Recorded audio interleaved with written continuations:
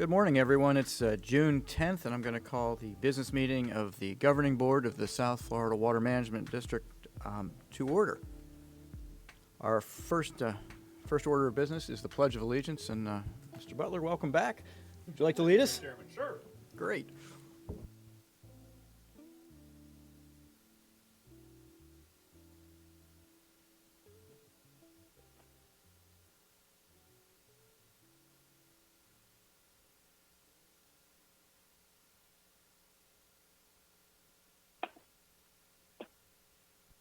Now, thanks very much, Ben. It's nice to see you all. We've got a couple folks on the phone. We've got Vice Chairman Wagner. Are you there? I'm taking in. I'm here, Chairman. Can you hear me? I can, thanks. Miss Meads, are you there? Yes, sir. Great. Colonel Roman? Yes, Mr. Chair. Good morning. Good morning. Mr. Martinez? I'm here. Good morning. That's great. Thank you very much for being on. Wow, it's nice to look out and see faces in the audience today. After 14 months, we're finally back in person. It's nice to see staff here as well. For those joining us remotely, it'll be nice when we see you in person as well. We're going to live stream today. Board members in the room, please use the mics. Please try and talk into the mics when you're talking. Nearly a decade ago, June 2012, the governing board at that time signed a proclamation recognizing June as Flood Awareness Month. Every year since then, we stopped to remember that the ability to live, to work, to raise families, to play in South Florida all depend on the district's water management system and the incredible work our water managers and those in the field who operate and maintain our flood control systems do every single day. We don't take them for granted at all. We're going to hear more about flood awareness later in our meeting. Today we're going to hear public comment in a hybrid manner, both virtual attendees and in-person attendees, and we'll see how that plays out and adjust future meetings. Now we're going to do something fun. We've got 3 board members who are being reappointed, so we're going to do the oath of office. Colonel Roman, can you unmute yourself? Mr. Butler, Ms. Meads, or actually, Mr. Meads, you can unmute yourself also, and Mr. Butler, you can join me down in the well. And I think we need to do masks.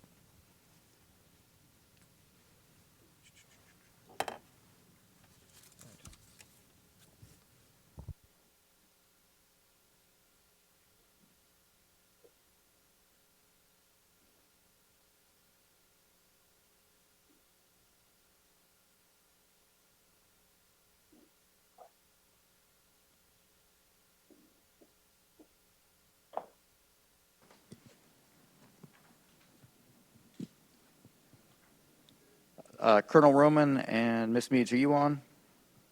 Yes, I am. This is Charlotte. Thanks. Yes, Chair. I'm here. Great. Okay, I'm going to ask you to please raise your right hand and repeat after me.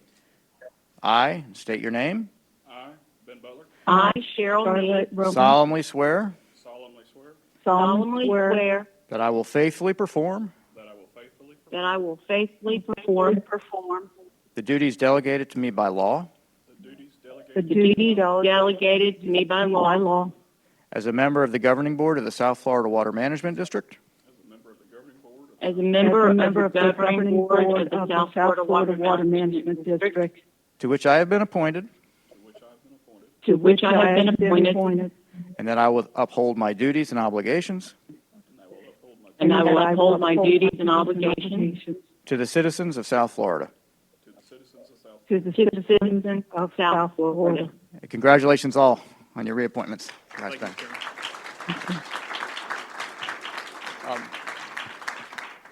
Stick around.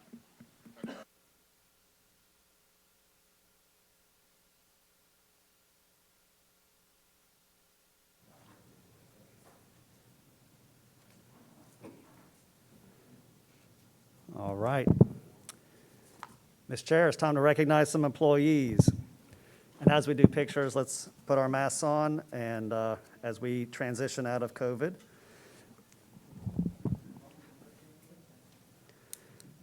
Okay, first, I'd like to recognize our June 2021 Employee of the Month.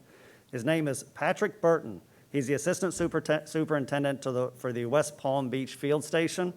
And as you know, our field station guys are there for us 24 hours a day, 7 days a week, do an amazing job keeping our systems going. and they are asked to step up time and time again. And last month, Mr. Burton stepped up because we had an incredible event out at the STA 1 East where we signed the Performance Partnership Agreement for the EAA Reservoir. Now, events don't just happen. You don't just show up at a place. And Mr. Burton stepped up and made sure that all the logistics were coordinated for that incredible event. And what you don't see, all of us just show up and it seems great. But what you don't see is there's a rain plan, there's a dry plan, there's all these plans, and you're out on a levee that's a construction site, and all that gravel didn't just happen to be there, right? All those flags just didn't happen to be there. The shuttling to and from the event didn't just happen, right? All that was coordinated and resulted in an incredible event with incredible people, and it really wouldn't have gone as nicely as it went without the efforts of Patrick Burton, and that's why he is the June Employee of the Month. Now, let me tell you, it's Patrick, but it could be anybody at any time of the year out of our field stations. Hey, there's a fire in the Everglades, they respond. Hey, we need pumps to get water over to 5-6, they respond. Time and time again, these folks just step up and get the job done. But this time, it's Patrick. Congratulations, Patrick, Employee of the Month. Let's take a picture.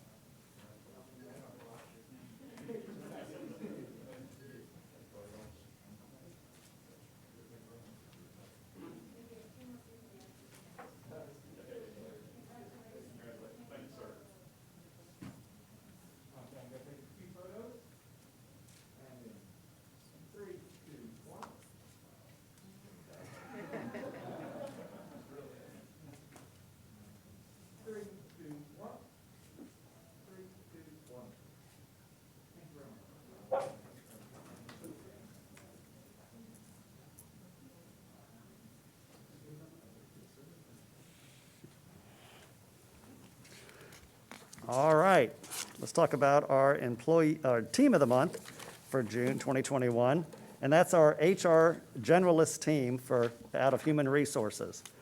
And that consists of Liz Diaz, Stacy Koch, Dana Winston-Pate, and Lourdes Wojtek. We talked about this last time, but the reason this team is getting recognized this month is because they have done a heck of a job over the past year and continue to do a heck of a job. There has been nothing more challenging under a pandemic than employee relations and managing 1,400 employees that we have here at the Water Management District. Policies get set, policies get changed, they get adapted, and these HR generalists are on the phone with all of our 1,400 employees answering questions. What if I traveled? What if my family got sick? What about this? What about that? What do I do? What do I need to take leave? All these questions are constant. And they were there with incredible patience, incredible professionalism, taking care of our employees, which have done a great job coping with this, as the rest of us have. And quite frankly, they're not done. They're still doing this. We're all coming back. We're all, getting back together. And the virus is still there, so there's still policies to implement. There's still things to talk about, and they continue to answer questions. They continue to be available, and really, it happened because of them, right? There's so much that had to go on, and these folks really were there with the right attitude and the right kind of demeanor to make sure that our employees were taken care of. So without hesitancy, June Team of the Month is our HR Generalist team. Thank you.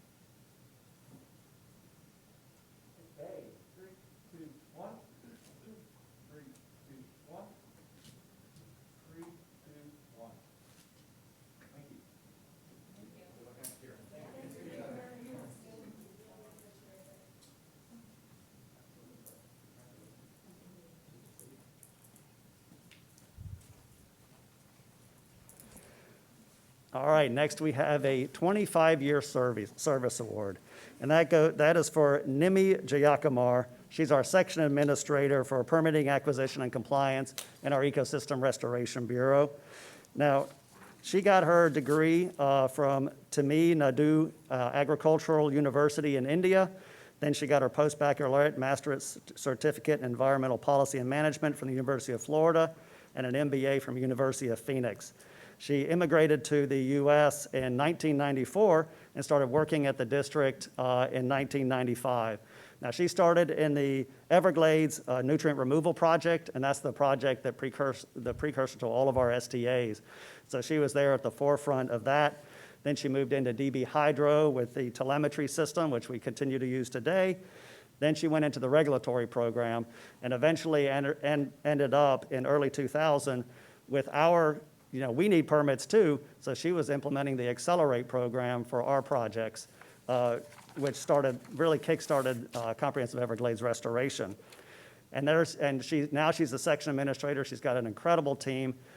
Projects do not happen without permits, and complying with permits. And that goes from Environmental Protection Agency permits, U.S. Fish and Wildlife, cultural resources, everything that's required to get our multi-thousand acre projects done. Nimi's there to make it happen. We remember, hey, we need the permits. We need the permits for this project. That's Nimi. She's on the front line. Her staff is on the front line getting this done. And projects don't happen without her. And so we're so dependent on her. We're so glad she's here, and we're so glad she stuck around for 25 years, and hopefully she'll stick around for another 25. Nimi, thank you.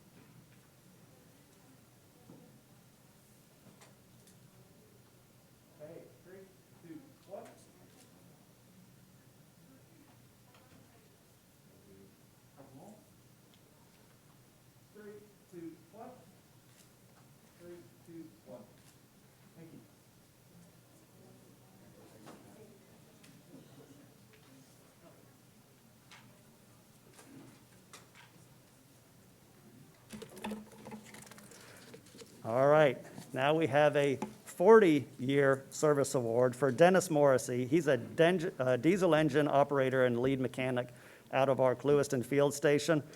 Dennis came to us in 1981, where he started on the survey crews for Okeechobee and Kissimmee. And then in 2005, he started moving over to the structure department at Clewiston, and then found his way into pump operations, pump mechanics, and he's been there ever since. And if you know anything about the Water Management District, we're proud of our pumps, right? And Dennis Morrissey is right there to make sure that they keep going. I mean, he's been doing them so long that he knows all their intricacies. Probably he can hear the things that are going wrong with them, but he's one of those folks that is there when you need him because, hurricanes come. He camps in the pump stations, and we really, when you see these guys and what they know about the pumps, they don't need to get the manuals out. They know how to deal with these pumps, and Dennis is one of those folks. And the longer they're here, the more knowledge they have, and he's one of those that is really just incredibly valuable to us, like all of our pump operators, but particularly after 40 years. Come on, man. Dennis, you're really knocking it out of the park. He's not here in person, I don't believe, so we recognize him virtually. Thank you, Dennis, for your 40 years of service, and we look forward to another 40 for you as well.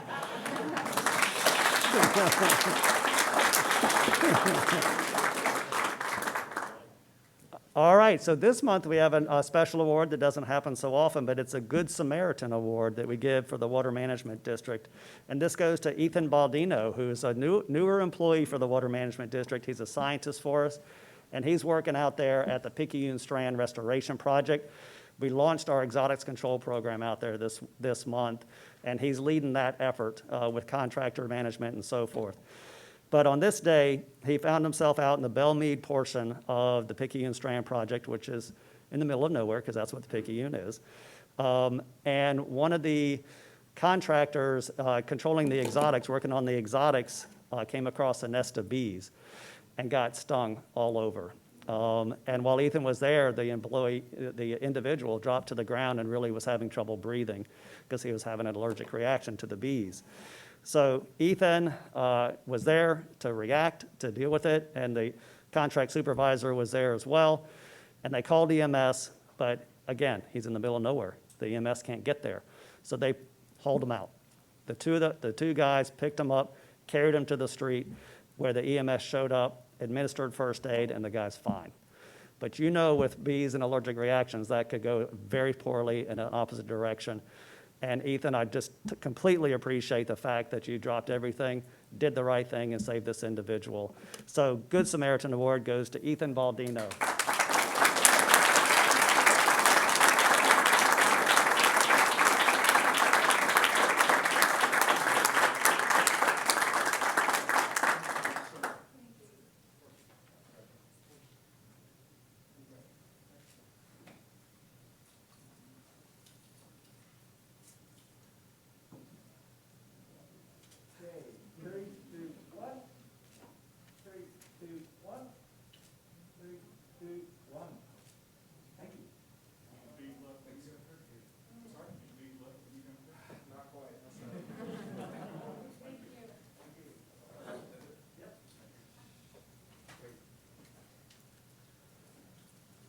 Thank you, Mr. Chair. Oh, yep, sorry. That's right, another out of the ordinary one. Dr. Tom Reinhardt is here from Florida Fish and Wildlife Conservation Commission. He's the regional director down here to talk about a landowners award.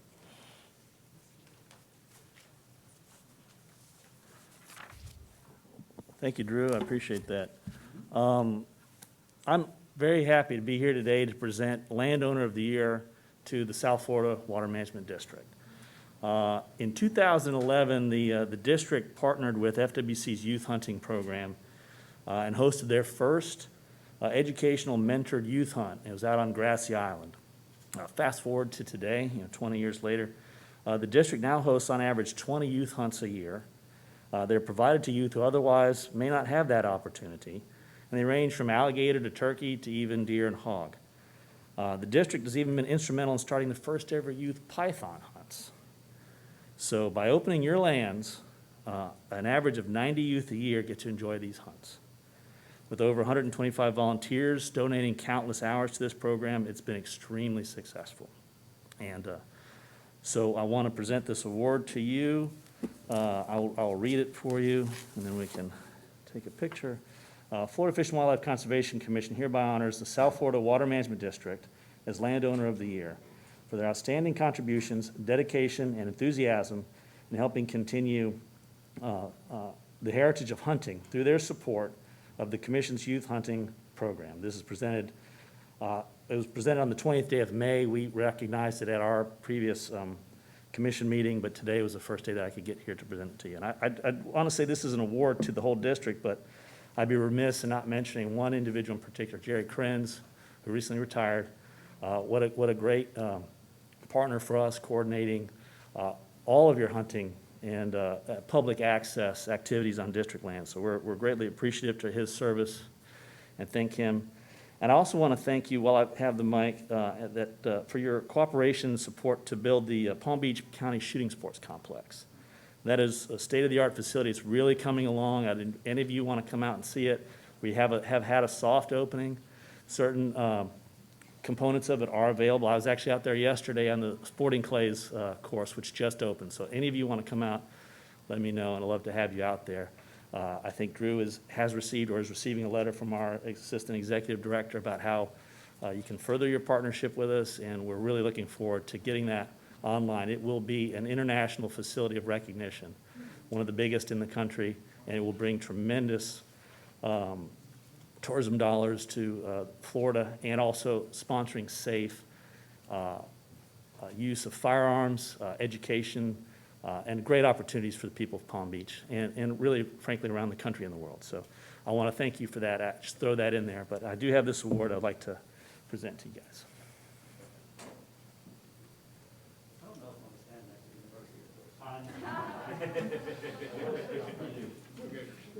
Okay,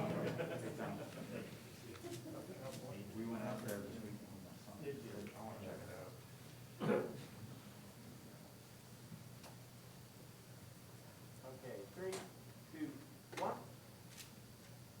3, 2, 1.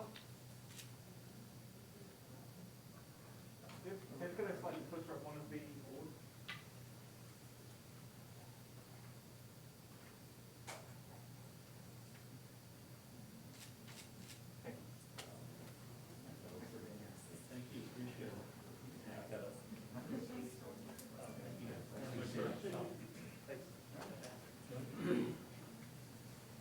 Now we're good? Thank you, Tom.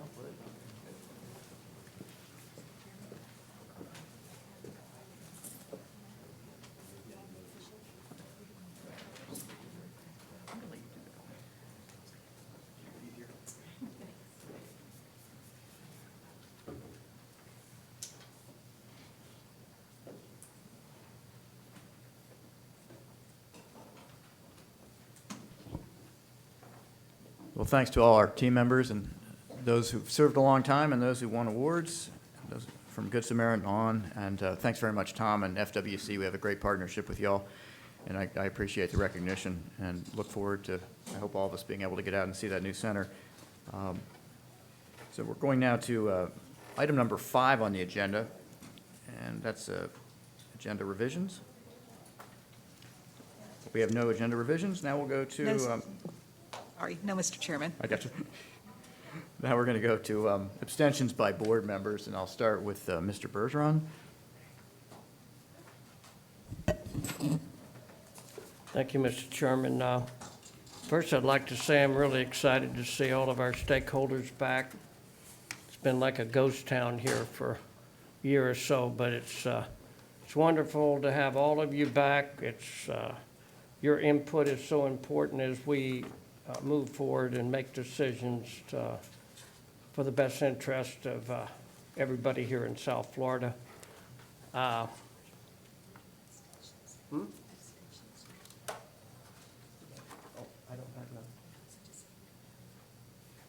And I don't have Okay. any.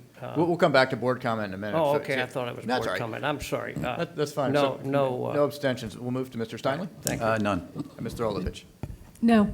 I have none. Mr. Butler? I have none. Vice Chair? None. Mr. Martinez?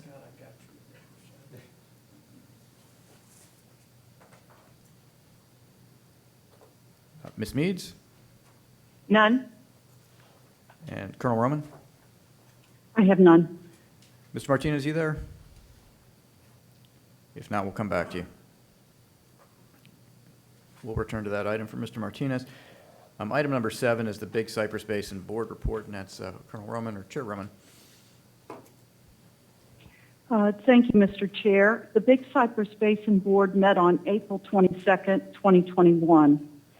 We began our meeting with a presentation from Collier County Pollution Control regarding an overview of their water quality monitoring program. They have partnered with the Big Cypress Basin since 1998 and are responsible for monitoring and assessing Collier County's non-tidal water resources through the collection of and analysis of surface and groundwater samples. Overall, they experienced some challenges last year with the pandemic. However, they were able to maintain the same level of service we've come to expect and only missed one sample and analysis in the process. Moving into fiscal year 2022, they will begin a basin-funded analysis of the isotopes in the Lake Trafford watershed. If successful, they will be able to determine if the nutrients are sewage or fertilizer based and how they are entering the lake, which will hopefully enhance source tracking in other sites. Lucine Dadrian delivered a presentation outlining potential capital plan reallocations for this fiscal year, project adjustments to the 5-year plan, and Jesus Carrasco provided an overview of a new funding request for the field station perimeter security system, which the board supported. We reduced our capital budget this year from $3.7 million to $2.4 million, with several projects being moved to next fiscal year due to revised project timelines. We wrapped up our meeting with an overview of the Picayune Watershed Water Quality Feasibility Study from Jennifer Leeds. This was an 8-month collaborative study with local stakeholders that concluded in March with a final report identifying several project options to improve water quality south of the Picayune Strand Restoration Project. I have attached a copy of the report summary for each governing board member. The next Basin Board meeting is July 9th at 1:30 p.m. Thank you, Mr. Chair. That concludes my report. Thank you, Chair Roman. You have a full slate now on your board? You had reappointments, right? I have 3 appointments, but I still have two vacancies. Great. Thanks. I was just wondering how that was going. Does anyone have any questions or comments for Chair Roman? If not, thanks very much for your report. You're welcome. Thank you, Mr. Chair. We're now going to consider the approval of the minutes of the May 13th meeting. Are there any board members who have changes or additions, deletions to the May 13th minutes? Can I have a motion to approve that? I'll make a motion, please. Second. Thanks. I have a motion and a second to approve the minutes of the May 13th meeting. If there's no further discussion, I'll call that question. Mr. Bergeron. Yes. Mr. Steinle. Yes. Mr. Olipich. Yes. I'm going to vote yes. Mr. Butler. Yes. Vice Chair Wagner.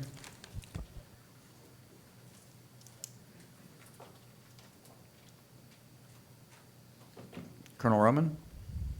Yes. Ms. Meads. Yes. Mr. Martinez. Vice Chair Wagner. All right, that passes unanimously with no vote by Mr. Martinez or Vice Chair Wagner. Now we're going to move to general public comment. It's nice to have people back in the room for general public comment. We'll be taking both from people in the room and people on Zoom. If you're a member of the public, if you're having any trouble and you need to get on Zoom, go to our website, sfwmd.gov, and hit the Ask Us button at the top of the page. If you're using the phone and you want to comment, please press *9 to raise your hand and *6 to mute and unmute yourself. And as a courtesy to others who wish to speak, members of the public are asked to comment only once on each item. We'll take comment first from people who are in the room, and we'll go ahead. Rosie, I'll let you run this. Thank you, Mr. Chairman. First, we have Vice Mayor Merritt Matheson from the City of Stewart. Good morning, governing board members and district staff. It's nice to see you all in person again. I'm Merritt Matheson, Vice Mayor of the City of Stewart. Recognizing the critical relationship the district has with the Army Corps of Engineers, and while the parameters for a new Lake Okeechobee schedule are being defined, I come before you today to urge the support of a more equitable operational plan that strives to send the maximum amount of water south to the Everglades and Florida Bay during the dry season and eliminate harmful discharges to the St. Lucie and Caloosahatchee estuaries, as well as the Lake Worth Lagoon. We believe the adoption of an improved version of Plan CC from Iteration 2 of the LOSUM process provides the best scientific and engineering evidence to date that destructive discharges east and west can be greatly mitigated or eliminated. We hope moving forward, the district and the Corps will build upon Plan CC by reducing the S308 regulatory flows to a measure of last resort. While the management of Florida's water systems is all currently based upon varying metrics for agencies and professionals to quantify a cost-benefit analysis in order to find, quote, balance. For the residents of Stewart, balance seems to be unattainable. We are tied to an unnatural system in which we receive no benefit from, only varying degrees of harm. For Stewart residents, we have one metric that truly matters. What length of time will the S308 be open for regulatory flows. The St. Lucie locks are the literal translation of how much harm our community will suffer with zero net benefit from the entire Lake Okeechobee water management system. What do I mean by harm? From toxic legacy muck to seagrass and oyster bed die-offs, fish, birds, manatees, and dolphin kills, as well as man's best friend or woman's, public access to businesses and business closures, and serious human health effects due to HABs. On behalf of the residents of Stewart, we will always continue to push for a system that, above all else, does no harm. Thank you. Thank you, Vice Mayor. Next, we have Newton Cook, followed by Gary Oster.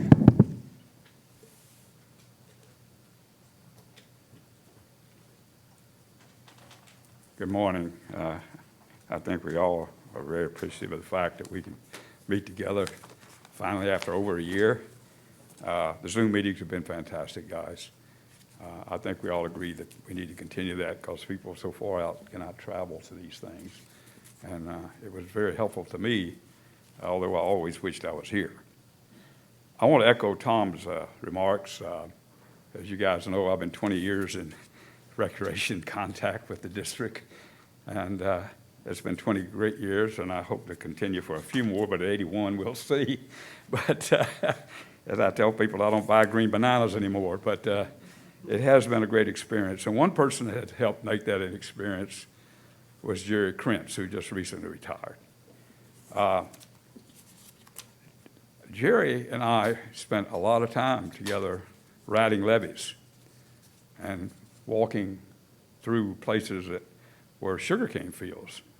And we were looking around envisioning giant reservoirs and SCAs.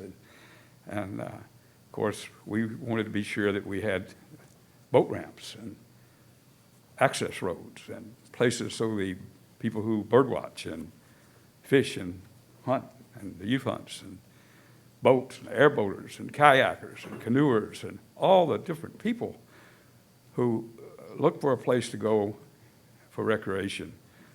And the district has just been fantastic. And Jerry played a big part of that, along with the fantastic land management team that we have here now and today and in the future. And we've already arranged meetings to be sure that there's a continuation of this.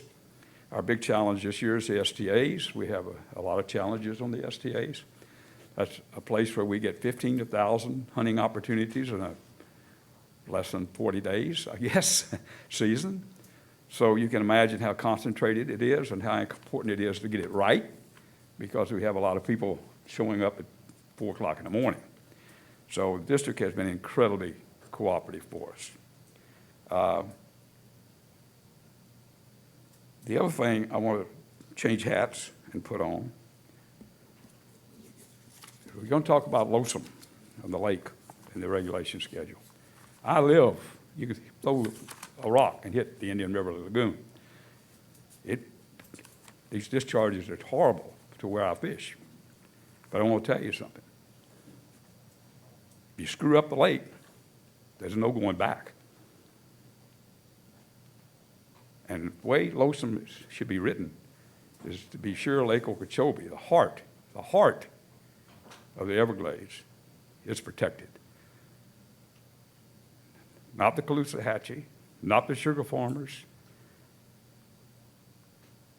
nowhere.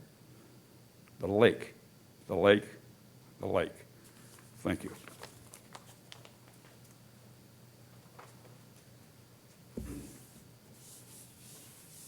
Gary Oster, if you could make your way up.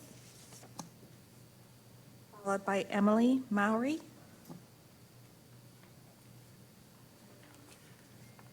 Good morning. My name is Gary Oster. Thank you for letting me speak to you today.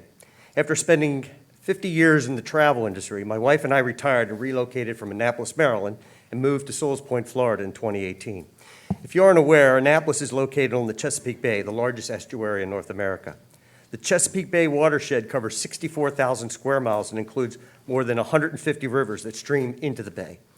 Unfortunately, because of man-made pollution, the beloved longneck clams have long since died off. The delicious Chesapeake Bay oysters are nearly non-existent. The world-famous blue crab stock is incredibly stressed, and the seagrass footprint has shrunk by 80%. Chesapeake Bay has annual fish kills, blue-green algae blooms, deoxygenated dead zones, high levels of mercury, nitrogen, and sulfates throughout the waterway. People within the watershed have cancer rates higher than the national average, as well as severe health issues connected to the bay, ranging from mercury poisoning and listeria to rotting skin diseases. In the 1990s, I managed the Renaissance Harbor Place Hotel in the heart of Baltimore's famed Inner Harbor. It was a very successful 600-room luxury hotel, and I had over 500 employees. Summertime was always high season due to kids being out of schools, Orioles baseball at Camden Yards, numerous family reunions. You get the idea. It was really busy. Busy, that is, until a string of steady summer afternoon thunderstorms, followed by strong incoming tides, washed sediment and toxic pollutants from the bottom to the surface. Years of heavy industry drainage from an enormous U.S. steel plant and the Domino sugar processing plant spewed hundreds of millions of pounds of PCBs, chlordane, chromium, nitrates, and heavy metals from the bottom of the harbor to the surface. Once these toxins entered the harbor, massive fish kills soon follow. Nothing destroys a tourist appetite or an out-of-towner's view of a city than taking a ride on a water taxi through a smelly, rotting, floating fish cemetery. Local TV crews covered it, and nationally syndicated TV stations in Baltimore's primary tourism feeder markets of New York, Washington, and Philadelphia picked it up shortly thereafter. The subsequent slowdown of reservations and increase in cancellations was nearly instantaneous. The tourism industry suffered, work schedules were reduced, employees were laid off, taxes were greatly diminished, the city's reputation was damaged, and the human and economic impact was real. The frail Chesapeake, Maryland's natural treasure, still feels the effects of decades of environmental mismanagement and epic oversight. What was a crown jewel-like asset has now become a tarnished liability. So what does the Chesapeake have to do with Lake Okeechobee, the Everglades, and Florida Bay? Geographically, zero. However, it's hard to ignore the eerie similarities of mankind's mishandling of our precious natural resources over the last 100 years. Chesapeake, Okeechobee, the Everglades, and Florida Bay are still being dealt deadly blows from decades of pollution caused by uninformed public policy and human judgment. I ask you to use the power of your position to change the old water management practices and eliminate acknowledged failed strategies of the past. I ask you to support the improved version of Plan CC from the Iteration 2 Lake Okeechobee System Operating Manual. Avoid the mistakes made in the Chesapeake. Protect your people, protect your business, protect your wildlife. Thank you. Thank you, Mr. Oster. Emily Mowry, if you could come up, followed by Eve Samples. Good morning. I'm here. I actually live in Martin County, so it's so nice to see that it's very represented, but I'm actually here today as a board member of the Lake Worth Waterkeeper. In reading the environmental conditions, I was extremely disappointed that Lake Worth Lagoon wasn't in there. Despite that, they might not be getting any reported inflows. The St. Lucie was on there, and they are also not getting any inflows from the lake. I was also a little bit disappointed to see that the M Canal was not mentioned, considering what just happened with the drinking water supply in West Palm Beach. So I would like to see if you guys would consider including the Lake Worth Lagoon in these reports, and the M Canal, especially when the drinking water is at risk. Thank you. Thank you. Eve Samples, if you could come up, followed by Dan DeLisi. Good morning, governing board members, Chairman Goss. It's really nice to be here in person, although my dog misses me in my home office. So, pleasure to be here today. When our organization was founded by Marjorie Stoneman Douglas in 1969, Friends of the Everglades recognized that the Everglades were in dire peril. An international jet port was planned for Big Cypress, threatening to irrevocably cut off the flow of water to Everglades National Park. When we won that battle, working with friends and allies, it was because we saw long-term value in preserving the only Everglades in the world. Today, we find ourselves at another point of inflection for the greater Everglades. It's become clear in recent weeks that Florida is in the throes of an escalating toxic algae crisis. This is not just an environmental problem, it's a looming threat to public health and to our state's economy. Last month, West Palm Beach's drinking water was compromised by blue-green algae, leaving thousands of people vulnerable to elevated levels of the toxin cylindrospermopsin, which can cause liver and kidney damage. At the same time, over Memorial Day weekend, a blue-green algae bloom covered an estimated 150 square miles of Lake Okeechobee. And over the past week and a half, public health warnings have been posted advising the public to avoid contact with the St. Lucie Canal near Indiantown and half a dozen spots along the Caloosahatchee. Your staff at the district is literally chasing algae this spring and this summer. It's an expensive and time-consuming chore that addresses the symptoms but does not address the root problem. These harmful algal blooms are happening earlier in the year with increasing frequency. They are the predictable result of the way we have managed Lake Okeechobee's water and failed to curtail nutrient pollution in Florida. We have a near-term opportunity to have an impact on the former. The Army Corps of Engineers is in the final months of devising its new Lake Okeechobee System Operating Manual, which will govern the lake for the next decade. For far too long, Lake Okeechobee has been operated as a reservoir for industrial agriculture south of the lake, and as a result, the lake is held artificially high in the dry season, leading to more of these toxic algae threats. The district can take a step forward by fixing this broken system by supporting an enhanced Plan CC, one of the final LOSUM alternatives being considered by the Army Corps. We've sent a letter to the Corps requesting this with very specific enhancements. The Corps can't do this alone. It needs the district to use capacity in its stormwater treatment areas, which are funded by taxpayers, to allow more lake water to be cleaned and sent south. It's been said that saving the Everglades is a test. If we pass, we may get to keep the planet. A corollary to that can apply to our current situation. Getting LOSUM right is a test. If we pass, we may succeed in saving the Everglades. If we fail, we will tread ever closer to the point of no return for Florida. Thank you. Thank you, Ms. Samples. Dan DeLisi will be our next public commenter, followed by Nyla Pipes.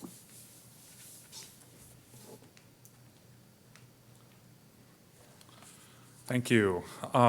So thank you for coming back in person. I truly do appreciate it. There is a camaraderie amongst board members, certainly, that I certainly have with the members I served with. I still keep in touch with them today. I don't believe that camaraderie can happen virtually. And I also don't believe that camaraderie happens with the public virtually. So thank you for coming back in person, and we look forward to moving forward past this difficult year we've all had. Let me just move on. I also want to thank you and your staff for your help with the County Coalition. We had a workshop a month ago. Mr. Butler was there, and congratulations on being reappointed. Welcome back. It was an excellent workshop. Jen Leeds did a great presentation. Drew Bartlett was there giving some advice beforehand, which was extremely helpful. And what you all do in that is you help the counties help you get your job done, because ultimately that coalition of counties is here to support you and move forward Everglades restoration.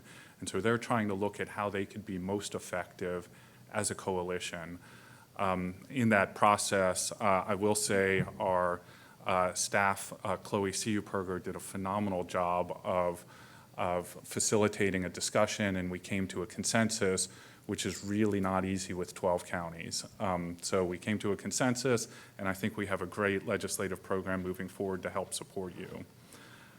Finally, I know a lot of people will be watching your workshop on LOSUM later this month. It's going to be very important.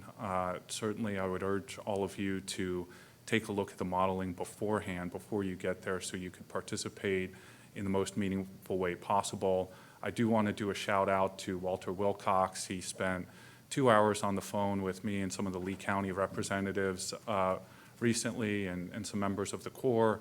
And as long as you give them the time and you have the patience, modeling can be interesting. And Walter, certainly, it was a fascinating conversation. It alleviated many of our concerns. We still have more over on the West Coast. But once we get to analyze what the Corps' data dump was yesterday, we'll certainly have more comments. I'm going to reserve them for now. But I would urge you all to prepare for that. We're going to be there listening and hoping you all land in the right place. Thank you.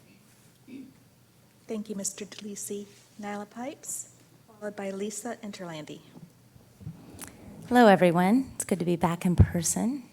Nyla Pipes, One Florida Foundation. Surprise, surprise, I'm going to start off by talking about LOSUM. I want to say that it's premature and possibly even inappropriate to pick a plan as of yet. I say that because with each model run, the current plans change. I just encourage everybody to slow down a minute and let the scientists do their job. I mean, we have some of the best scientists in the world working on this project. So we need to give them some space and be careful not to, as Tommy Stroud said, pick a horse as of yet. I understand the temptation, though. It seems like what has happened is we have spent months and months and months discussing LOSUM, letting the scientists do their job. The Army Corps and South Florida Water Management District, all the experts have had all this time to work on LOSUM and to work on the modeling. And now the stakeholders outside of that process, you know, your local governments, your NGOs, and other stakeholders, we're faced with this task of analyzing the modeling and being able to weigh in an educated fashion with about 3 weeks before, you know, I mean, with the stuff that's just been released last night, we have to analyze that and figure out. Tomorrow, we're going to get some more help with that. And then we're supposed to have a tentatively selected plan by July. So for a lot of people, it seems like we've taken our time and done really well, and now at the end, it's really rushed, and people are feeling a panic. So perhaps it's time to slow down just a minute and to think about that, because the stakeholder input is some of the most important input you could be getting, because we're the ones living with it. To end, I just want to echo Newton Cook's comments about Lake Okeechobee. As we are looking at LOSUM, we need to be sure that we're not killing the lake or the central and southern Everglades simply because we are so tired of living with the discharges. We need to remember that LORS 08 was a plan that actually caused more discharges. And so the LOSUM process, yes, absolutely, I believe can relieve some of those discharges, but it's not SERP. And just simply sending water south is not necessarily the way to go. Lake Okeechobee needs its own ecological needs met. Between 12 and 15 feet, that science is clear. It's been clear for a long time. The lake needs to breathe. It can't go too high too long, or too low too long. The thing that's not being said is the central and southern Everglades also need that same sort of breathing room. It needs time. When we've had 9 months of too high water, the central and southern Everglades need time to recover from that as well. So just be cautious that we're not advocating for things simply because we're frustrated with what LORS 08 gave us. Thank you. Thank you, Ms. Pipes. Lisa Interlandi, you're recognized to speak now.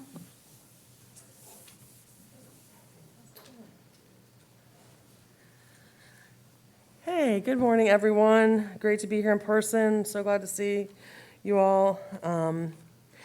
Lisa Interlandi with the Everglades Law Center.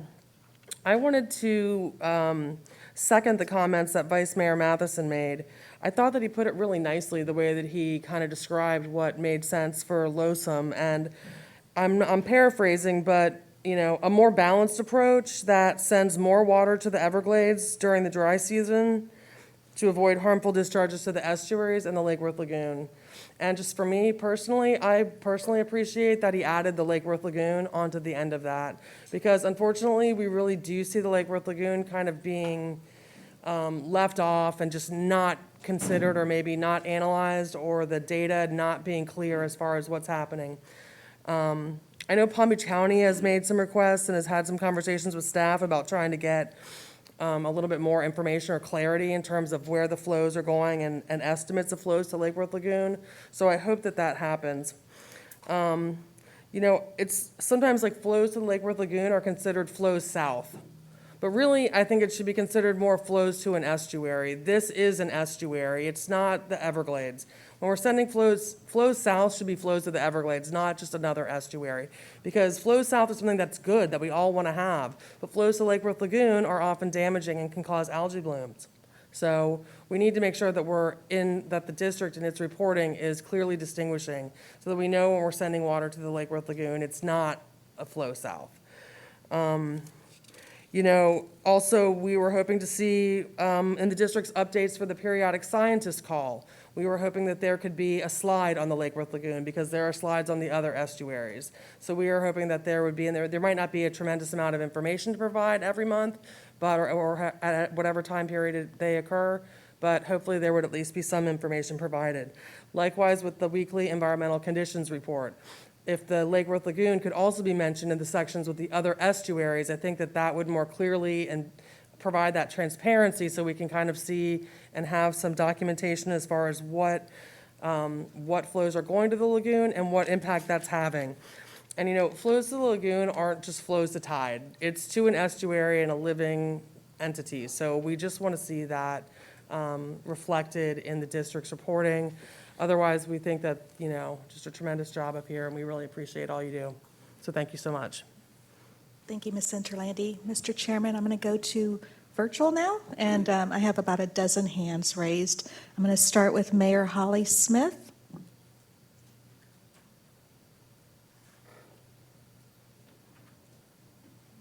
Good morning. Can you hear me now? I hear you, Mayor Smith. Thank you. First, I want to congratulate Charlotte, Cheryl, and Ben for the reappointments to the governing board. I appreciate your hard work and your dedication. And also, it's great to see everyone in person, even though I am not there in person. But I will say I appreciate the opportunity to remotely participate in these meetings. In speaking to the LOSM process, of which we all continue to be focused on, as it's our once-in-a-decade opportunity to establish a truly balanced model, I would ask the governing board, as you consider supporting the LOSM alternatives, to support a balanced plan, which balances the needs of the heartland communities with the needs of the coastal communities, and does not sacrifice the estuaries for water supply. It's difficult to hear someone speak only to considering the health of the lake and not the entire system. The Caloosahatchee has taken the lion's share of the harmful discharges from the lake and is the first to be cut off when there was a perceived water shortage. We cannot afford in any year the environmental or economic devastation we realized in 2018. We hope that you support an alternative which balances all of the needs of the system and moves more water south into the Everglades to reduce the damaging discharges to the estuaries. I look forward to participating in the LOSM workshop later this month, and we will continue to actively weigh in as the LOSM process continues. Thank you very much for your time. Thank you, Mayor Smith. Becky Harris, you're recognized to speak, followed by Mike Connor and then Mike Elfenbein.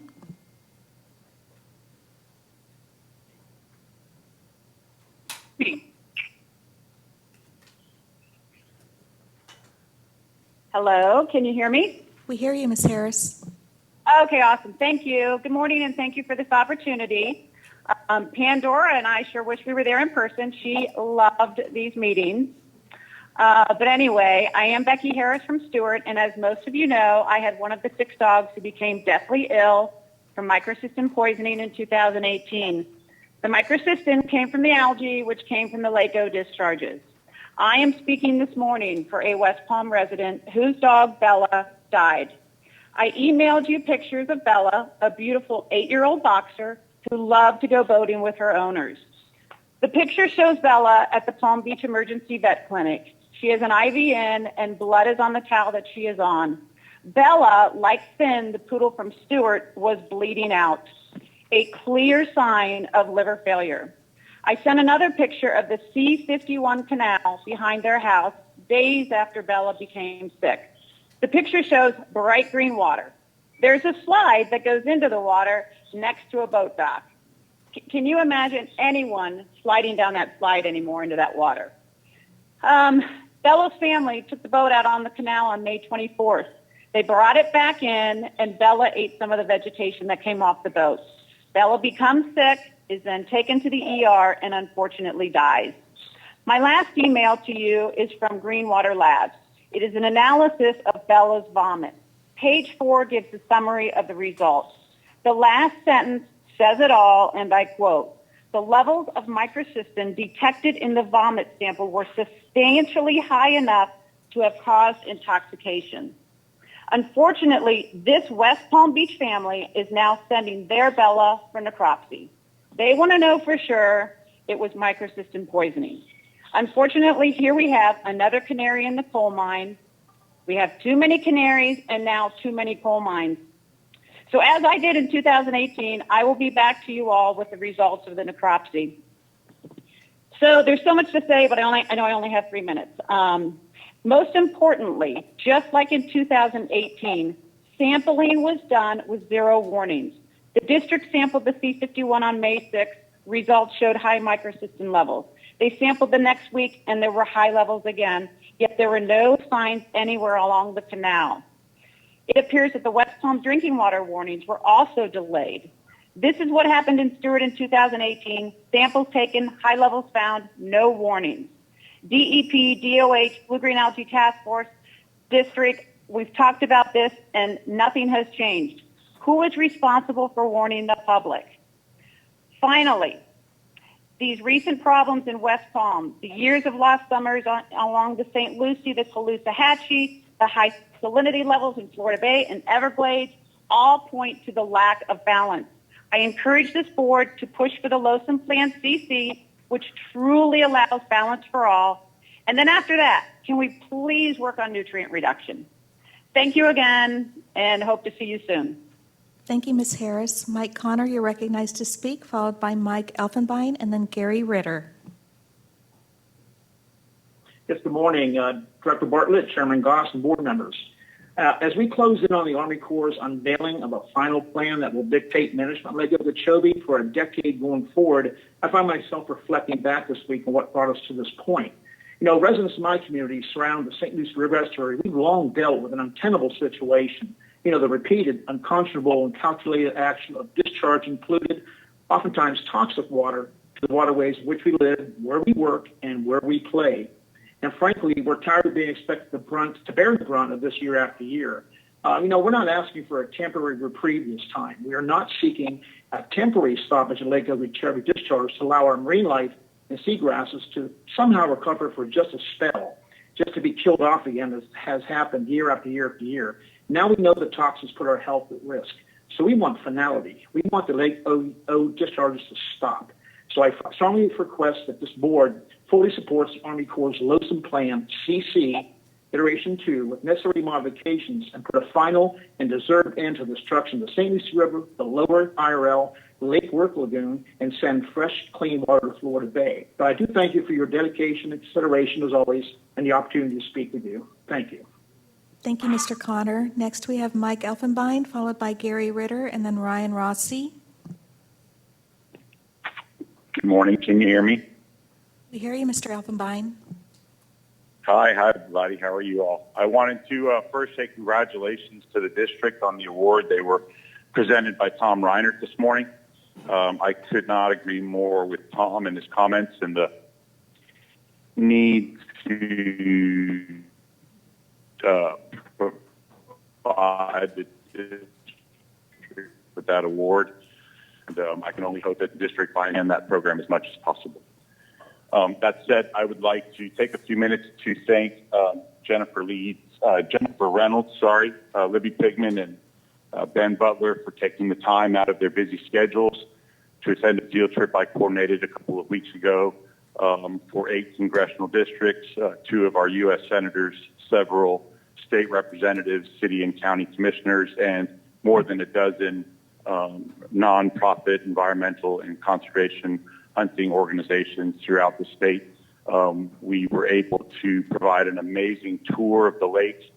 We had over 100 people. We used over 35 boats, from bay boats to bass boats to airboats to mud boats, reflective of all the different user groups that recreate on the lake.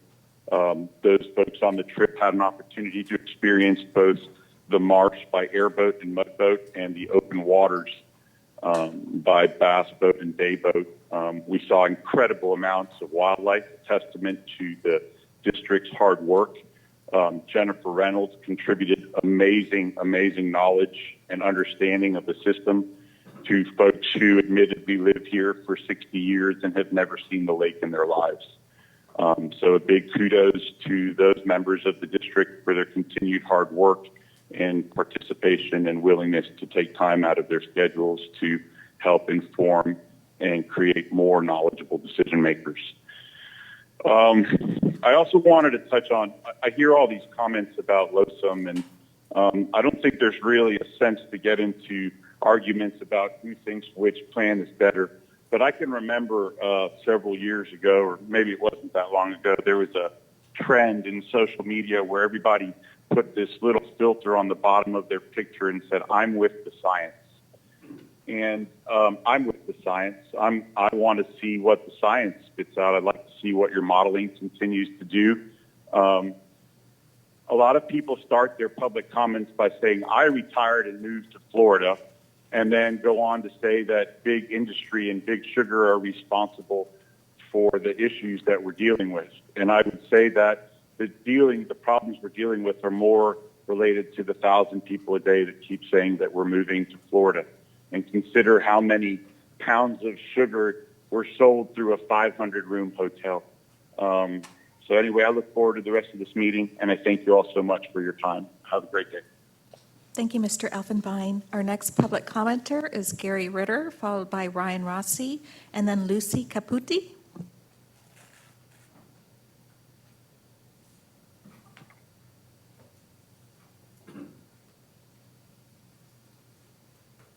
Mr. Ritter, if you can unmute your mic.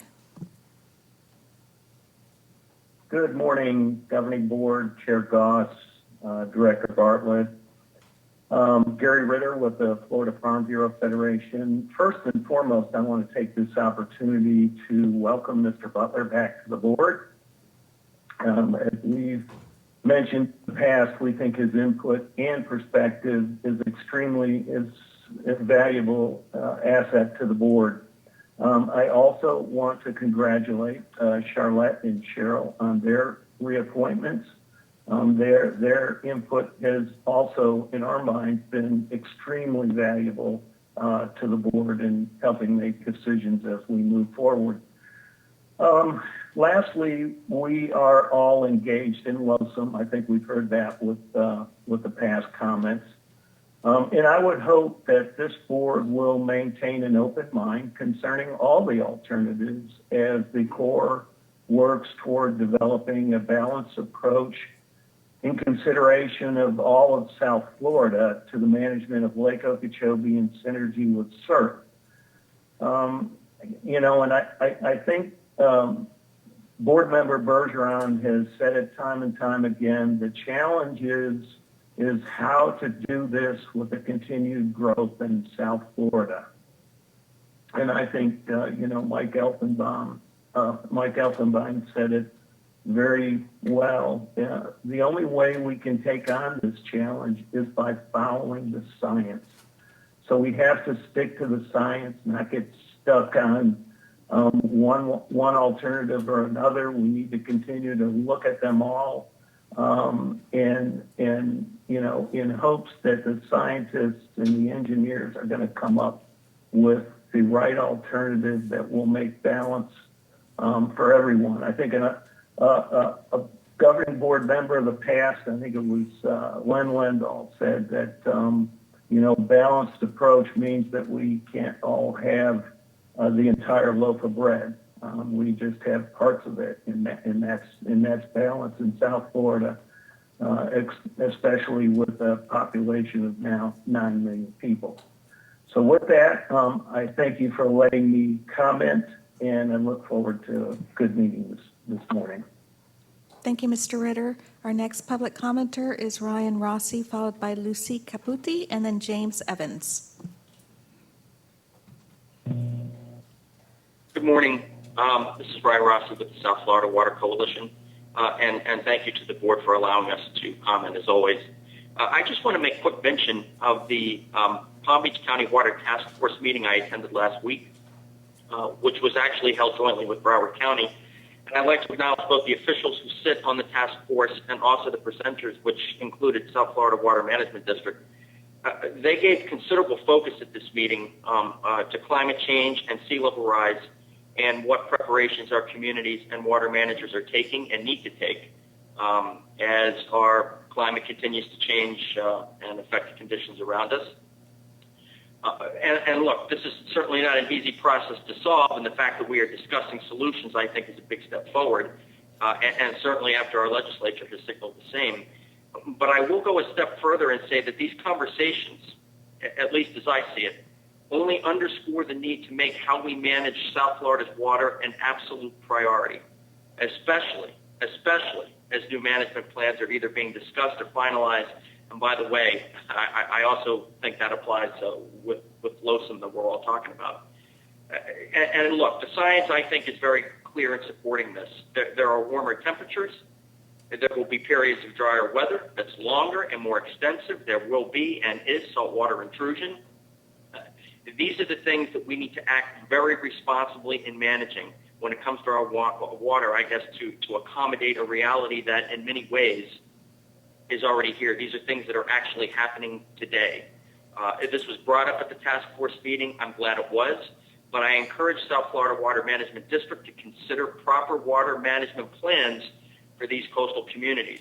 And I think that, again, these plans are finalizing, and we really need to pay attention to what's going to happen here to our coastal residents. There's a lot of them. I'm continuing to remain optimistic that we can all work together to begin implementing these strategies, I think, for South Florida at large. I really am optimistic about it because I think that many of us are recognizing the consequences of not doing so, most especially here in our coastal communities. It's a lot to consider, so I think we need to take our time and make sure we get it right. Thank you very much for your time. Thank you, Mr. Rossi. Lucy Caputi, you're recognized to speak, followed by James Evans, and then Mark Perry. Hello, can you hear me okay? We hear you. Good morning. I've attended this meeting today to make my voice heard in regards to Florida's most important resource, water. The most recent mishandling of the issue in West Palm Beach put on display just one part of this completely broken system that touches the daily life of all Floridians. Never would I have thought in 2021 I would be hearing about locals' pets dying and young children getting sick from our water supply. This is simply unacceptable and needs to be remedied, and fast, before all is lost at a much larger scale.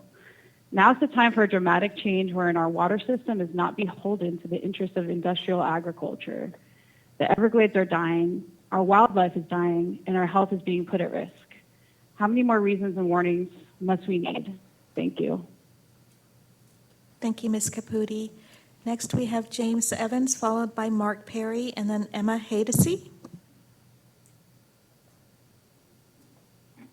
Good morning. Can you hear me? Mr. Evans. Great. Thank you.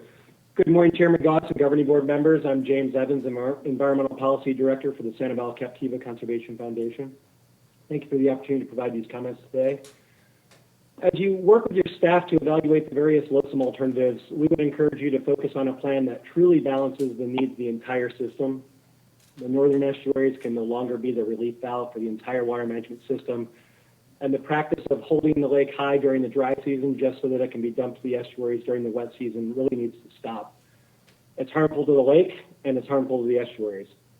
I'm glad to hear so many people supporting the science. We need to let the science drive the process and take an objective approach. Unfortunately, politics have played a pretty significant role in this entire process, and we need to get back to the science. And it's going to take some give and take across the entire system, and we know that. We're in the process of evaluating the modeling data right now that was provided by the Corps yesterday, and our preliminary evaluation indicates that alternative CC performs the best for the Clusacchie, and alternative VB appears to perform the worst.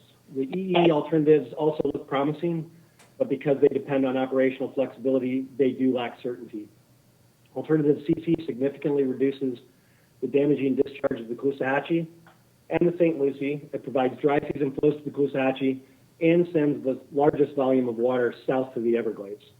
In contrast, alternative BB would increase both the number of low and high flow events to the Caloosahatchee. It greatly increases the number of damaging flows east to the St. Lucie and would send significantly less water south to the Everglades compared to alternative CC. Throughout the entire LOSM process, West Coast stakeholders have been asking the Corps to change where the flows to the Caloosahatchee are measured in the upper bands of the lake schedule from the S77 Moorhaven lock structure to the S79 Franklin lock structure.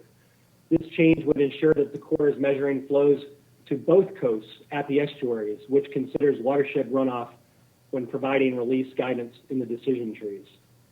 We would also like to see flows to the Caloosahatchee at a 79 capped at a reasonable level. We have recommended 4,500 CFS to the estuary and the coastal communities so that the Caloosahatchee is not forced to take the lion's share of the discharges moving forward. Of course, our community has been devastated by the high flow discharges to the Caloosahatchee during the wet season. And of course, we're also impacted when we get cut off during the dry season. And the ecological and economic health of our coastal communities and the Everglades depends on getting LOSM right. And we hope that the governing board will support a balanced plan as the Corps moves forward in selecting the final LOSM alternative. And again, thanks for the opportunity to provide comments today. Thank you, Mr. Evans. Next, we have Mark Perry, followed by Emma Hadesy. Yes, good morning, Governing Board. Thank you for convening today, and it's an important meeting. Mark Perry with Florida Oceanographic Society. We're observing a lot of good conditions on the East Coast right now because of recovery of some of the resources like seagrass and oyster reefs, but it's going to take time. And in the meantime, of course, we're all looking to LOSM as an opportunity that doesn't come around very often, that we need to all focus on.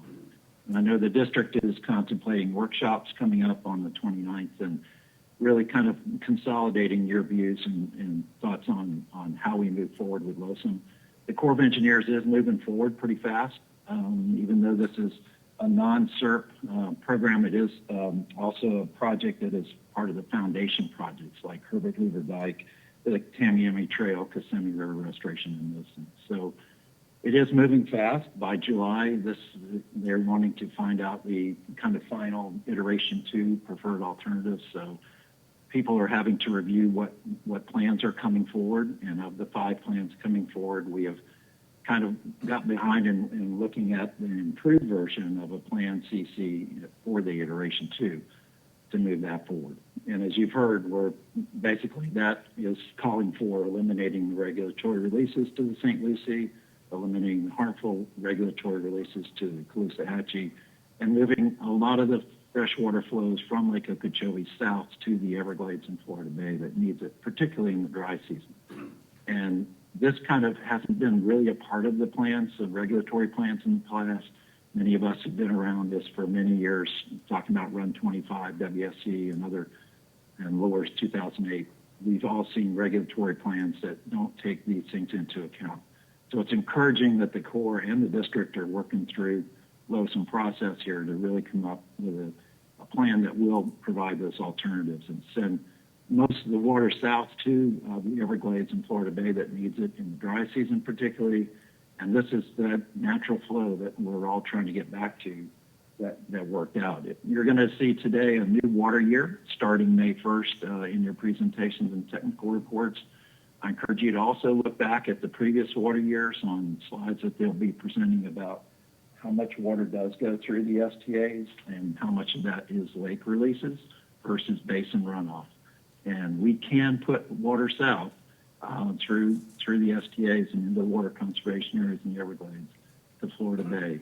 And we can do it during the dry season, and we can do it from the lake, not just basin runoff. So please take a look at that. Please look forward to participation in these workshops coming up, and I appreciate your diligence in this.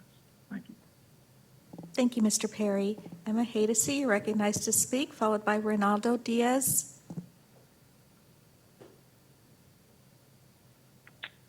Hi, good morning. Can you hear me? We hear you, Ms. Hadesy. Hi, good morning.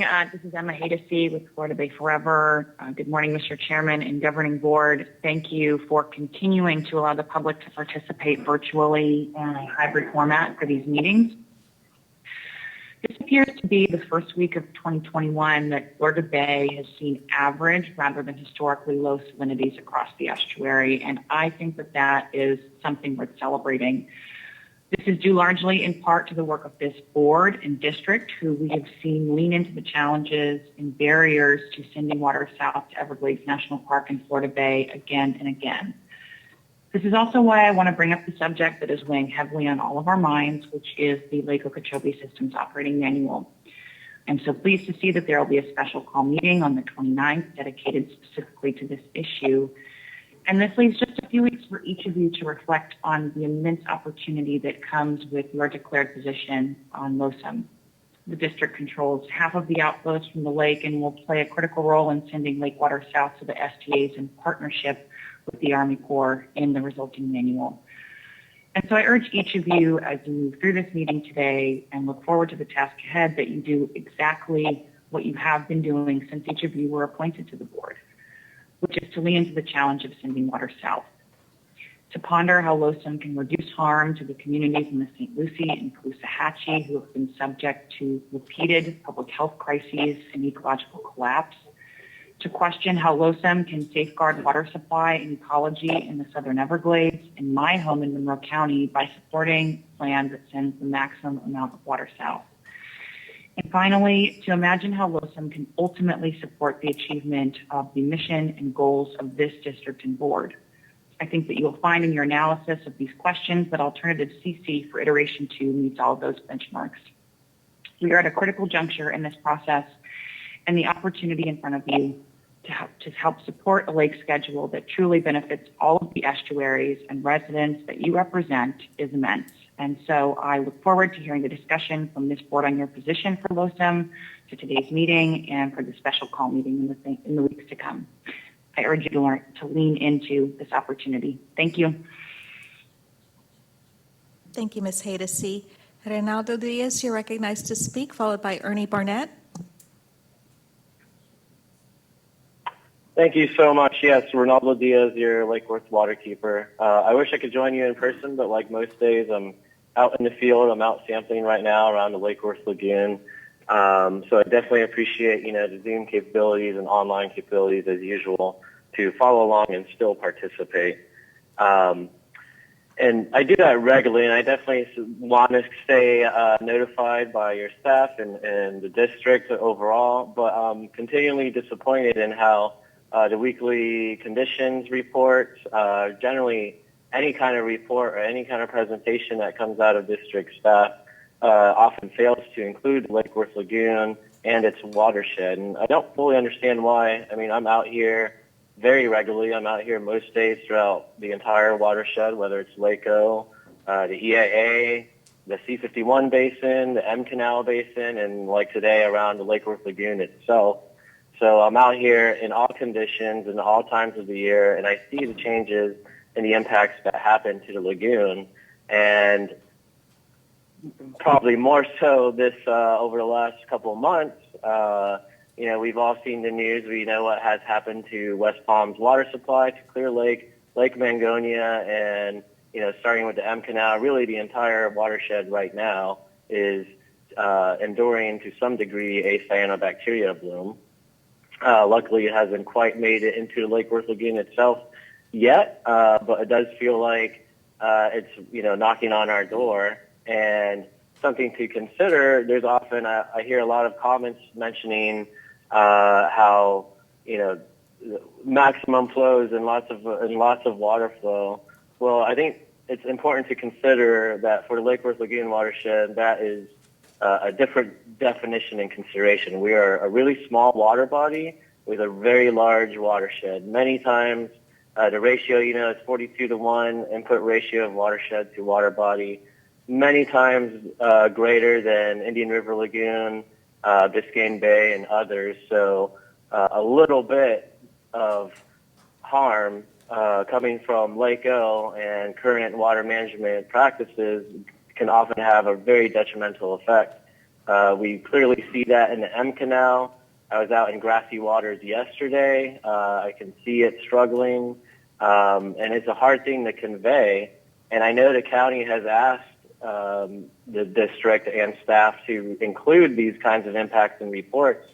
And I would almost take that as an honor. I mean, because I feel like the district is in the best position of all the agencies to update the public on these impacts and let us know what is truly happening with honesty and transparency to our watershed. Thank you.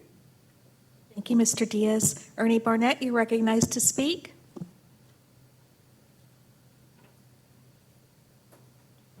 Thank you, Rosie. This is Ernie Barnett. I'm with the Florida Land Council, but I'm also speaking as a resident who lives on the right on the South Fork of the St. Lucie River. So I have a lot of vested interest in the lake operations personally and professionally. I do want to echo some of my prior speakers' kind words about the board members who've been reappointed. Look forward to continued working with each of you and of course the existing board members as well as you embark on these critically important issues over the next several years, but in the near term as we deal with LOSUM going forward. As someone who had the good fortune of working with the very highly trained technical staffs both at the Water Management District and at the Army Corps of Engineers and the sister agencies of DEP and others, I urge you to not rush to judgment on any one given plan at this point and echo Gary Ritter's sort of wise comments. We just received a large dump of data from the Army Corps late last night, I think at 5:34 p.m. For those of us who dive down into the details of those model runs, there's a lot of information there, and I hear a lot of folks advocating for one plan or the other. Actually hearing some things that are not congruent with our initial and purview, looking through the data. I think that we need to urge the board to kind of wait till you have your board meeting on the 29th before you start staking out formal positions and even informal positions, because I think as your staff can show you, and as you go through each of these alternatives, you'll find that maybe one plan or the other that you might think performs the best when you look at the whole wide array of project purposes and obligations and responsibilities that the Water Management District has. The plan that you think might be the best might not. So let's take our time, do it right, do it thoughtfully, because this is a decision that affects a lot of folks, and these are very, very important issues. So I urge your wise and thoughtful movement through that process. I also want to sort of dispel one thing we keep hearing. There seems to be rushed into judgments to sort of torpedo one plan or the other. I think the Corps made it abundantly clear that none of these current plans are any single stakeholder group plans, and urge everyone to read their May 24th press release. The plans we're now looking at have all been combined with other plans to be optimized and perform better, and have been continue to be tweaked as we go through the process. So I leave you with that. Let's be thoughtful. And one last thing, even though I'm a resident of the St. Lucie estuary, I do echo the comments of others. Let's also pay a lot of attention to the Lake Worth Lagoon, because I think we're diverting a lot of flows that are causing some harm up there as well. So look forward to working with you. Thanks for your thoughtful approach, and have a good rest of the meeting. Thank you, Mr. Barnett. Mr. Chairman, there are no more raised hands. Great. Thank you very much, Rosie, and thank you all for your comments. We appreciate them. We're going to move now to board comments, and let's start with our newly reappointed board member and newly reappointed board members, and our newly reappointed board member who's actually sitting in the room. We'll start with Mr. Butler. Thank you, Mr. Chairman. It's great to be back. It's like I haven't left. When I left, we had people in the audience, and I'm back, and we have people in the audience. I ate breakfast in the cafe last time. I ate breakfast in the cafe this morning, so it's like nothing's changed. Haven't missed anything, have I? Thank you. Start out, thanks to Governor DeSantis for having the confidence to reappoint me, and it's great to be back. Mr. DeLeese mentioned that the county coalition meeting, I know that Ms. Jackie has attended. I encourage other board members, you get a chance to kind of watch those. It's great to see what our county leaders, county commissioners, they had a great workshop. And I think Dan didn't say it, but I think the theme from their workshop was complete the IDS. And that was the push for everybody. So that was neat. But that's where I got the call from the governor's office. So I was kind of in and out of that meeting. So I missed part of the meeting there, Dan. But no, that was good. I appreciate Mike Elfenbein, but then also Don Fox and FWC went on a couple tours of Lake O. Toured in a bay boat, toured in an airboat, and toured on a swamp buggy. So I kind of covered the trifecta there. It was great to see Lake O, and it was a unique time with the lake receding, to see the marsh, to see all the plantings that FWC and get listen to Don Fox. If you haven't been with him, I encourage you to spend a little time with Don Fox. He's close to retirement, and he has a lot of institutional knowledge when it comes to Lake Okeechobee. And he's an old family friend. Him and my dad went to school together, so they remember each other, and I went to school with his son. The only other thing, got to tour S-127 while I was there at Lake O, which is a pump station there at Buckhead Ridge. Great. Frank Coker showed me around the control room there, and just reminder of the important operations we do when it comes to flood control for those local communities.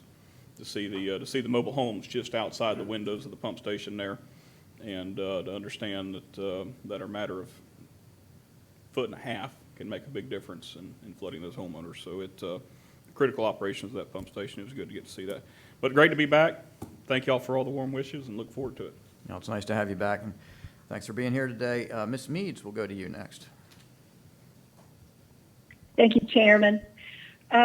I just had a question for Drew, and Drew, I don't expect you to answer this right now. I just want to start by reading our mission statement. To safeguard and restore South Florida's water resources and ecosystems, protect our communities from flooding, and meet the region's water needs while connecting with the public and stakeholders.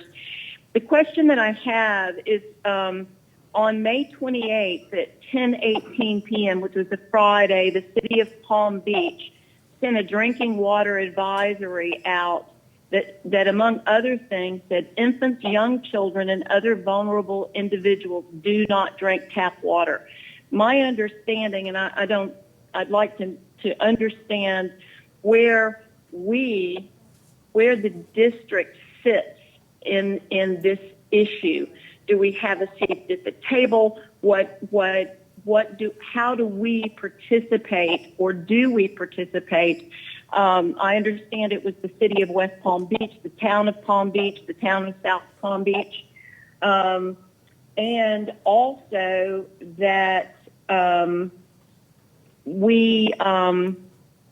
just would like, and yesterday, hold on. The Palm Beach Post, Kimberly Miller wrote an article in the Palm Beach Post about some of these issues. My question, and again, you don't have to answer it now, but I just wondered if sometime today we can have a public conversation about what are the district's responsibilities? Do we have a responsibility? Do we have a seat at the table? Are we providing any of the testing? That's all. Thank you guys so much. Thank you, Ms. Meads. Mr. Bartlett, would you like to address that now? It's up to you. Yeah, you can go ahead. I think it's probably on a lot of people's minds. Yeah, absolutely.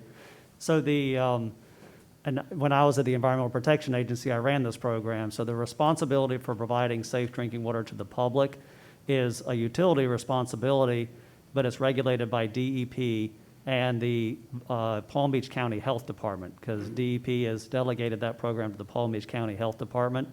And so the responsibility lies there. When it comes to water management district responsibility, we provide source water to utilities to provide to the public. And in the West Palm Beach circumstance, of course, we and West Palm know the quality of the water coming in through grassy waters, and so they had turned off water from the L8 canal, which is connected to Lake Okeechobee, in April. So they turned that off, so they were using water from grassy waters, including some groundwater, which is clean, going into the lakes. On that Friday, we did get a call from the director at West Palm saying, hey, we had a positive hit for Cylindrospermopsin. Can we use the western well fields as another source of water? And we immediately said yes. Yeah, use the western well fields for a new source of water. And it has some chlorides that helps combat algae in it, just as a circumstance. So our relationship is more on the source of water. The responsibility to provide clean water, to notify the public on clean water, that's a responsibility of the utility and the regulators of that responsibility, which is ultimately Palm Beach County Health Department, DEP, and EPA. Does that help? Yes. Ms. Means, does that answer your question? Yeah. Yes, my understanding is that it came from the end canal, but I just want to make sure that the district does everything that is in our purview to protect drinking water, and I just wanted to understand where we sit at this table and if there's anything more that we can do to protect these communities, or are we doing our level best? That's all. Mm-hmm. Thank you, Drew. Sure. Thank you. I'll go to Mr. Steinle now, since this is his area. Okay, thanks. No, let me go to Colonel Roman then as a reappointee. And then thank you, Mr. Chair. I appreciate it. I first of all would like to say how honored I am to be reappointed to serve with the terrific South Florida Water Management District team, and also my fellow governing board members that I've been serving with for over 2 years. And I want to thank Governor DeSantis for the opportunity to continue to work to restore America's Everglades and work for water in South Florida. And I'd like to also thank the stakeholders and all the members of the public who have reached out to me and who I enjoy working with on a day-to-day basis. So thank you very much. The one thing that I have is from last meeting, Jackie Thurlow-Lipich had an opportunity to visit the Picayune Strand Restoration Project.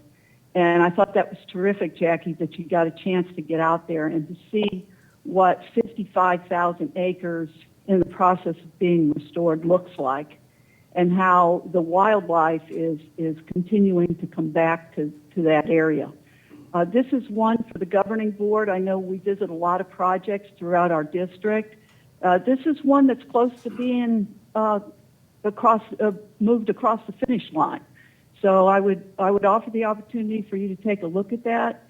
And in a separate area, that Picayune watershed study, that fact sheet that was provided to you today as part of my report, that is something separate that maybe we could take a look at in the future.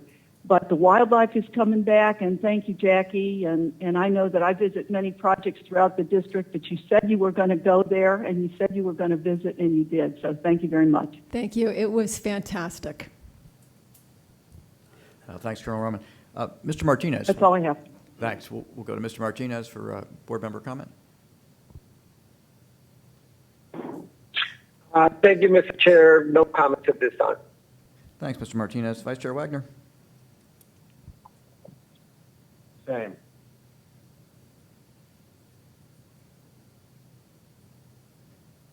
No comments. Thanks, Vice Chair. Mr. Olivich. Thank you. First of all, it's great to see everybody who's here today. It is very exciting to feel like we're going around the corner with COVID and coming back to a semblance of normalcy where we can all be together. Personal interaction is such an important part of what we all do. So I'm so happy to see everybody. Also, I have my triangle today. I've remembered my triangle. It's in front of me. And that triangle is representative that I truly believe that almost every problem, issue, challenge that we have could be better addressed, more easily fixed, not so full of fighting sometimes and everything else if we just functioned within the triangle of Florida statute requiring that the Department of Environmental Protection, FDACS, and the South Florida Water Management District work together for water quality in the state of Florida. And I have to say, a lot of times I see publications that say DEP and South Florida Water Management District, and it doesn't say FDACS. I feel like all three of them should be together all the time, whether it's the Pahokee Marina or whatever. You know, the law requires us to work together. And so I'm going to carry my triangle along until that happens. I'm so happy that Ben is back. Welcome, Ben. Really excited to have you back. And of course, Ms. Meads and Ms. Roman as well. The St. Lucie Indian River Lagoon is looking pretty good, and I want to thank everybody for that very much. And it is just such a wonderful thing to be able to go out in the boat or go out walking over the bridge and see clearly through the water and to see the birds and the dolphins. And I am just so grateful that we have basically been spared by the Army Corps of Engineers this year. And I know it hasn't quite been that way for the Caloosahatchee or Lake Worth Lagoon. And I am sorry. I thank you for giving us this reprieve. There are teeny little seagrasses, you know, I mean, they're like, I went and saw them last weekend with my husband. I mean, they're just little teeny things, but they're coming back, and the snails are back, and the hermit crabs are back. I mean, there was a time where there wasn't one piece of life in that lagoon or in that river. Nothing. You couldn't find it. It had died. So we appreciate this year. I appreciate this year of healing. I couldn't help but think about Jay when all of this stuff happened with the water in Palm Beach County. And I think that no matter what, that situation is a tremendous wake-up call to all of us. And I couldn't help myself but do what my mother always told me to do if I had a question, and go research, you know, research.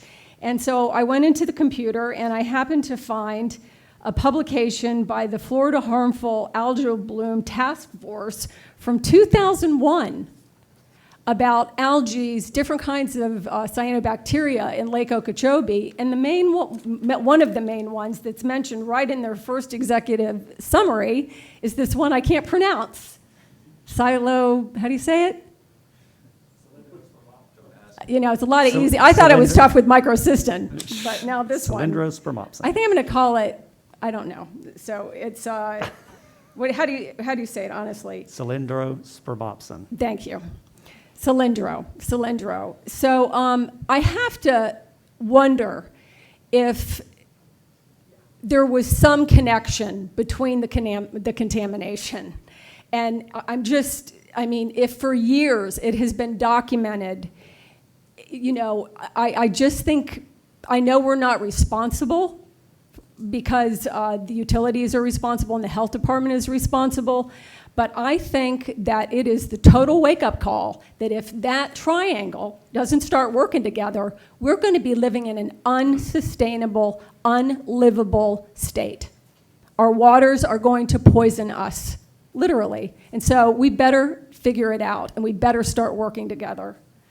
And I did not go on any field trips this time, but I did go on a field trip of sorts to Groveland, which is I know some of you up here have been.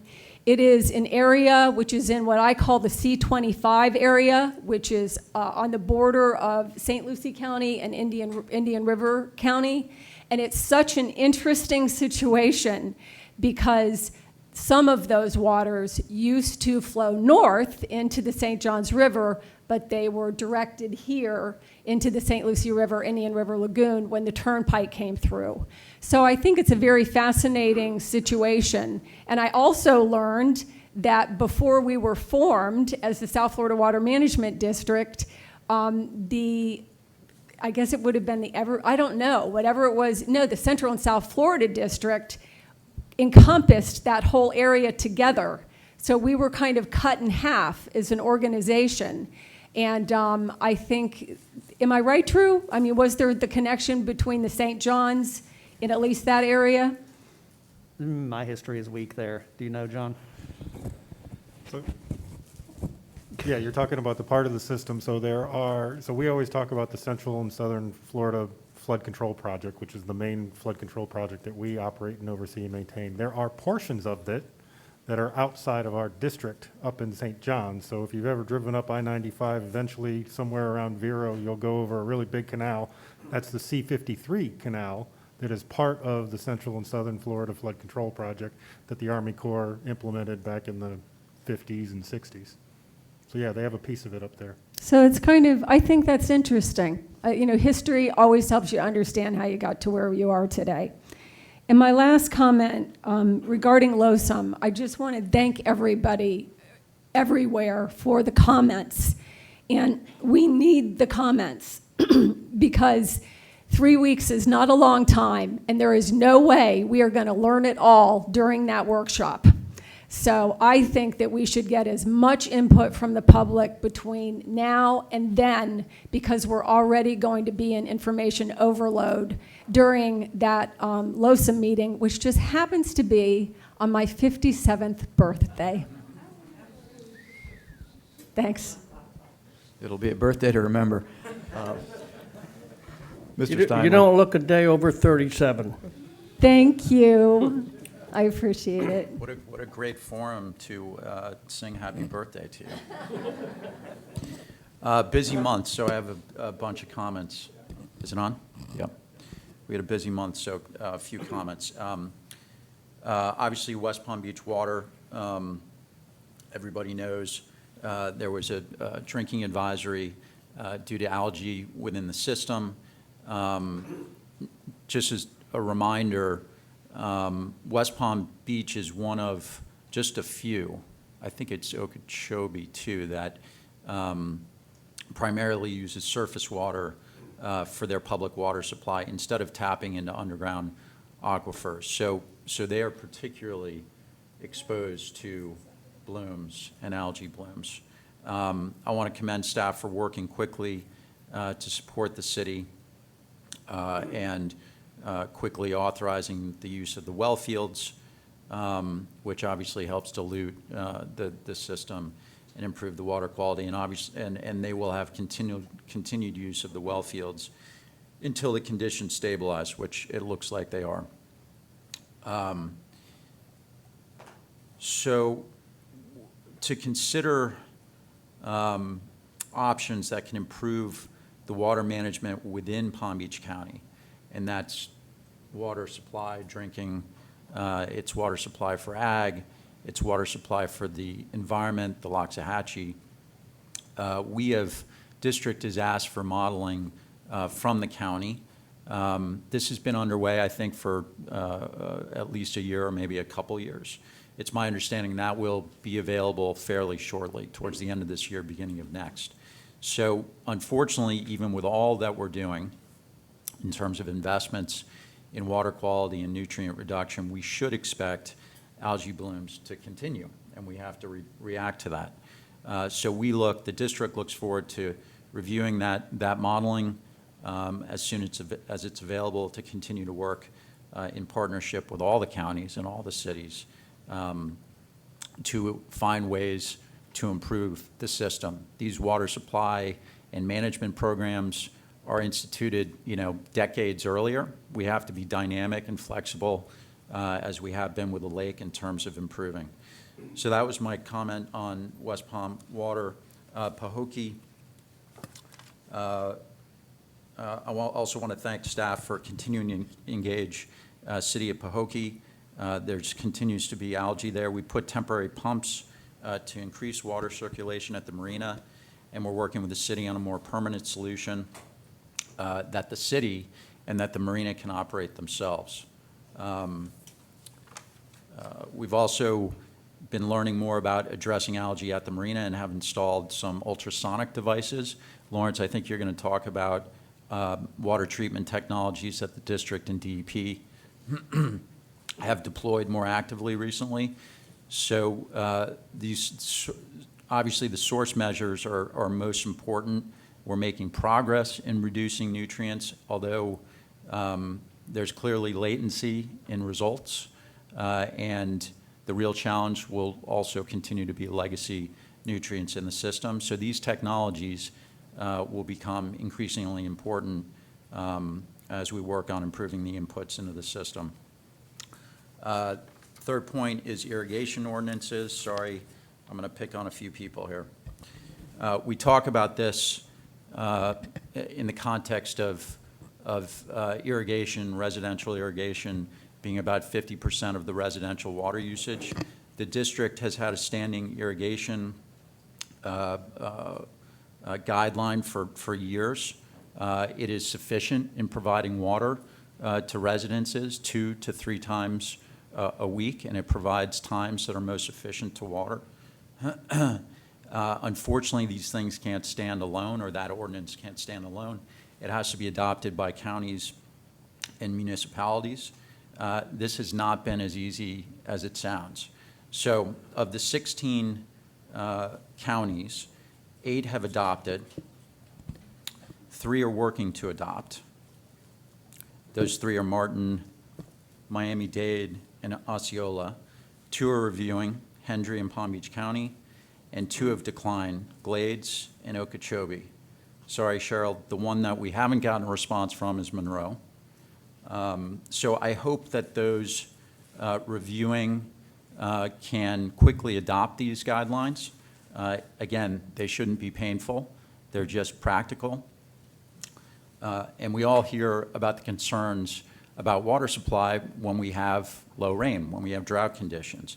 This is just such a simple tool and solution and step that we can take to provide some relief and efficiencies in the system.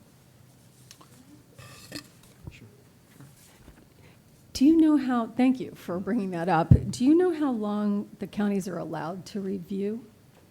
Well, they do not have to adopt. They're not mandated to adopt. So if they're reviewing, does one assume they're not adopting?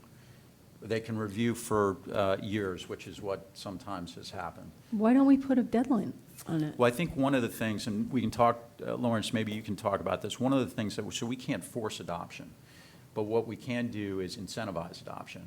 And I think with regard to, what is it, water conservation investments? Alternative water supply funding. Yeah. And so when these opportunities for funding become available and are intermediated by the district, I think one of the conditions is adoption of the ordinances. So we can incentivize in that way, but we can't force adoption. But I think we've got the majority who have adopted, but we certainly want full participation. It's an easy message to send on water conservation, and again, it should be sufficient for most, if not all, residential landscapes. And then last comment. Excuse me. Yep. I'm sorry, Mr. Steinley. I just wanted to give you an update on Monroe County because I have been following it. My own hometown, Alamorada, passed the new ordinance yesterday. Second time it came through, it passed unanimously. And also the county has dealt with it as well. I'm sorry that they haven't communicated to you, but Monroe County is on it, and we've done it, and we'll report back to you, the district, shortly. Thank you, Cheryl, for that clarification. And I'm not the irrigation police, but I just wanted to bring it up. You probably knew I was going to come at you. And by the way, I think if I understand correctly, localities can move before counties, but they typically wait for counties. So that is also a source of delay. So counties need to adopt, localities and municipals need to adopt. So there's sort of a waterfall. Just comment on LOSOM because that's the key topic of the day.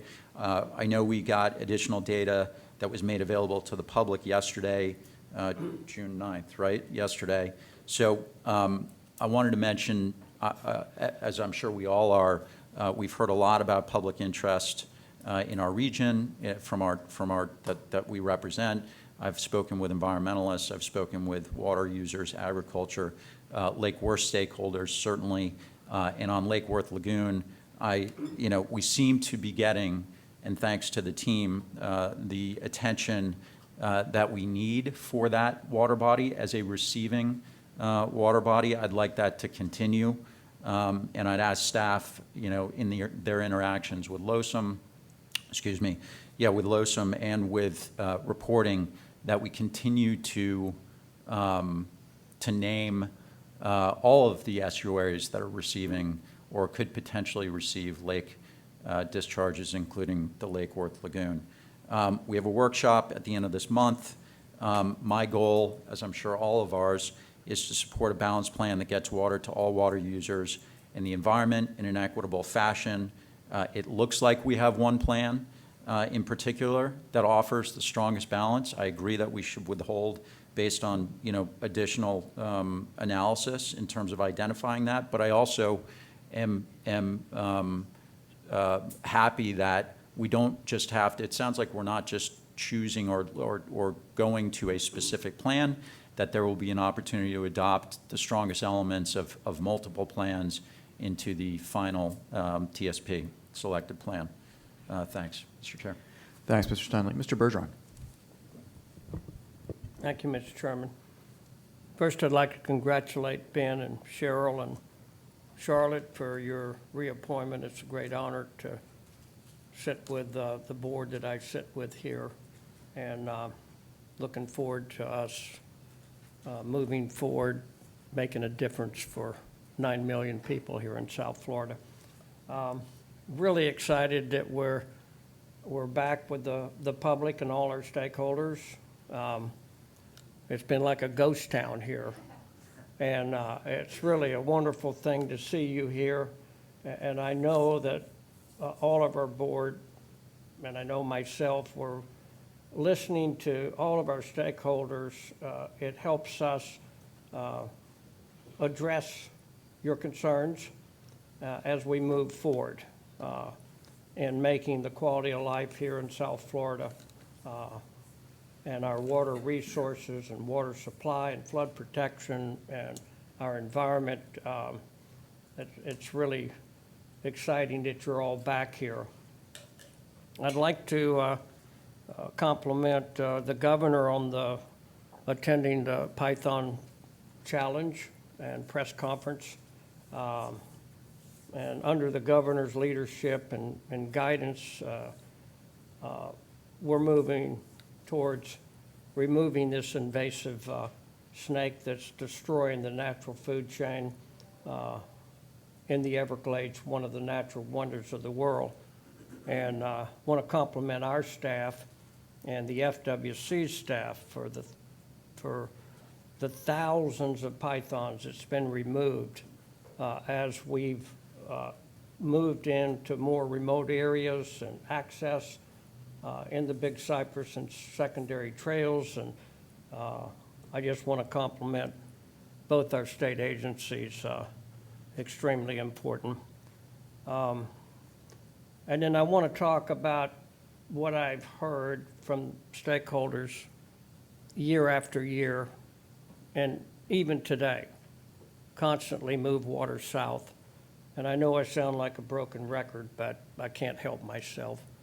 The project that would benefit the Northern Everglades, Lake Okeechobee, all our rivers, the Central Everglades, and Everglades National Park is modified water delivery, moving water south.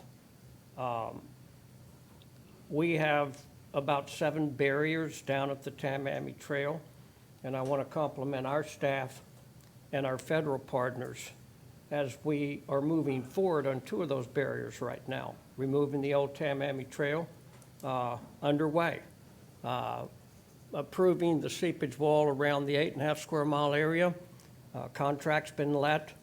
But we have 5 more obstacles that we're working on to make sure that when the EAA reservoir is finished, and the Tamiami Trail is raised, that contract has been let as well, that water will flow to Florida Bay where it's needed, where seagrass will stop dying, and the water that's going east and west can move south.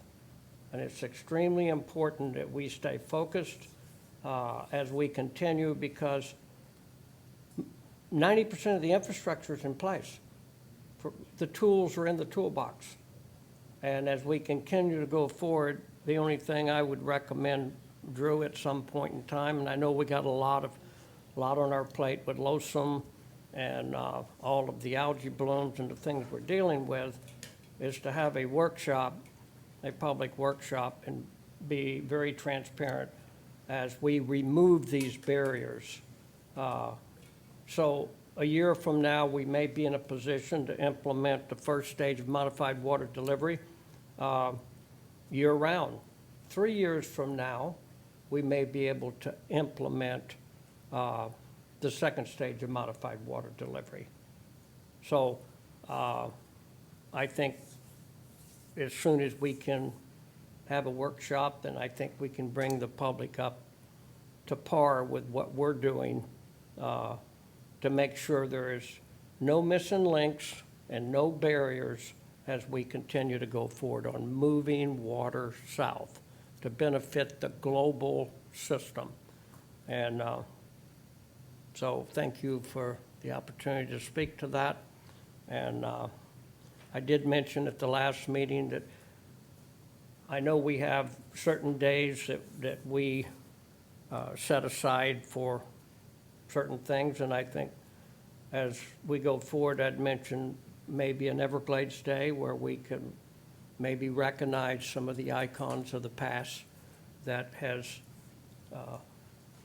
put us in a position where we can continue their hard work. And so thank you for the opportunity to speak, Mr. Chairman. Well, thank you, Mr. Bergeron, and thank you all for your comments. I'd like to start my comments by congratulating Jason Kelly, who's our South Atlantic Division commander at the Corps of Engineers. He's no longer Colonel Kelly. He's now Brigadier General Kelly. So that makes our lives easier. We only have one Colonel Kelly. We have one General Kelly. And Jason's been a good friend and a good partner in Everglades restoration, and we look forward to working with him. I'd like to thank Governor DeSantis for providing leadership and staying so engaged. He's been great this last month. He's given us some direction as a balanced approach towards Losum goes, which has been very helpful. He's been very proactive in staying engaged with blue-green algae and looking at some of our innovative technologies that we're using to tackle that. Eve Samble's made, I think, a very good point that, we're addressing symptoms. I know that. We all know that. But, every now and then you do have to take the Advil. It makes the headache go away, even though you're not addressing, the cause of the headache. So we know we have to address the cause, and we will. But in the meantime, I think we've been pretty proactive, and I thank the governor for his attention to that. I'd also like to thank the governor for the board reappointments. It's really nice to see Ben sitting here again, and it's great to have Cheryl and Charlotte both reappointed. I'd like to thank our staff also for, when I talk about being proactive, the staff has been very helpful in dealing with the blue-green algae in Pahokee and in Franklin Locks in Lee County, which has been great for the residents of Lee County and the residents of Palm Beach County. So I want to thank you all for that. I also want to thank staff for working so hard to get this building reopened. I know it wasn't easy, and I see people still walking around, wiping things down after we touch them or sneeze or whatever. But thank you very much, and I know it's a labor of love and a lot of work, but it seems to be working pretty well. As for Losum goes, there's a lot of comments that we've received. I think Mr. Steinle put it well. He's reserving judgment. I'm sure we all are. I mean, no one's made up their mind on Losum. It's still an iterative process, and we're going to watch it. We do have a pretty good statement on it. I think we all want balance, and that's what we're looking for out of Losum. So those are my comments, and we're now going to move on to the consent agenda. And if any board members want to move any items from consent to discussion, please let me know. If not, we'll go to public comment on the consent agenda. Paul Gray, you're recognized to speak, followed by Anna Upton.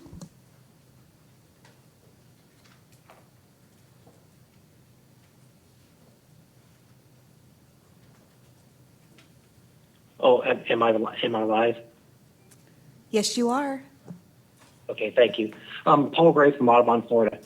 I just wanted to thank you guys for item number 19, trying to work on the Lakeside Ranch STA. That project really needs to keep going, and I appreciate your continuing efforts on it. One of the thing I get asked all the time about Lake Okeechobee is, what are we doing to get out of the algae bloom problem? And you know, is this our future, or do we have things in line to try to fix this? And the answer right now is kind of no. When DEP updated the BMAP 2 years ago, the charge is to try to meet the Lake Okeechobee phosphorus goal by the year 2034, and they concluded they probably couldn't do it. And practically, that's fair enough. It's a big long-term problem, and it is hard to do that. But to our great disappointment, they didn't say, but we can get some percent of the way here, and here's our roadmap moving forward to get as close to it as we can. They just kind of punted and just said, well, we're just going to keep doing business as usual. And so we don't have a BMAP that's going to get us to our phosphorus goal. And similarly, we have the Northern Everglades Watershed Protection Plan, which of course the district is part of. And it has the Phase 2 construction project, and ostensibly that has a goal to store 900,000 acre-feet of water in the watershed, which is equal to about 2 feet in the lake. But there's also no roadmap to get there, and no really list of projects, and here's what we're going to try to do to get there. And so it gets kind of back to Jackie's triangle, that it's not working very well. We don't really have clear plans on what we're going to do north of the lake to try to get out of some of the problems that all of us are unhappy about. But, you know, we do know we need projects, and so you guys are working on the Lakeside Ranch STA, and that's very appreciated. Last month you approved negotiating on another project that might take a lot of phosphorus out in the lower Kissimmee. And to quote former governing board chairman Joe Collins from Likes, you know, in lieu of a plan right now, we're not likely to overdo it and do too many projects north of the lake. So thanks for continuing to look for opportunities north of the lake. I hope as the Blue-Green Algae Task Force fires back up that they can kind of help give us some guidance on what type of a planning process we need to do to try to get a clearer view of what we need to do north of the lake to try to start making things better rather than this continued problem. So thank you.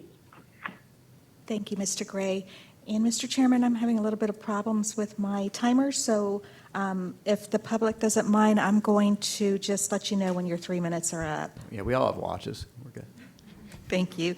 Anna Upton, you're recognized to speak, followed by Laura Reynolds. Good morning, Anna Upton on behalf of the Everglades Foundation. I'm commenting on item number 19, the Lakeside Ranch SDA. The Everglades Foundation commends the district for doing all that it can to get the existing STA north of Lake Okeechobee operational and yielding positive benefits.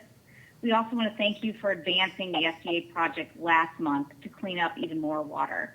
That project will utilize land that right now is a source of pollution as a sod farm. So the project will take out that source of pollution, utilize the land to treat pollution from other areas, and that's a win-win. And that's the type of thinking on behalf of the district that should be applauded. So we want to thank you for all that you're doing north of the lake to improve water quality. Thank you, Ms. Upton. Laura Reynolds, you're recognized to speak, followed by Mike Elfenbein.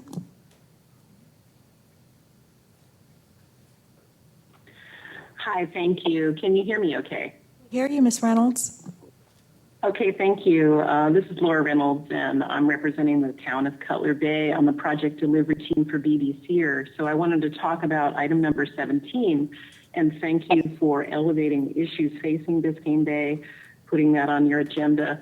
I'm looking forward to meeting with each of you to talk about how Cutler Bay can incorporate not only educational but recreational components that we are planning to try to fit with the CERP project, not only phase 1, but also the new BBCer project, and how the town can actually help sort of not only have public access, but public understanding of the importance of the project. And so I look forward to meeting with you all in the future and working on that. So thank you for putting this on the agenda and making Biscayne Bay a priority. Thank you, Ms. Reynolds. Mike Elfenbein, you're recognized to speak.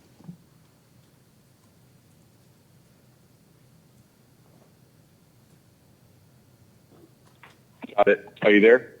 Hi, Mr. Elfenbein. Hi, guys.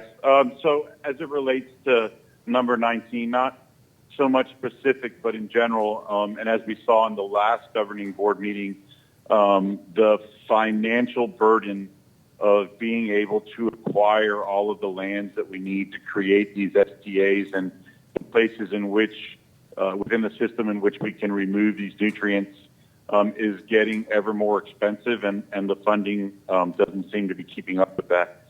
Recently, there was an announcement out of D.C. that the LWCF funds that were available for buying up those lands are zeroed out. There's nothing available.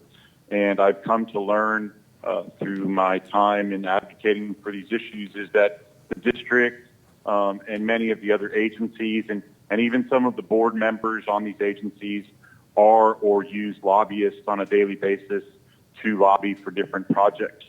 So I would encourage you guys at the district and those of you that can hear the sound of my voice to weigh in with some of our congressional representatives and our senators like Marco Rubio and Rick Scott and encourage them to appropriate some dollars from the LWCF to the federal agencies to help to offset some of that expense at our level and ensure that there's still some wild Florida left to save and to be able to mitigate to save the rest of what's left. Thank you guys. Look forward to the rest of the meeting. Thank you, Mr. Elfenbein. Mr. Chairman, there are no more hands raised. Thanks, Rosie, and thank you all for your comments. We're now going to move, let's see, I need a motion on that one for the consent agenda, items 13 to 19. I'll make the motion. I'll second. I have a motion and a second. Is there further board discussion? Hearing none, I'm going to call that question. Mr. Bergeron? Yes. Mr. Olipich? Yes. Mr. Steinle? Yes. I'm going to vote yes. Mr. Butler? Yes. Ms. Meads? Yes. Colonel Roman? Yes. Vice Chair Wagner? Yes. Mr. Martinez? Yes. Thank you all. That passes unanimously, and we'll move to our technical reports, and we have Mr. Mitnick with the water conditions report.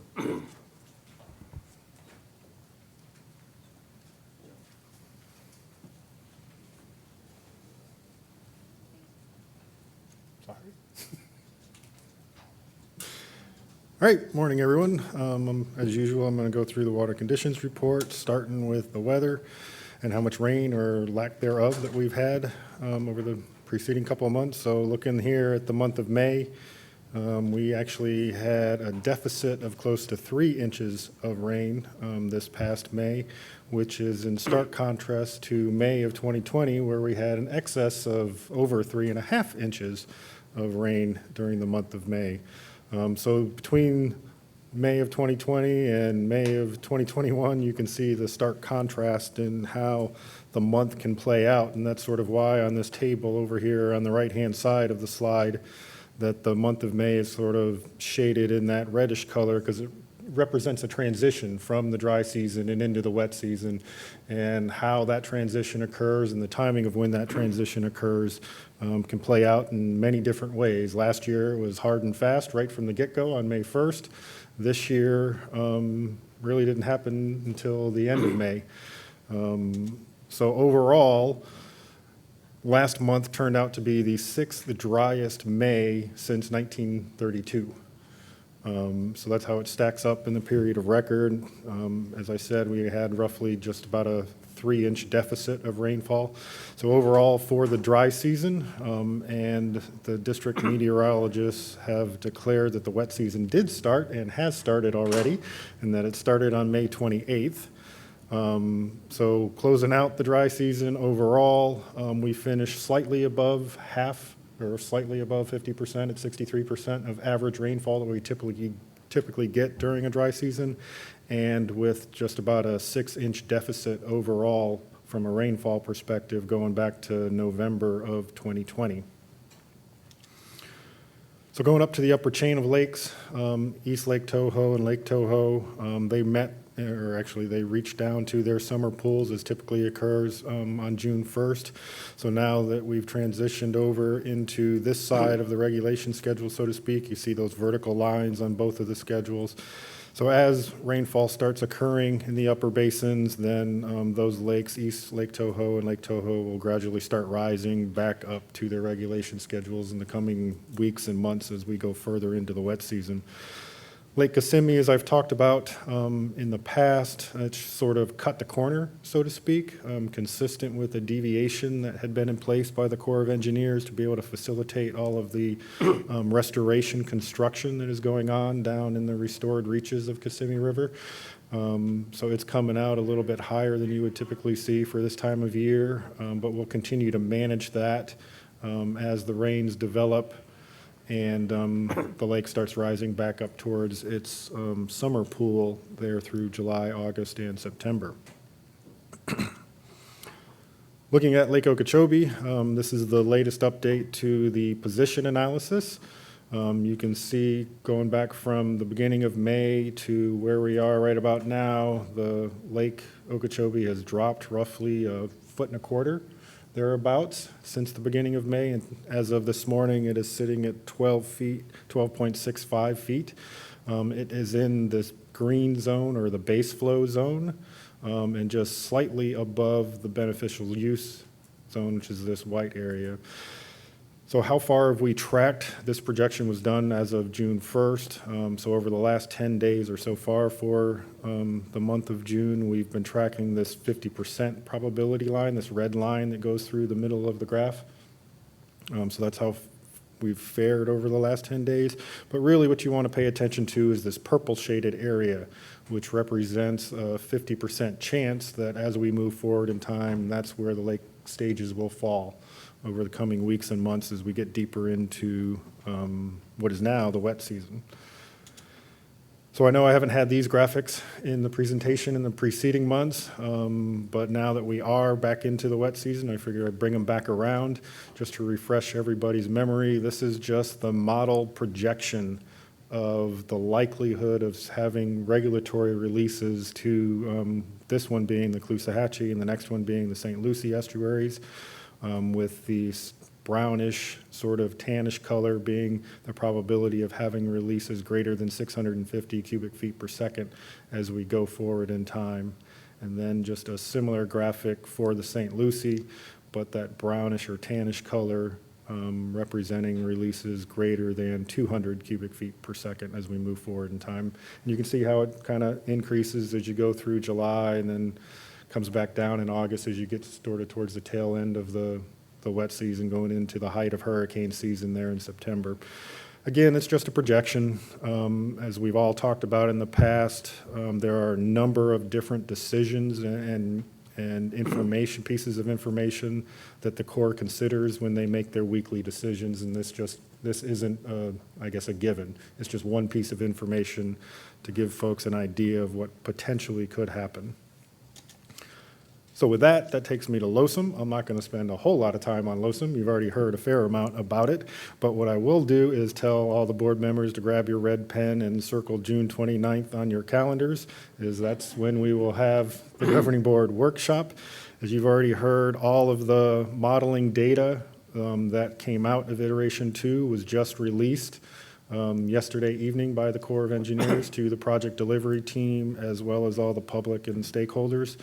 I know I got the email at 5:19 last night, so I have not gone through all of the reams of data to look at all the different projections and the modeling results. The Corps will be hosting a project delivery team meeting on June 17th to give a quick overview of what some of those results are showing, and then they have 2 other project delivery team meetings scheduled during the month of June, leading up, one just before our governing board workshop on the 29th, and then I think they also have another one just following it on the 30th. All of that information, so everybody is furiously pouring through that mountain of data, will lead up to the Corps selecting what is called their preferred alternative.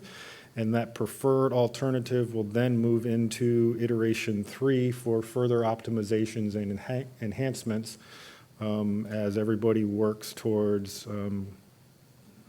how the lake would be managed going into the future and settling in on a schedule. So jumping from that to what are the actual existing conditions within the system. This past week, as I said, the lake right now today is sitting at 12.65, and this past week the Corps of Engineers had been making regulatory releases to the east of 0 cubic feet per second and about 1,000 cubic feet per second to the west to the Caloosahatchee estuary. Given that the lake right now sitting at 12.65 is in the base flow zone of the LOR's 2008 regulation schedule, more than likely in the next couple of days, if not next week, it'll drop down into the beneficial use zone of the schedule and that portion of the schedule. So when the lake is in those two portions of the schedule, then for the Water Management District, who makes our weekly recommendation to the Corps, that's when the adaptive protocols start applying to that weekly recommendation coming from the Water Management District as the Corps makes their decision on how to handle regulatory releases. For the time being right now, based on conditions, we're looking at continuing that 1,000 cubic feet per second to the west coast. We'll obviously adjust that every week as conditions warrant and conditions change as we go further into the wet season and see what rainfall may or may not develop, and I'll talk a little bit more about that later on in the presentation. But that's generally how we're approaching it for the time being, unless the governing board has any thoughts otherwise. But for the rest of the system, looking at Conservation Area 1, you can see it dropped below its regulation schedule, sitting there at about 15 1/3 feet. So it's pretty well positioned going into the wet season and be able to take some of those, hopefully what is some of those upcoming rains as we go into the wet season. Area 2 and Area 3 are a slightly different story, however. Area 2 actually dropped below its floor elevation, which is this sort of brownish line on the graphic down here. So what that means is for every drop of water that leaves Area 2 going to Broward County for canal level maintenance must be preceded by an equal volume of water coming in to Area 2. Same story for Area 3. It also dropped below its floor elevation. Again, this tan brown line that goes across the graphic. So every drop of water that comes out of Area 3 for canal level maintenance down here along the South Dade conveyance system, and I'll talk a little bit more about that in a second, also must be preceded by an equal volume of water coming into Area 3. As we've talked about in the past, the district still has that goal, and we are continuing to move Lake Okeechobee water down through the system, through the stormwater treatment areas, and delivering it to Areas 2 and Area 3. So we are meeting those obligations of preceding volumes of water coming in before letting water going out. Down, one other area that I'll touch on real quick is the Loxahatchee River up in this neck of the woods.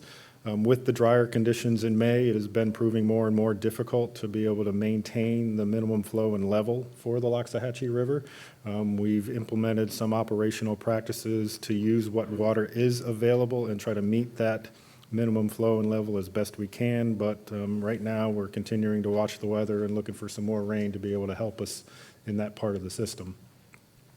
Mr. Mitnick, may I please ask you a question? Yes.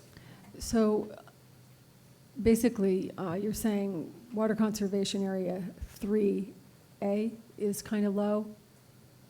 Yes, right? it's below its floor elevation. And also 2. Correct. So is it only because of the LOR's schedule that you're not allowed to put more water down there?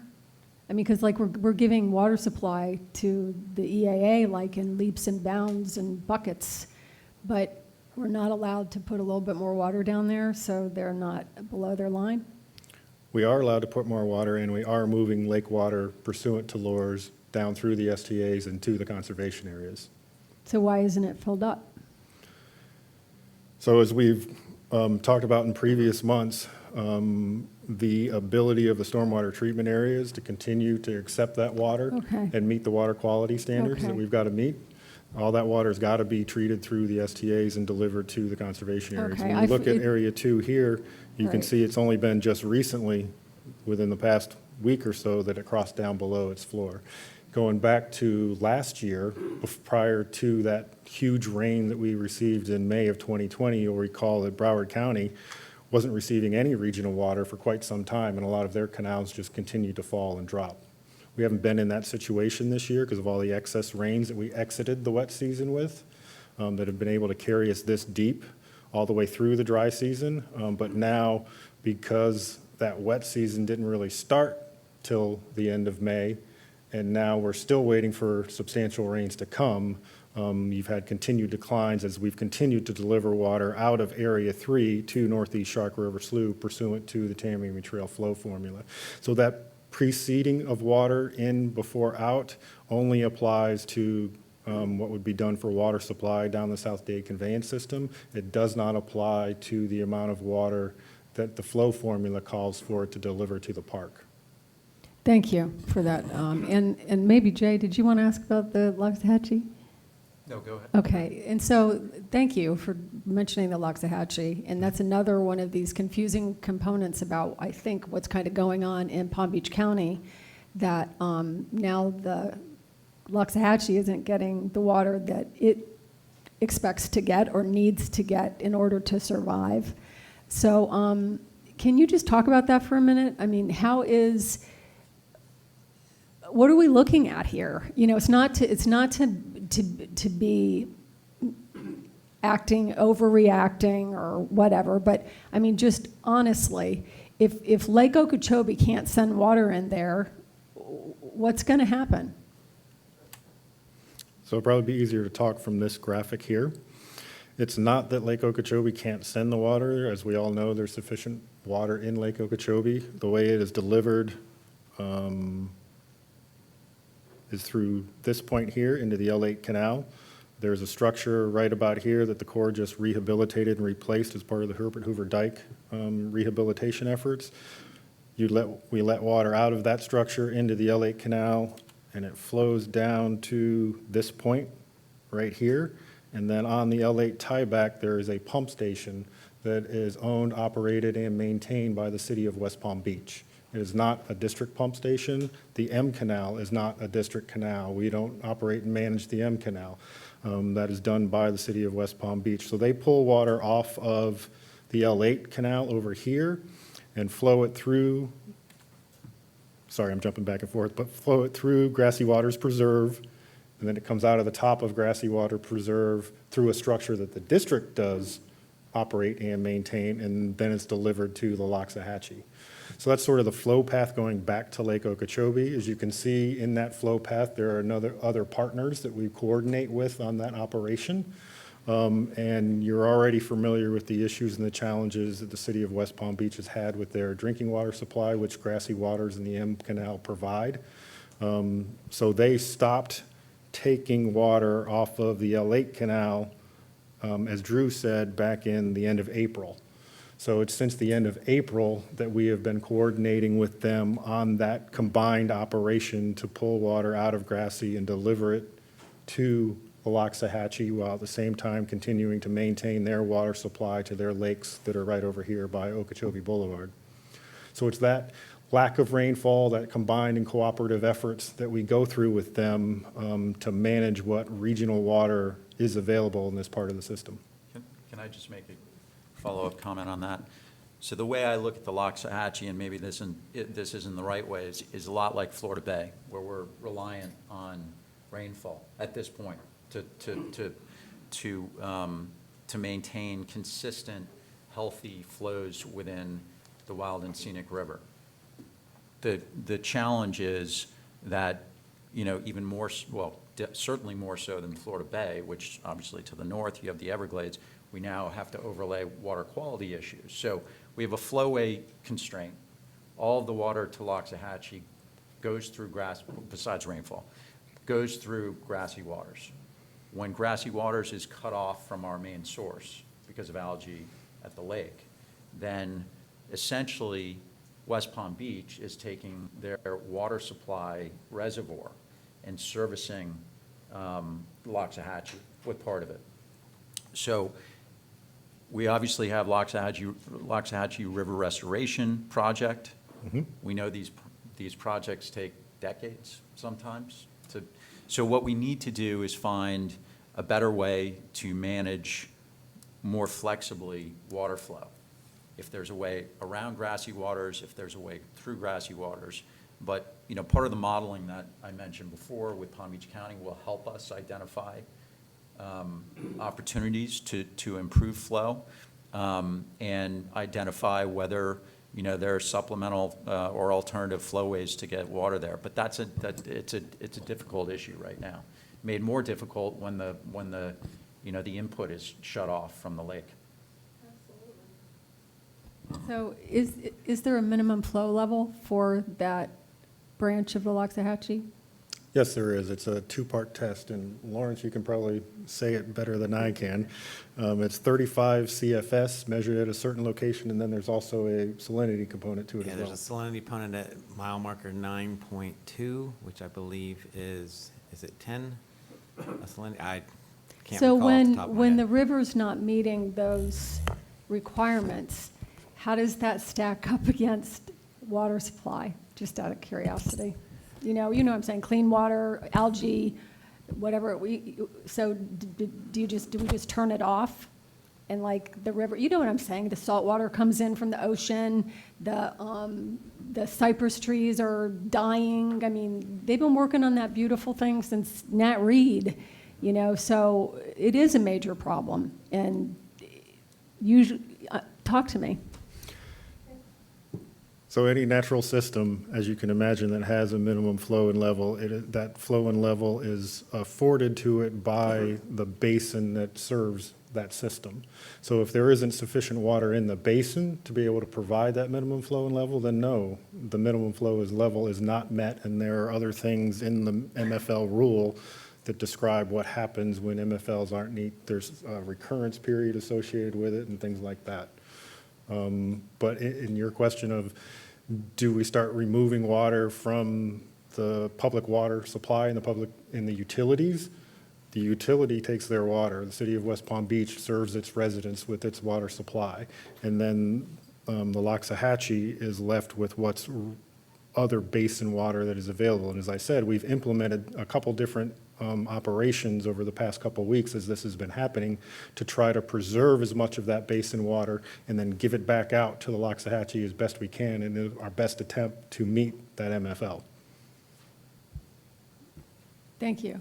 I mean, this whole thing going down in Palm Beach County is major. I mean, it really, for people, for the environment, algae. I mean, like Eve Sample said, this is our test. And so I hope after LOSUM we can figure it out. And if I could add, MFLs have two different states they can be in. They can be in a prevention or in a recovery strategy. So when right now we are trying to, until the CERT project comes on, it's understood that the MFL violations may occur because there's not a water source to provide that from preventing the MFL. Same thing for the Caloosahatchee side. When the C43 reservoir comes online, then we will have the water to hopefully meet that MFL a majority of the time. So where we are right now with both of those water bodies is waiting for those projects to come online that can have that source of water that can help meet that MFL regularly. And let's remember, because this will come up again in a year or 2 years or 3 years, what the situation we're in right now. When we looked at the project, the Loxahatchee River Restoration Project, there was a lot and continues to be a lot of questions and pushback on a reservoir. We need this reservoir as a source of water, you know, for this exact reason. We need a source of water, whether it's a reservoir or whatever, but we need a holding tank to then use in the future when we don't have rain. So, but the difficulty and challenge is, when do we get that project? When is it structurally complete? And what can we do in the meantime? So jumping back all the way to the southern portion of the system, as I said, we're continuing to deliver water from Area 3 to Northeast Shark River Slough and Everglades National Park. As all of you board members are aware, because you were there at the groundbreaking, we're continuing to remove the old Tamiami Trail, which sits just south of the S12 structures. So for right now, S12A and B are still closed pursuant to their criteria from now until July 15th. S12D is currently closed to be able to facilitate that road removal and construction, but S12C is open and flowing water down into the park.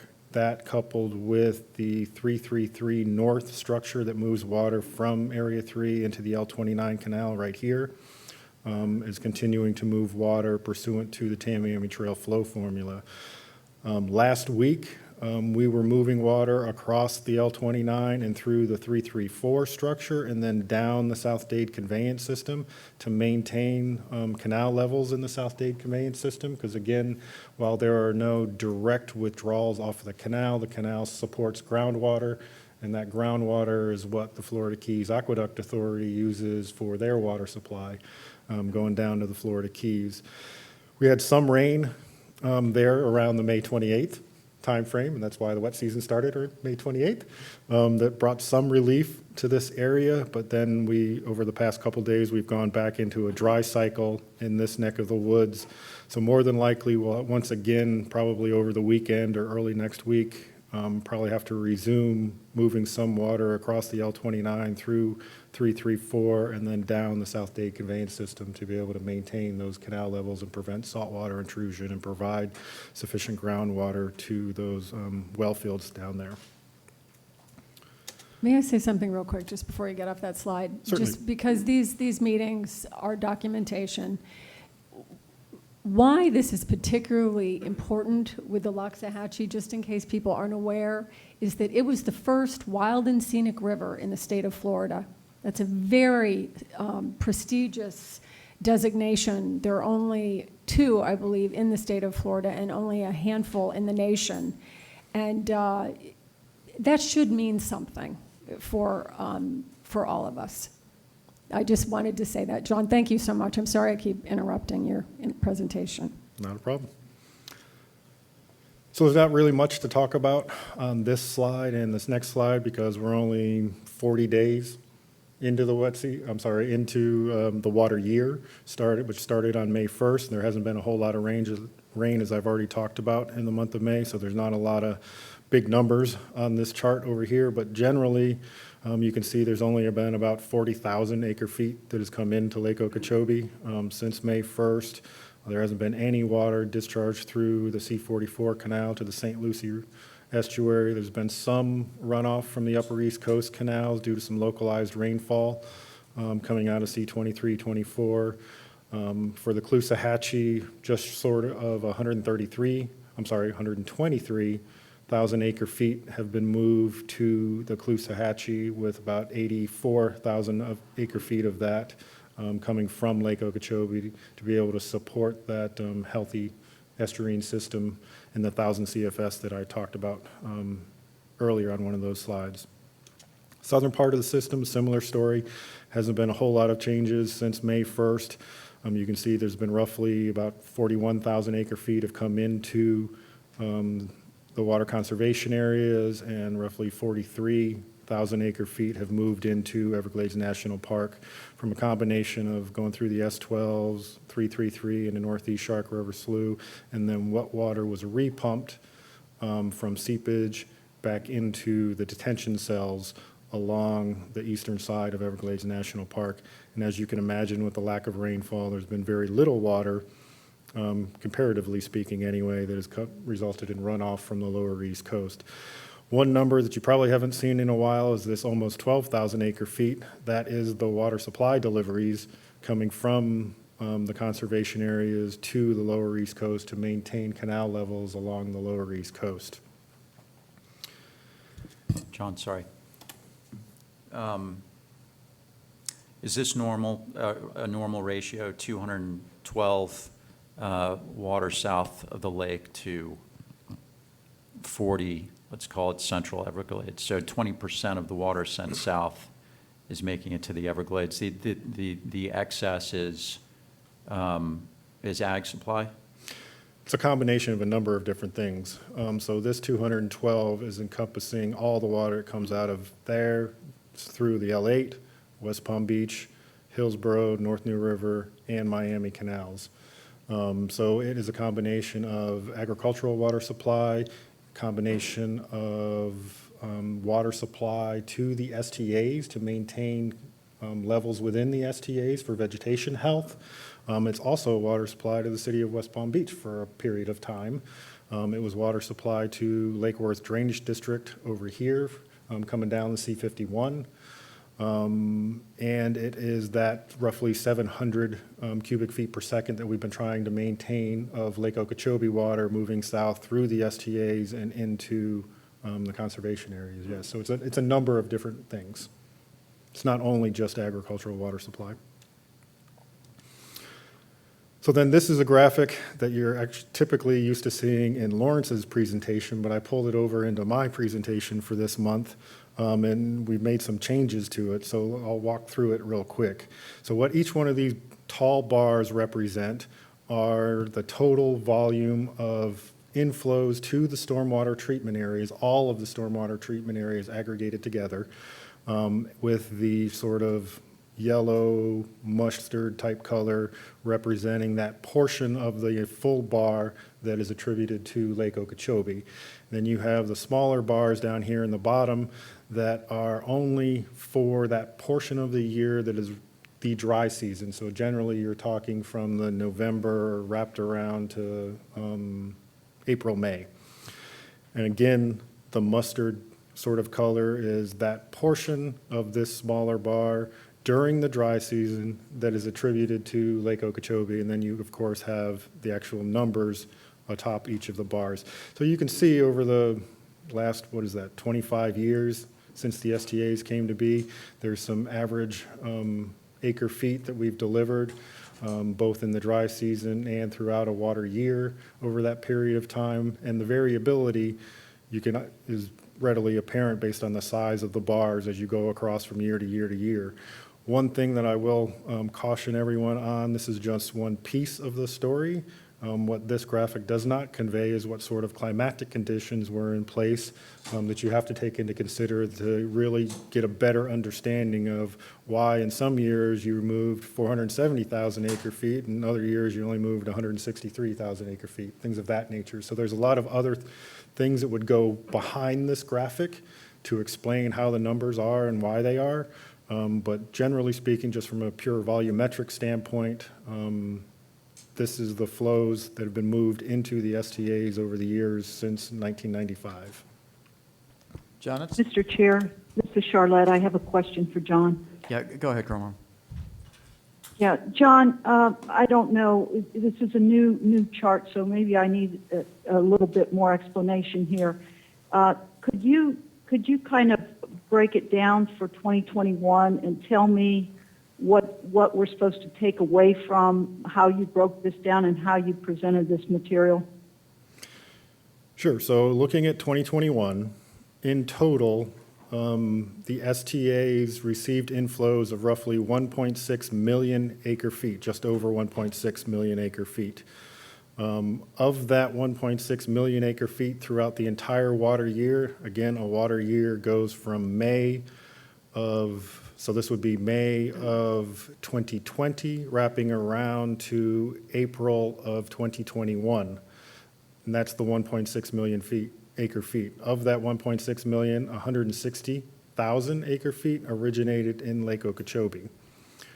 If we're only to excise out the dry season of this water year, so roughly from November of 2020 around to April of 2021. During that period of time, there were 472,000 acre feet of water flowed into the STAs with, 76,000 acre feet originating in Lake Okeechobee. So that's sort of how you read each of these bars and each of the numbers on the graphic. Does that help, Ms. Merman? And so, John, what would contribute to the reduction of flows from Lake Okeechobee in a particular water year versus higher flows from Lake Okeechobee?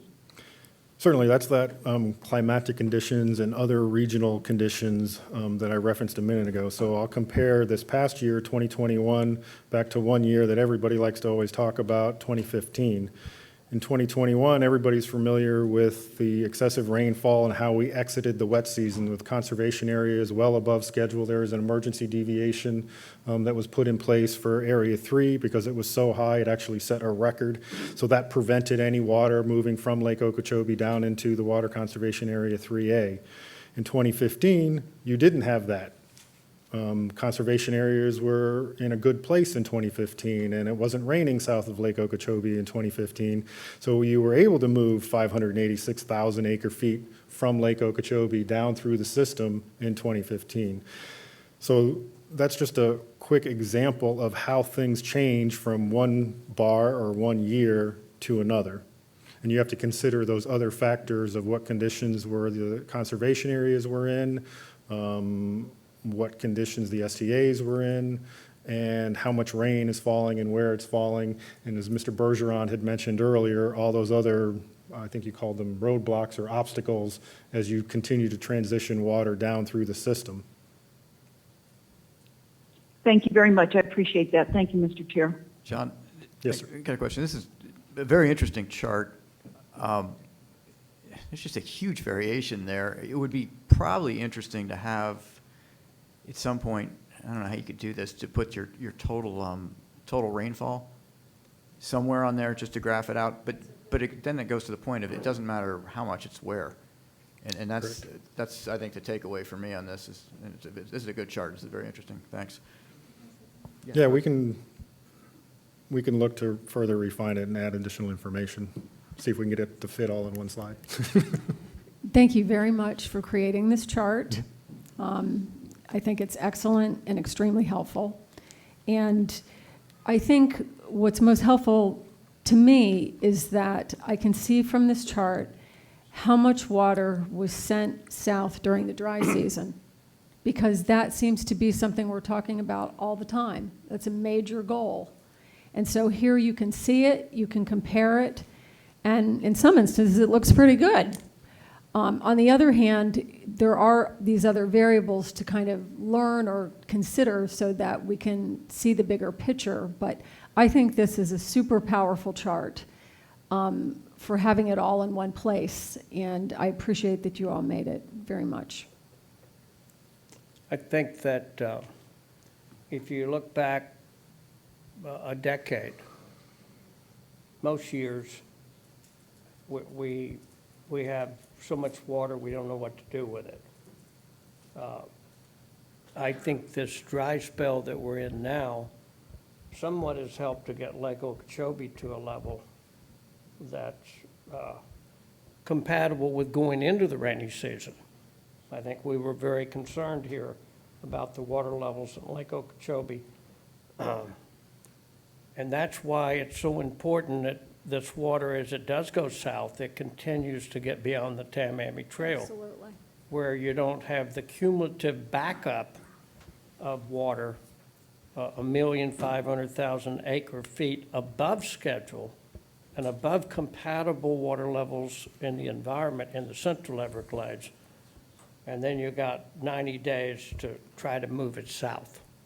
So that's why when it can continue to go south to Florida Bay, where seagrass is dying from lack of water, and then seagrass is dying from quantity of water greater than natural going east and west, that'll be a wonderful day. The good thing is we got a lot of the infrastructure in place. It's there. That's why we got to remove these obstacles and barriers, these minor little missing links, so we can get this water all the way to Florida Bay and not have high water in the central and no water in Florida Bay. So, but I would say, in looking at for several decades, in most cases, it's not where we have not enough water to hit the minimum. It's normally we got so much water because the bathtub is half the size of what it was before we drained half the Everglades. So, and I can tell you it can change overnight, you know. Right, John? Yes, sir. Yeah. Do you have a question, Mr. Butler? Yes, sir. Water that rainfall directly flow or falls on top of the STAs, is that in this calculation? No, it is not. And is there a way that you can maybe add that to, just so you can get a total idea of the total water?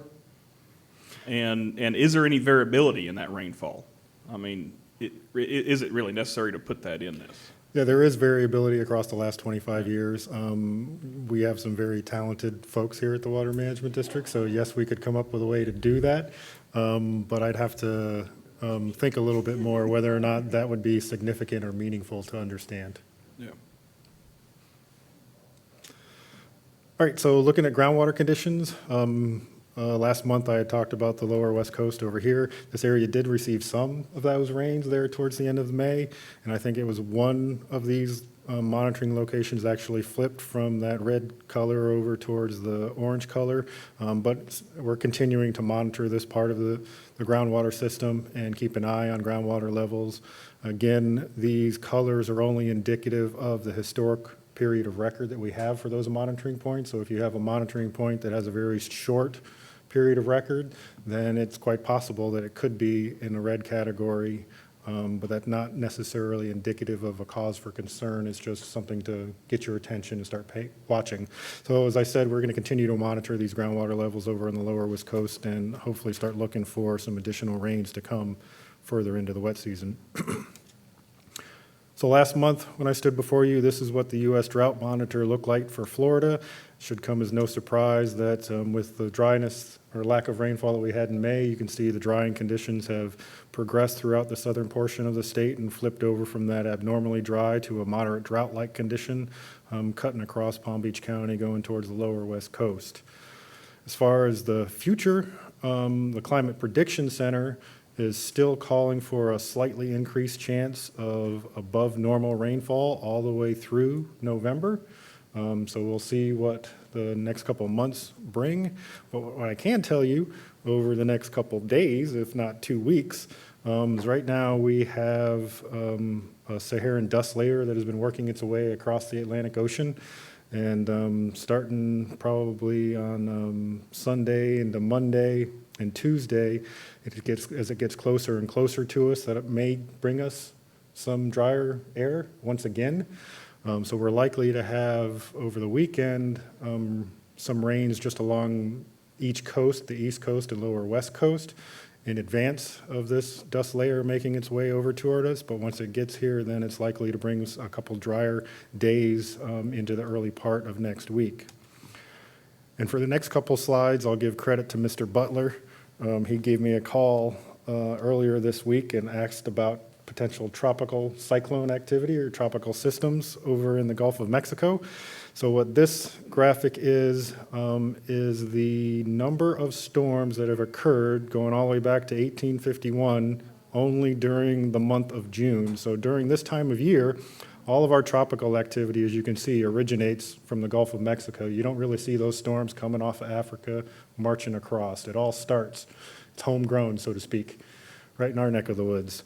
So right now, there is an area, or actually two areas, the National Hurricane Center is watching. One over here off the coast of Mexico in the Pacific Ocean. We won't worry about that one, so we'll just discard it.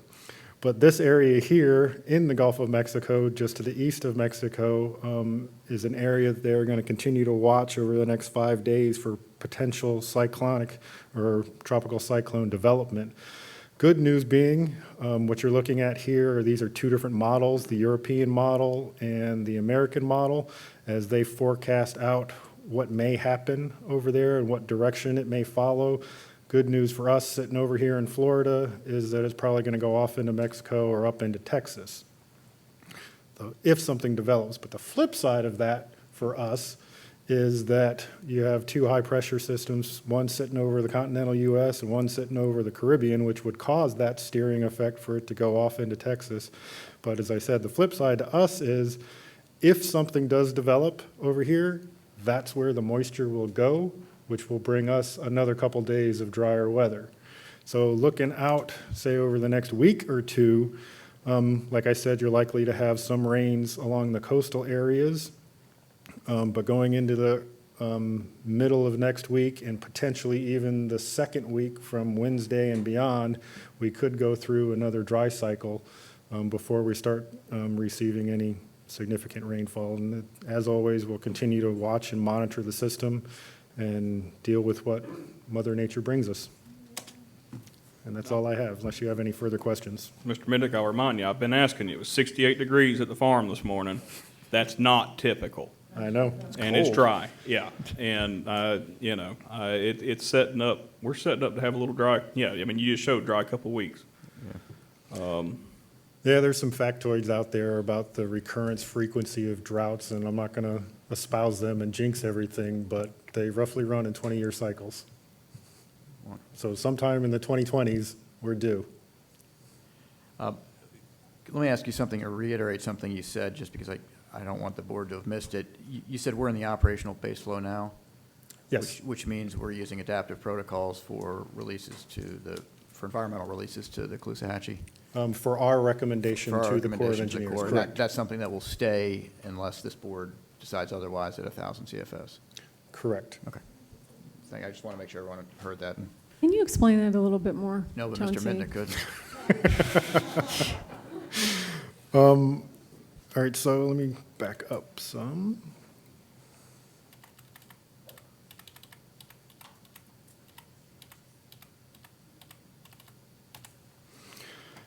So right now we're sitting in this green band, roughly right about there at 12.65.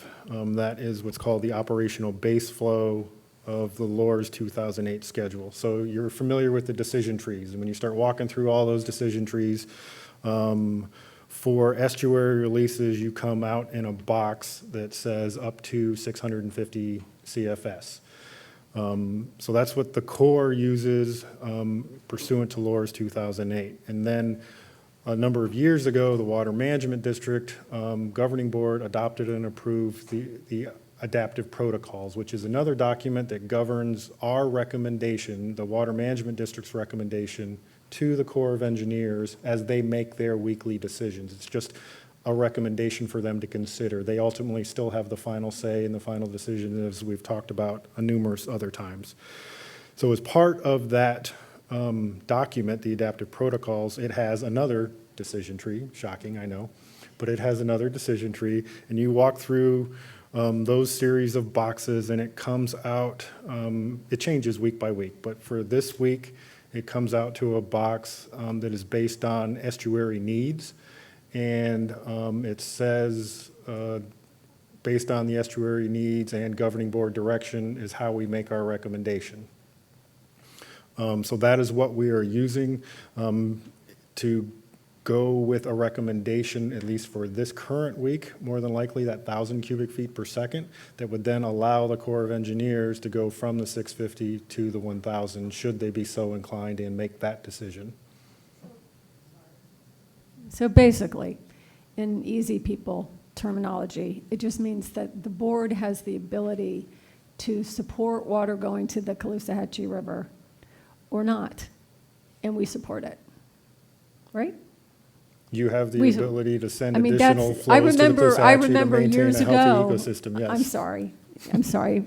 What did you say? Said you have the ability to continue to deliver water to the Caloosahatchee to maintain a healthy ecosystem, yes. That sounds much better. Right, and I do remember years ago when the board was not sending water to the Caloosahatchee, and it was a very volatile time. It was a very difficult time, and that was when many of us became aware of, for the first time, that the Caloosahatchee needs water sometimes. Mm-hmm. Because when you're from the St. Lucie side anyway, I mean, you can't even fathom that. You know, you need water, are you kidding me? And so, but the Caloosahatchee has to have that water, or it suffers what we're just talking with the Loxahatchee, I think that saltwater intrusion. And it's very important. Do you want to explain it more, Chauncey? So the only thing that I'll add for those other times that you were talking about, I mean, a lot of things go into that weekly recommendation, at least from the Water Management District.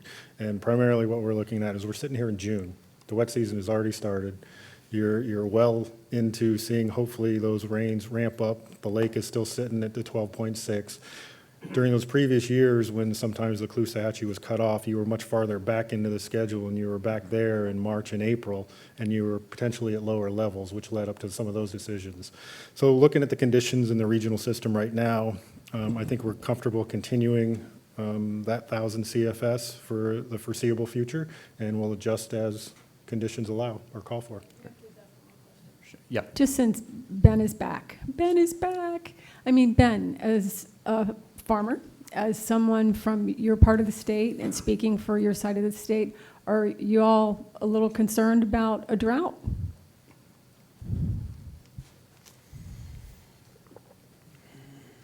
There's always that concern. You know, yeah, no, it's always that concern. I can lay hay down tonight, though, and it'll rain. So, I mean, I can do my part. You know, I mean, it's Mother Nature. You can't predict Mother Nature. So All you can do is prepare. Right. So you're aware of it, but it's not like you're. No, we're aware, and you know, I mean, it's been dry. I mean, there's additional irrigation happening. I mean, yeah, no, and it costs money to irrigate when you'd rather have the rain to take care of it for you. Thanks. I just wondered. Mr. Chair, I was just going to say, you've recommended a number of times to some potential clarity around the stages in this position analysis. Yeah. Where, you know, ben use, base flow, you know, there's some counterintuitive labeling here. Yeah. Which could be simplified. Is it LOSUM process that would relabel? Is this part of the discussion to make these things more intuitive, to make the band lines more intuitive?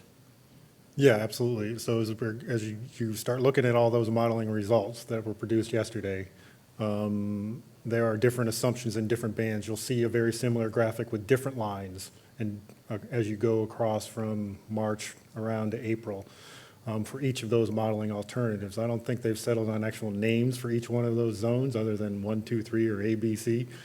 But by the time we get to the end of the LOSUM process, we can call them anything. They can or we can? They can.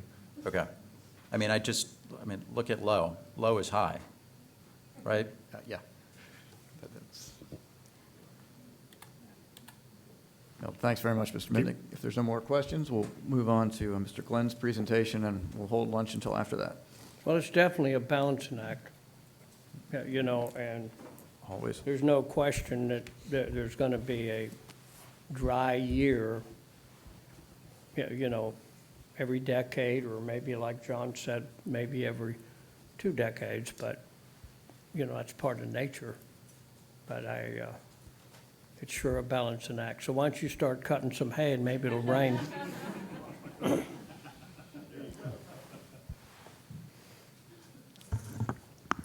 Well, thank you very much. I'm here to present the ecological update for this month. Looking up at the top of the Kissimmee, which is this picture here, this is the restored Kissimmee area.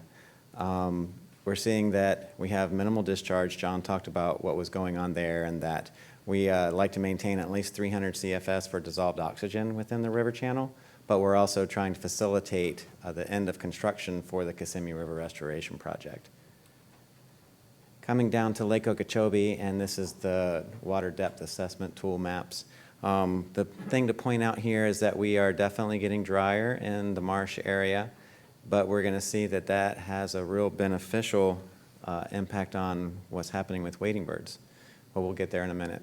We've been in the ecological envelope, or just above, since coming into April. So it's about 2 months or so that we've been in that band. It's tracking 2015 pretty nicely.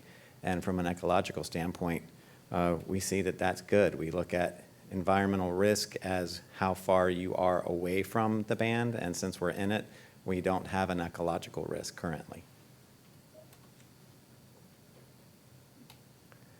Coming down to the wading birds, this is an HSI, or a Habitat Suitability Index, and it's saying how deep is the marsh and how suitable is it for if you're a short-legged wading bird or you're a long-legged wading bird. So if it's red, it's saying it's too dry. If it's dark blue, it's too wet. If you get into these blues, it's just right.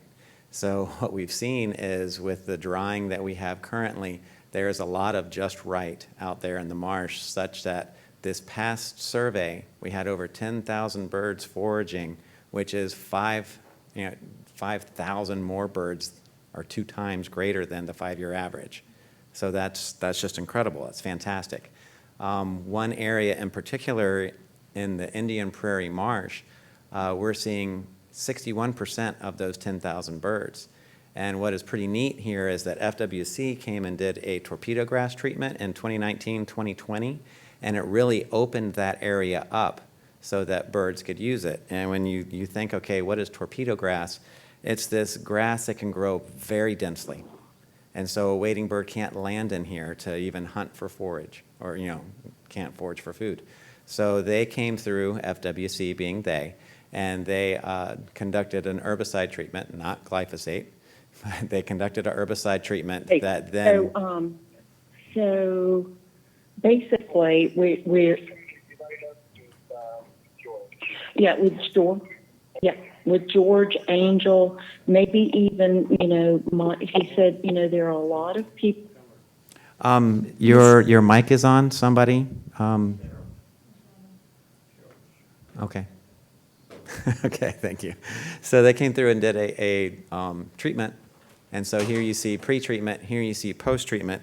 And what that did was take that very dense type of habitat and opened it up to, here are great egrets foraging en masse. I mean, the majority of these foraging birds are great egrets, and it's just incredible to see them, 6,000 birds in an area in one flight. And that is, if I could, that's when Mr. Don Fox took myself and Ms. Reynolds out on the buggy. We were out there 4 days after this, after the wading bird survey, or 6 days, and this is what we saw. And yeah, our staff refers to that part of Indian Prairie as Donlandia because he's done a lot of really good, work in there over the past decade. Yeah, he's great. Looking at snail kite nesting, we're seeing throughout the state this year there's 383 nests. Just in Okeechobee, the northern STAs, and the Kissimmee Basin, we have almost 90% of those nests.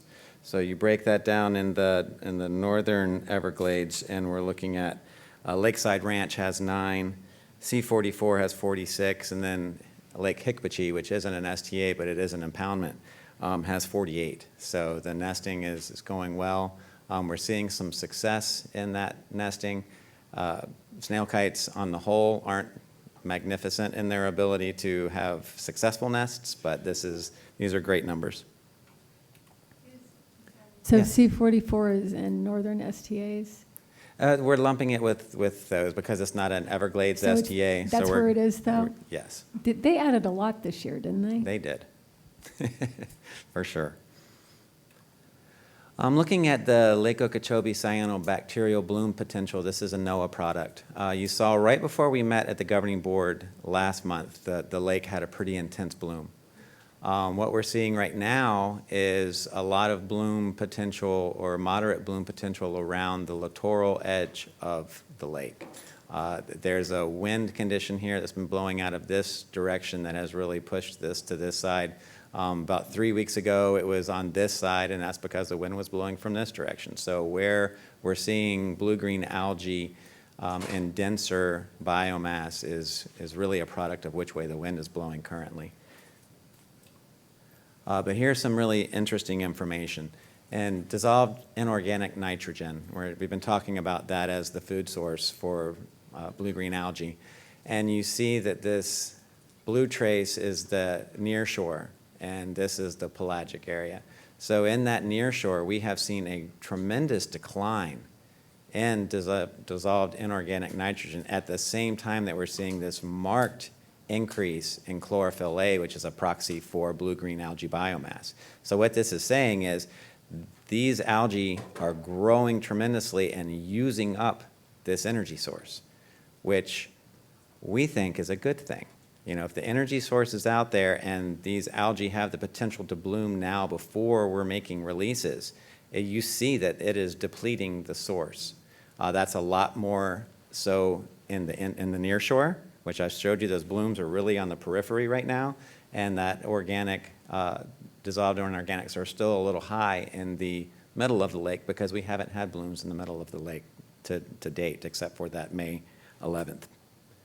We're seeing a similar type of reaction with soluble reactive phosphorus, which they also use, declining markedly in the nearshore, but not in the pelagic zone. And then we're seeing total phosphorus and turbidity really increasing in the pelagic zone, and a major reason for that is wind. So when we get these very windy conditions, it tends to stir up the pelagic zone, and you have those muck soils that can release phosphorus. So that's occurring, and that's where we see that dissolved inorganic nitrogen is being used in the periphery where the water is clearer, and it's not happening as much in the pelagic because of that turbidity, and photosynthesis isn't occurring as much. The expanded water quality monitoring that we were able to implement is really incredible. We have 32 sites on the lake, and these during blue-green algae production period, which is the summer months, we take samples biweekly. So we're able to compare and contrast what's going on with phytoplankton, blue-green algae during these periods of time. And what we're seeing is chlorophyll A concentration we use as the indicator of a bloom. So if you are above 40, we say that's a bloom condition. Down here below it, you're not, but you're kind of approaching. So we're seeing changes through the season. We can track these changes. We can try to tie water quality back to why we might be seeing these, what's going on with wind, what's going on with turbidity, to try to get a better idea of what really fosters a bloom and how does a bloom maintain itself, or what prevents a bloom from happening. So just in this difference of 2 weeks, we see that, you know, here you had 31% were above 40. It's dropped to 25. These are very variable currently. You know, we don't really know why they're happening. We're trying to get to that, but just conditions really kind of dictate whether a bloom is happening or if it's not. We can also look at what are the dominant taxa. In the earlier part, we have 85% by microcystis, not a big difference between 91%, but we did have this species, Coelosferum, which is not present here. One of the questions that has been asked earlier is when we're talking about cylindrospermopsin. We haven't detected cylindrospermopsin in the lake this calendar year. Last year, we only had 2 detections of it, and it was at, with the toxin that it produced, at only 0.245 micrograms per liter, and it's 15 micrograms per liter is the level of concern. So last year, during the whole year, there were only 2 detections of cylindrospermopsin, and this year we have not detected it in Lake Okeechobee. Sure. So, Mr. Glenn, if the report from 2001 from the harmful algae bloom group documents it in 2001, can that just leave the lake? Like and also can microcystin can it just leave the lake? That's like how you're saying the numbers go up and down. It's not there anymore. You can dump. It's okay. You know, I mean, or is it always there once it's there? How does that, do we know? No, that's a great question. And what we see is a lot of these species are there. And remember, this is a really large lake, and there's 32 sampling points. So have we sampled every possible point to know if it's there or not? We saw cylindrospermopsin was much more prevalent in the 2000s. We didn't see microcystis as prevalent in the 2000s. Now we're seeing microcystis as very prevalent, but we're not seeing cylindrospermopsin as very prevalent. So conditions have changed that allow one to best compete compared to another one might have a different circumstances that it prefers that allows it to outcompete. Okay. And then we're looking at toxin concentrations, so 8 micrograms per liter is EPA's recreational threshold. We see that this area above 20 and 8 to 20 was about almost 30%, and it's dropped to 20%. So with the concurrent, we saw that there was less microcystin in the water column now, which is a really good thing, and it's based on, see here you have around the periphery a lot more bloom condition than you have in this particular period. So you start seeing these hotter colors, you typically have a greater concentration of microcystin. When you don't have those hotter colors, it's not in greater density, we're seeing lesser toxin concentrations. Innovative technologies. The district is working really hard at trying to have tools in our toolbox as we get into the summer to go in and help ameliorate algae conditions. And Pahokee Marina was one that you already know what's happened there. But we've done a lot of different work in the Pahokee Marina, and it's become a great place to try to test the different efficacies of these varied innovative technologies, and we worked very closely with FDEP on this as well. So we've done physical removal. We've done algicide applications there. There's a 6-inch temporary pump that's pumping from here over to this side to kind of get some circulation going within here. We have 5 ultrasonic units put in place, and that's what these are here. We're taking water quality measurements at 5 SONs, where we're looking at dissolved oxygen, chlorophyll A, phycocyanin, and turbidity. So phycocyanin is the photosynthetic pigment within blue-green algae, so that lets you know if it's blue-green. We're also getting some drone imagery and trying to come up with, the hyperspectral analysis that we perform here to show these colors. We're trying to see, can we put something on a drone that can kind of mimic this, that we can quickly fly and not have to wait for satellite imagery on more different areas. So there's a lot of different work that your staff is doing in conjunction with FDEP for us to be ready to be able to get out there if needed to help combat blue-green algae. But that's just one place. We're also in the L10, L12 canal. We did an algicide application there, and then you can see we're looking at what is the efficacy of that. So with microcystin being the toxin there, on the 23rd, when we were actually, before we started, it was 24 parts per billion. Remember, that's above the 8 EPA recreational limit. Within a day, it had declined to 6.3, and in 3 days, it had dropped to 1.8. So we're trying to see, does this product work? Does it last? How well do they work, and what type of tool will it be in our toolbox? Mr. Glenn, how do we know that it's not hurting fish or birds or any kind of wildlife in the canals or? That's a very good question. So every algicide or product is like that. It's going to come with a label, and it's going to give you guidelines on what it can and what it can't do. We don't use that product when it is very windy. When we disperse it, we want it to stay on the water. If it's windy, it can disperse past the water over to where birds or bees can be, and it can be toxic to birds or bees. So we take precautions in how we are going to apply it based on what the label says to do. So in order to get that EPA label kind of stamp of approval, it has to go through testing to say that it's okay for where you're applying it.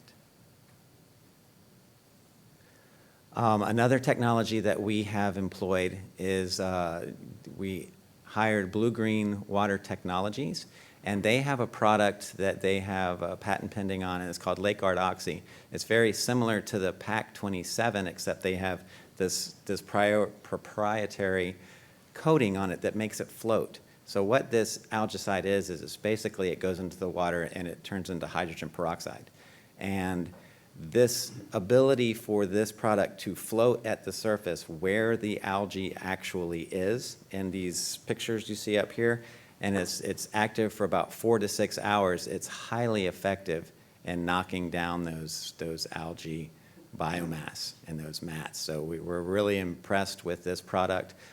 They have treated 20 miles of the Caloosahatchee, 42 spot treatments, and we, in conjunction with FDP and Blue Green Water Technologies, are taking water quality monitoring samples during this whole process to say, what was it before, what was it after, what are we seeing, what constituents of the water have changed, have nutrients dropped, trying to tie all those together so we have an understanding of the efficacy and how we can use these products. Could you please show the 20 miles on the map?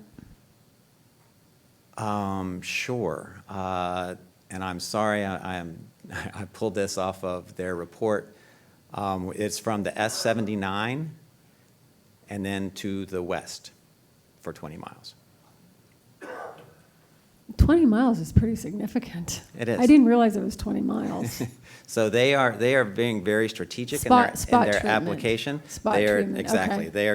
They're finding a spot and they apply. They aren't just broadcasting liberally without cause. They are finding an area that has algae, like you see in these areas where it concentrates because there's no current, and they go in there and they have done a really good job. I have to say it. And first of all, I commend Governor DeSantis for always making the effort to do something that nobody's done before, whether it's like really support the estuaries, which I feel like nobody's done in my lifetime that I was aware of anyway, in my adult lifetime. And I know this is something like that. I do want to bring up, because there was a number of public comments that came through to us of people who were really upset by this. And I think, part of it is if you're a fish and wildlife person, anytime they're putting chemicals and all that's going on with FWC and chemicals on plants and so many people getting sick, so many people have cancer, it's just a concern. And so I just want to bring it up that I'm concerned about it too. And I look forward to more and more research coming out and more transparency and more talking about it.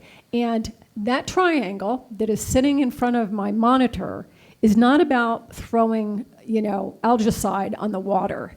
It is about FDACs being responsible for BMPs through and through. It's about FDEP possibly being more regulatory than it is right now, like it used to be. And also the South Florida Water Management District, I think we're the shining star. I do. I think we're doing more than any other side of that triangle with all of this water, these monitoring stations that you have. This is remarkable. But I just couldn't sit here with a straight face and not bring it up, because I know there are many people in the public that are very concerned that by cleaning up these spots, that we're keeping polluters allowed to pollute more because we're cleaning up the stuff. Just had to get off my chest. Actually, that's a great segue into the next technology that we are treating, which is a non-chemical treatment.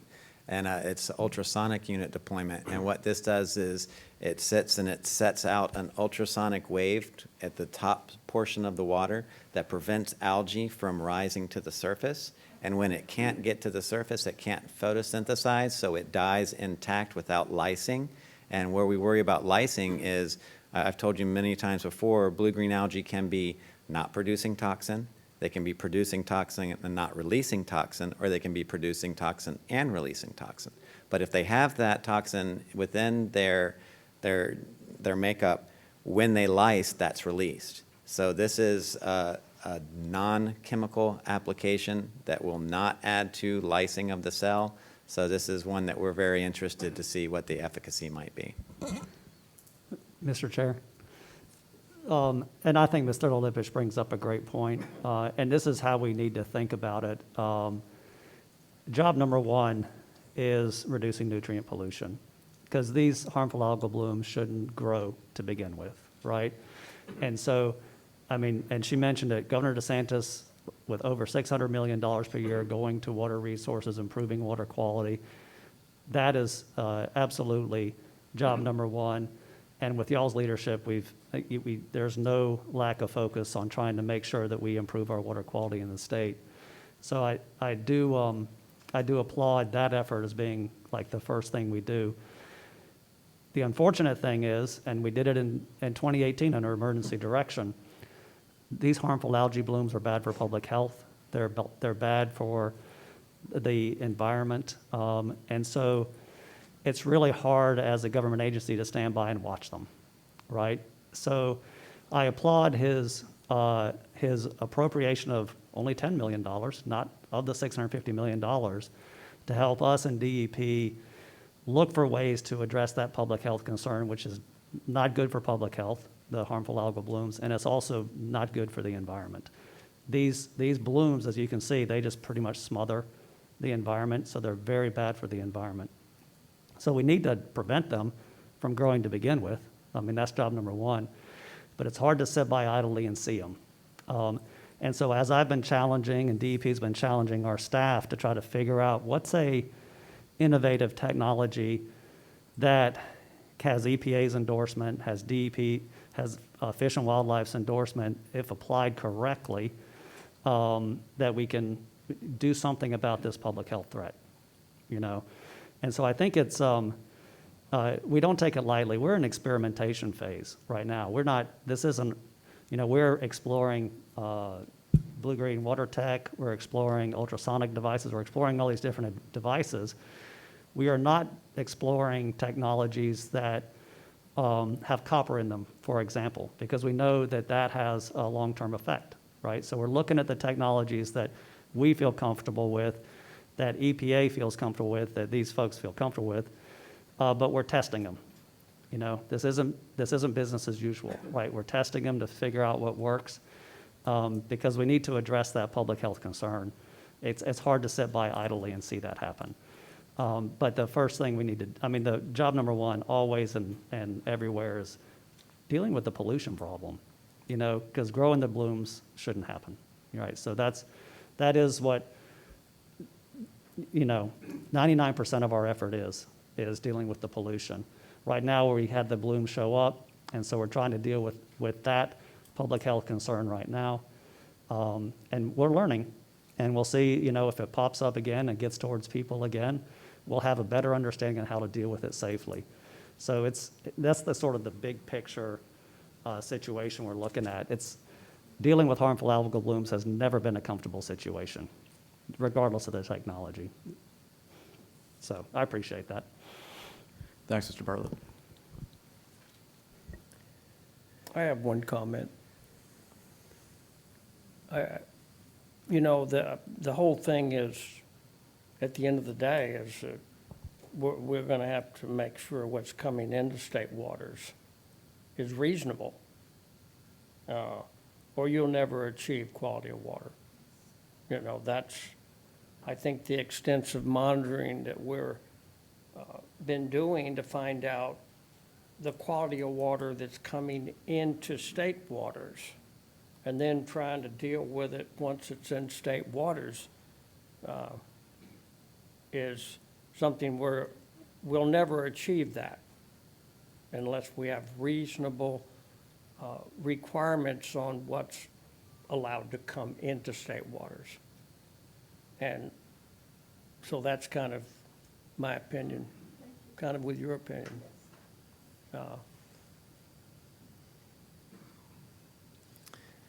Okay, looking at the St. Lucie and inflows and what salinity conditions look like, you'll notice that they're... Excuse me, Lawrence. Yes. It's Cheryl. Can I ask you a quick question? Certainly. So for me, microcystin aeruginosa is new to me. You know, the USP talks about Pseudomonas aeruginosa, but is there any other?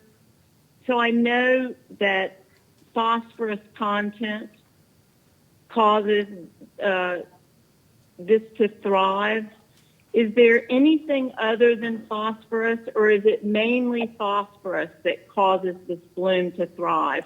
We talked last time about nitrogen, but is there anything other than phosphorus and nitrogen, or is it mostly phosphorus? Because we talk about it and we talk about it, but I would really like to understand it a little bit better. Sure. Different blue-green algae and green algae are all going to have a different preference for a nutrient. And this particular species prefers nitrogen. It likes phosphorus, but it prefers nitrogen.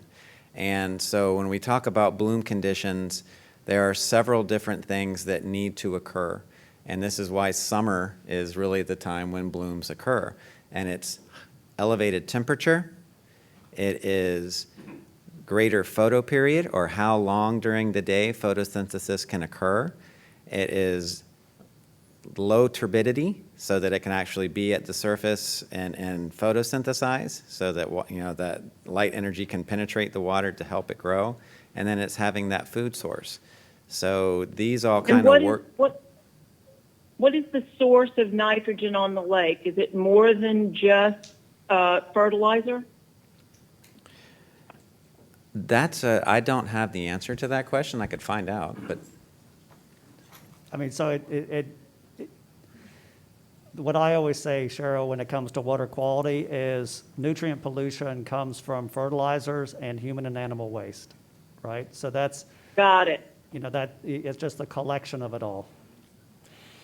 Right. That's why when the stakeholder came to us a couple of last year before the pandemic and wanted to fish out smaller fish in Lake Okeechobee, and she made that comment as well, that pulling out those fish would reduce the pollution that would help us. So I understand it's a combination of both. I get it. And one of the reasons we look at dissolved inorganic nitrogen within the lake is some algae can fix nitrogen from the atmosphere. So they don't care how much is in the water because they can directly use atmospheric nitrogen. This one cannot.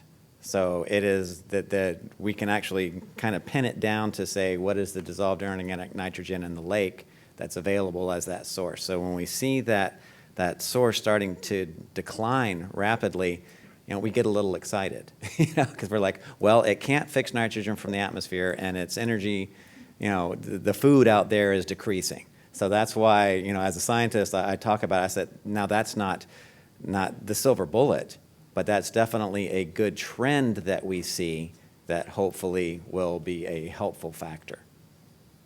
So is there any human feces going into the lake? You said human feces? Yeah, right. Is it animal feces? Okay, so fish? human feces gets treated. Animal feces gets treated. So it's really kind of byproducts of human and animal waste in runoff that can get into the lake. But it's also fertilizers. So you can lose. Okay, thanks. Yeah, you can lose fertilizer from the landscape and byproducts of human and animal waste.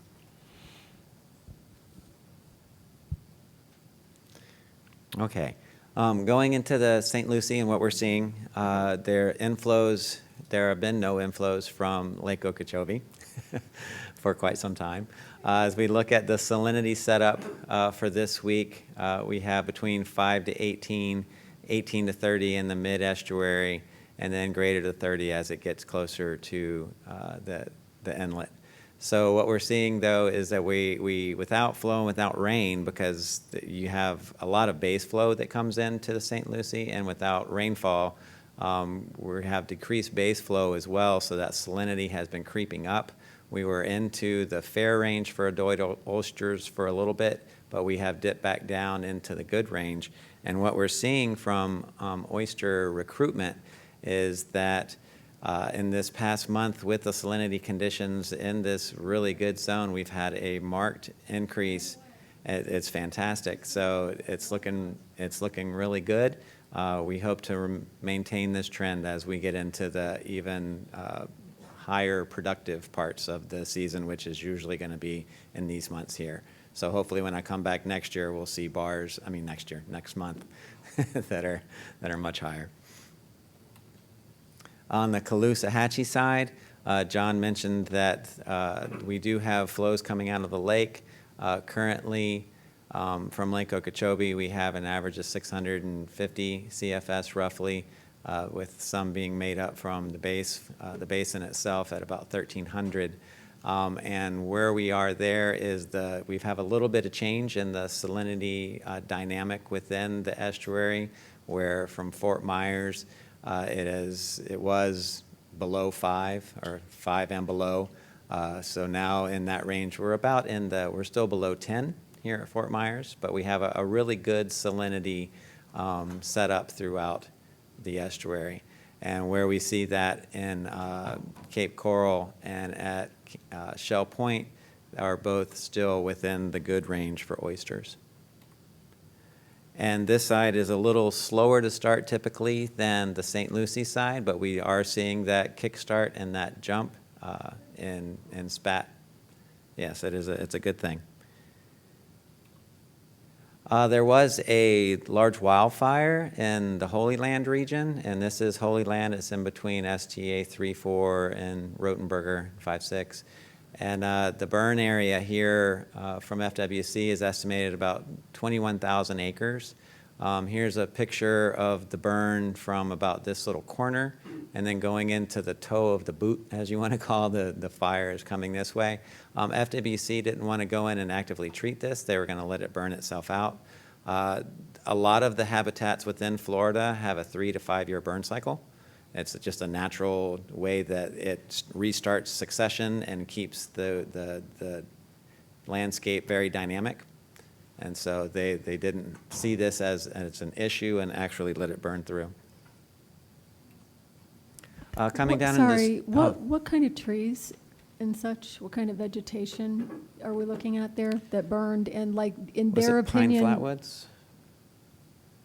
I'm not really familiar with the Holy Land. I can find out for you. Okay, but and I'd be interested, I mean, that's pretty, I mean, of course it's natural, but that's a lot of land. And the animals don't have many places to run anymore because they're either reservoirs or we're developing them.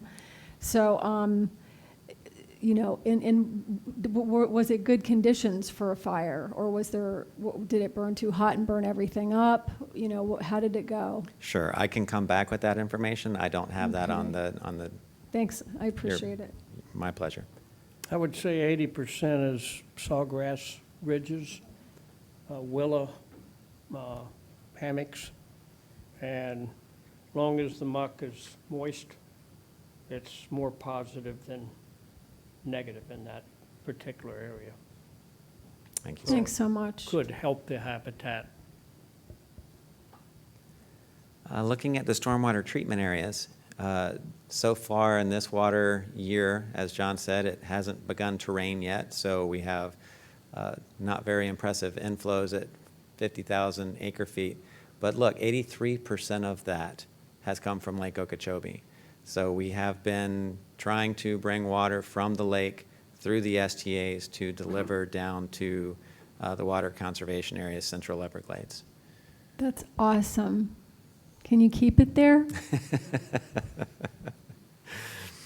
As long as Ben starts cutting hay and we get some rain.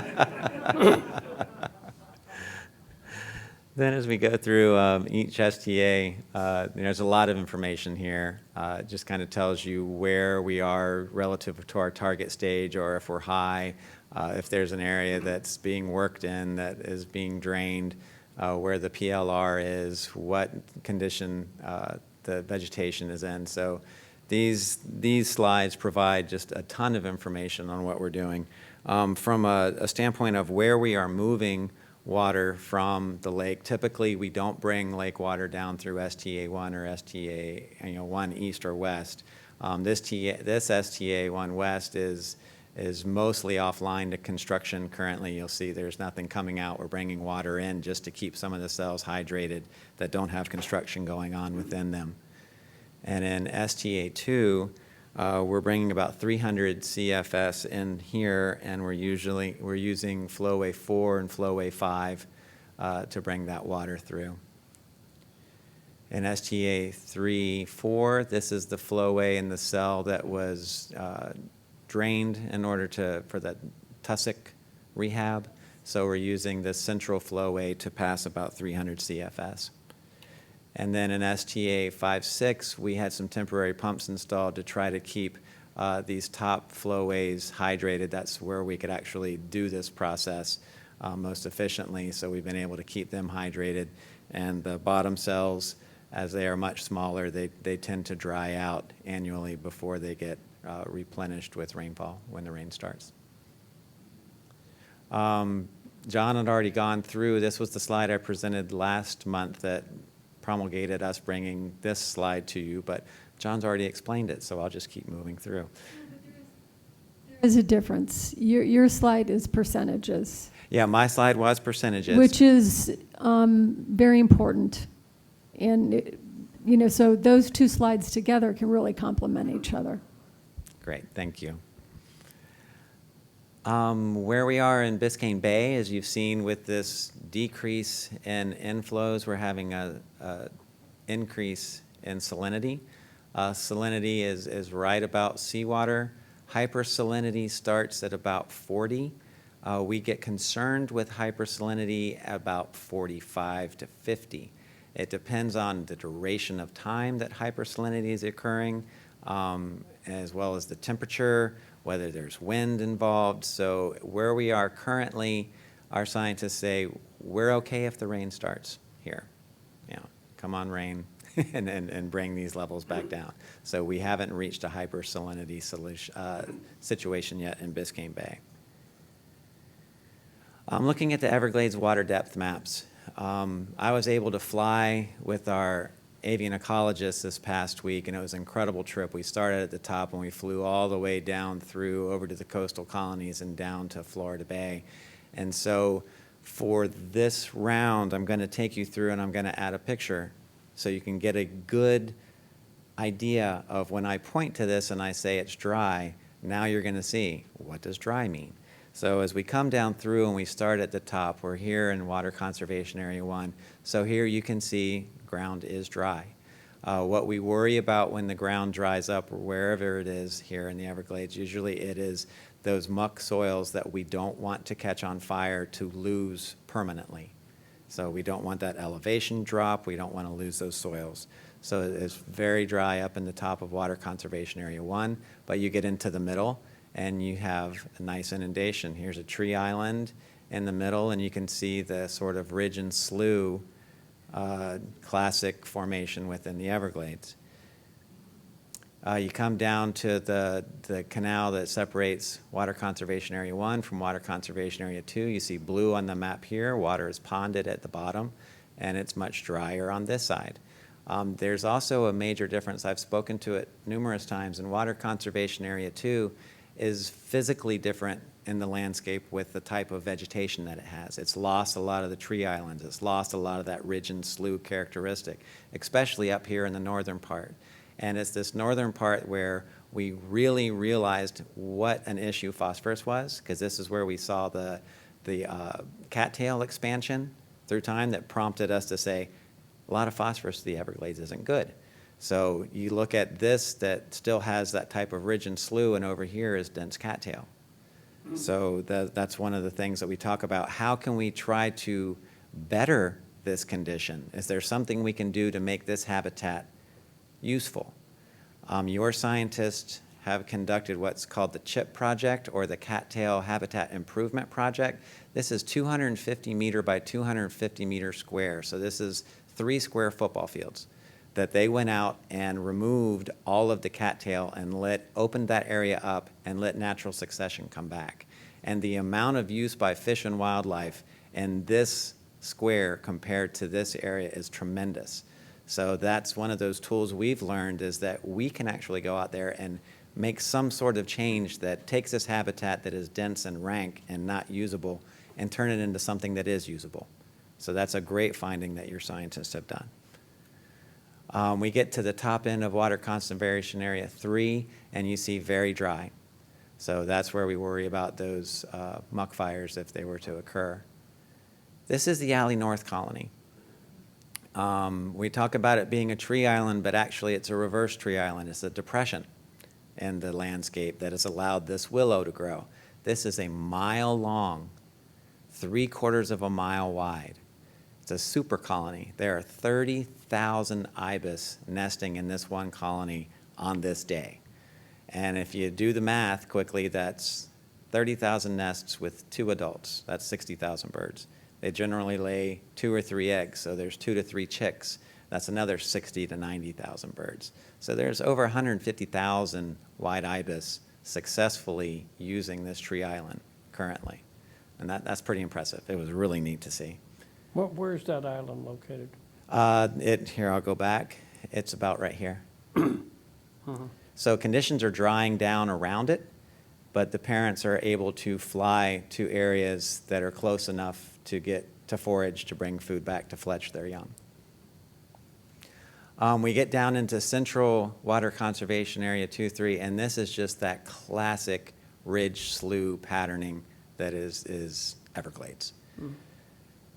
Then you can add in a tree island into that landscape, and you see, that's what we're trying to rehydrate. That's what we're trying to keep and restore through the Everglades.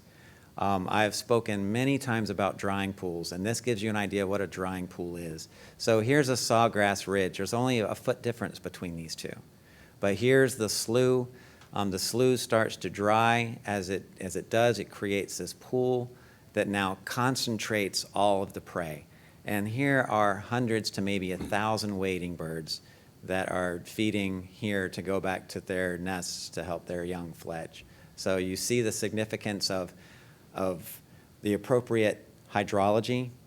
It needs to get deep. It also needs to dry down. The dry down actually happens at the same period of time that they're fledging their young, that they need to be able to feed their young. So ecology is tied very tightly, and it's really cool to see. Then we get over, this is Big Cypress, and Big Cypress is dry. We come down to, this is the L67A canal, L67 and L67A. And in between it is an area called the Gap. And over here you have ridge and slough, and then just because of this canal, this gap totally had a loss of ridge and slough. And so you've heard me say the decomp physical model before maybe, or Fred Sklar has been the champion of this. And what this was is the Army Corps built a structure here and allowed flow to come through and created basically a laboratory in which our scientists could come through and say, if we produce the right type of flow and the right hydrologic conditions, can we get ridge and slough back in here? One thing that they saw is that water was flowing the wrong direction that we thought it would flow. They did a dye study, and it was supposed to flow this way. They took the lesson learned from Water Conservation Area 2, the CHIP project, and they created something they call the AMI project, was Active Marsh Improvement. They went through and actually created these flow pathways to be a slough with a ridge in the middle. So this is incredible science that's being done here at the district to say, how can we help when the ecosystem might need a little kickstart? Is that 3B you're in? Yes, sir. It's it's right between them. Here's Right. 3A and here's 3B. So the L67 is what cut off the Yes, sir. natural flow. Yes, sir. That the sloughs started closing back. Exactly. Because here's 3A, 3B's here, and this is called the gap in between. Coming down and seeing one of these coastal colonies, this is a really big deal. These coastal colonies only occur when there is sufficient water available. And this year, we had sufficient water available. So these coastal colonies, they can harbor tens of thousands of birds. They're a super colony. And so this colony in and of itself right here has about 10,000 white ibis in it, and also has storks in it. And it was just incredible to see. And I'll talk more about that when I get to the bird slide. We got down into Taylor Slough, which you still see has some inundation. This is the dwarf mangroves that are occurring, and you have Florida Bay out here in the distance. And then coming down into Florida Bay, and you see how crystal clear that water is with the water deliveries that we've had over this past year, which has been phenomenal. So that, I think, is really helpful for future board meetings. When I come, you see what it actually looks like when I'm just pointing at a map and saying this color represents this. Getting to the wading bird foraging, it has just been incredible. Here's 81,000 total nests. This is the Habitat Suitability Index again, and the green areas are where there's the best foraging possible. And so we have a kind of a drying front that the birds are staying in and foraging in, and these are all the colonies that are being fledged. What Dr. Cook is saying is that this 81,000 nest total is conservative. These coastal colonies that had a lot of wood storks, they tend to nest higher up in the elevation. Now that those birds are fledged and they're moving on, he's seeing that there was actually small egret and heron nests below. So tricolors, little blues, snowy egrets, which have had pretty poor nesting success over the past years, he's seeing a lot of those birds now. So he says this is a very conservative effort. And the second thing that he said is not only is the nest number high, the fledging success is very high. We have had the conditions right to have those drying pools, to provide the groceries for mom and dad, to actually feed their young and for them to fledge off. And when we flew, what was really neat was next to the colonies, you would see the juveniles out there in the drying pools, learning how to forage, and as he put it, learning how to be a bird. So it was a really cool, really neat trip. And then we saw this American flamingo down here in Cape Sable, and that was his first sighting of a non-banded wild flamingo since he's been working here for almost 15 years. While you got that up, that's the importance of, last year we got a lot of direct rainfall over the conservation areas in Everglades National Park. Some areas 18 inches in that one storm, and you see the benefits. Yes.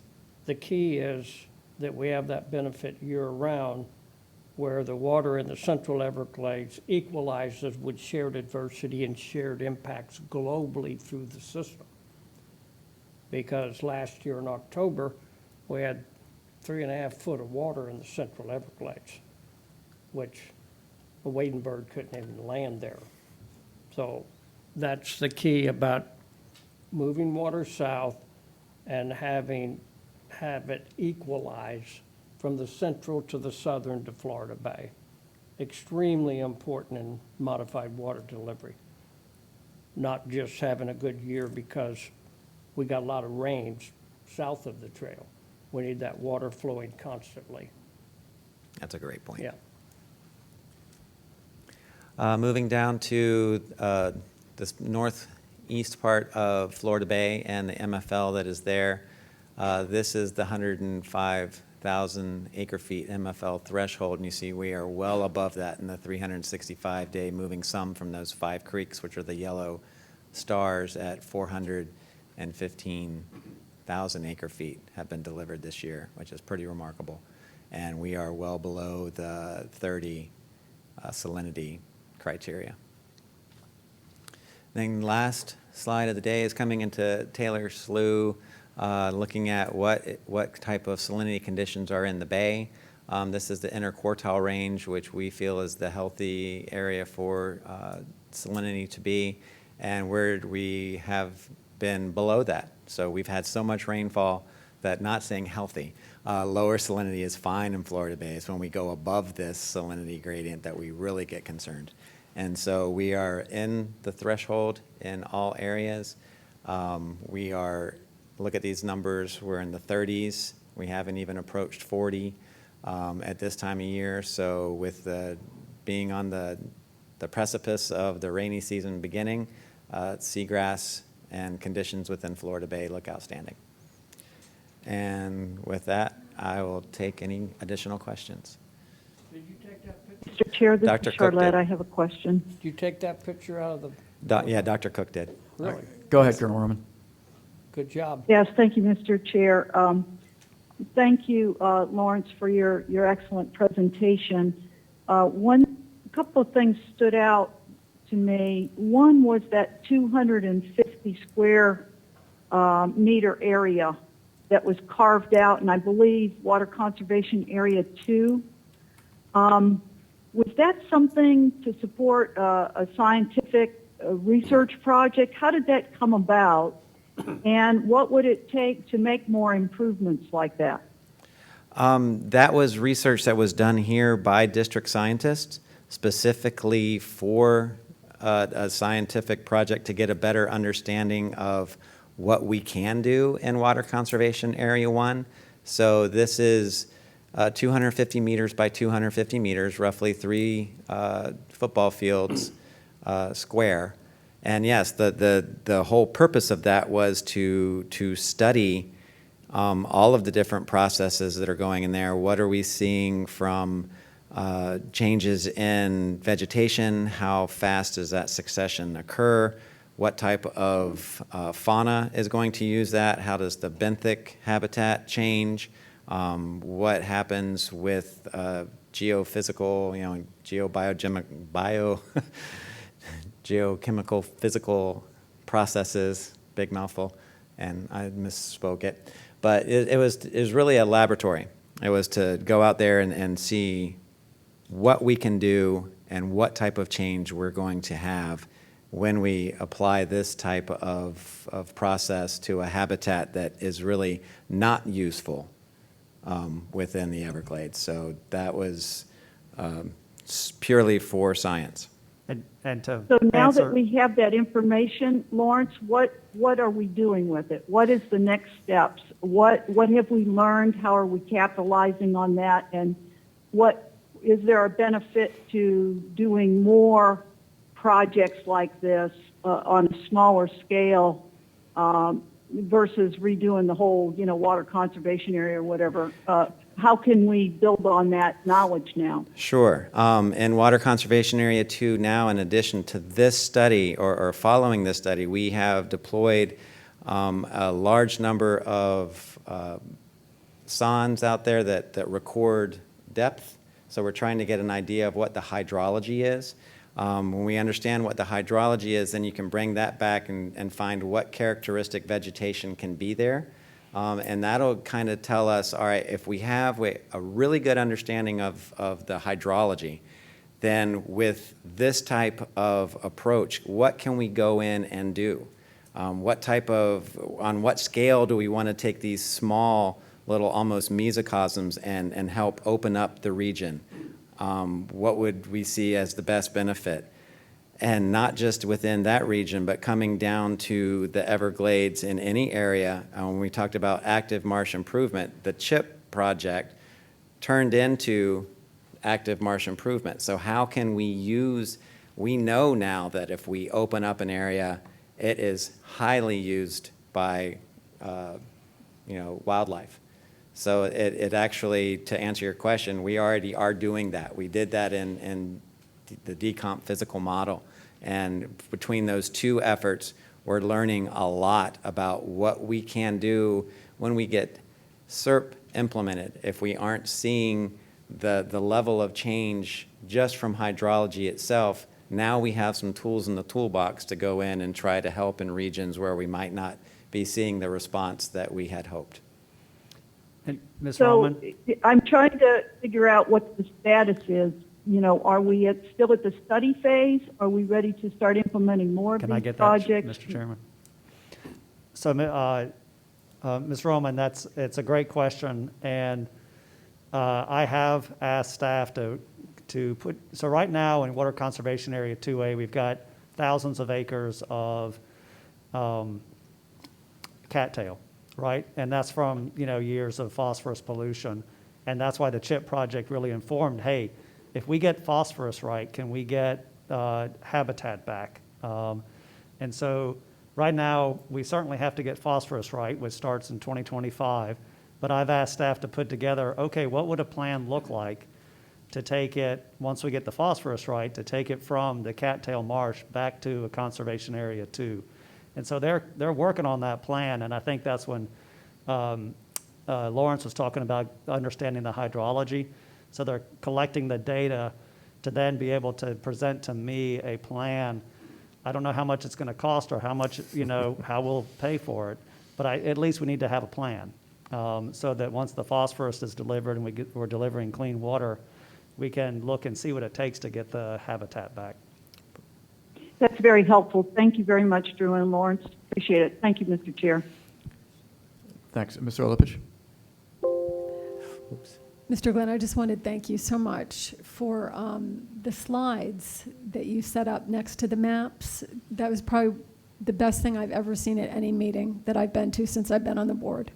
I mean, that visual just helped me see what those places are like. And even flying over in a plane, it's just not enough because it's so broad and vast, but being able to see those specific slivers to show how it is in each area was just so helpful, and I would be able to make I hope even better decisions if I were able to see something. I'm sure it's hard to do it every time, but that was just great. Thank you. Yeah, well done, it was. Thanks, Lawrence. If there's no other comments for Lawrence, Mr. Bergeron? When you look at Area 2, the northern end that you were showing us in your test area is solid cattails, which stops the natural flow of water. And I think those cattails even do better when the water's deeper. So I think a combination of, over time, the nutrients levels that are going into 2 that the cattails do well on is important on the quality of water, and a program to remove them would allow your sloughs to reform and have your sawgrass ridges and sloughs. But it's inundated on that northern end. As you go farther south, you'll notice you have more of the ridge and sloughs in the southern part of 2 and 2B, more natural to the Everglades landscape. So that's a good program that I'm excited to see how we could utilize that program and clean up area of the Central Everglades. Thanks, Mr. Bergeron. As we move on, I want to say for the record that Mr. Martinez is off of the meeting now. He had another engagement, and he did report to us that he had no abstentions from earlier. He did not get a chance to vote when I polled the board earlier. If there's nothing else, no further comments from Mr. Glenn or Mr. Mitnick, we're going to go ahead and break for lunch till about 1:45. Thanks.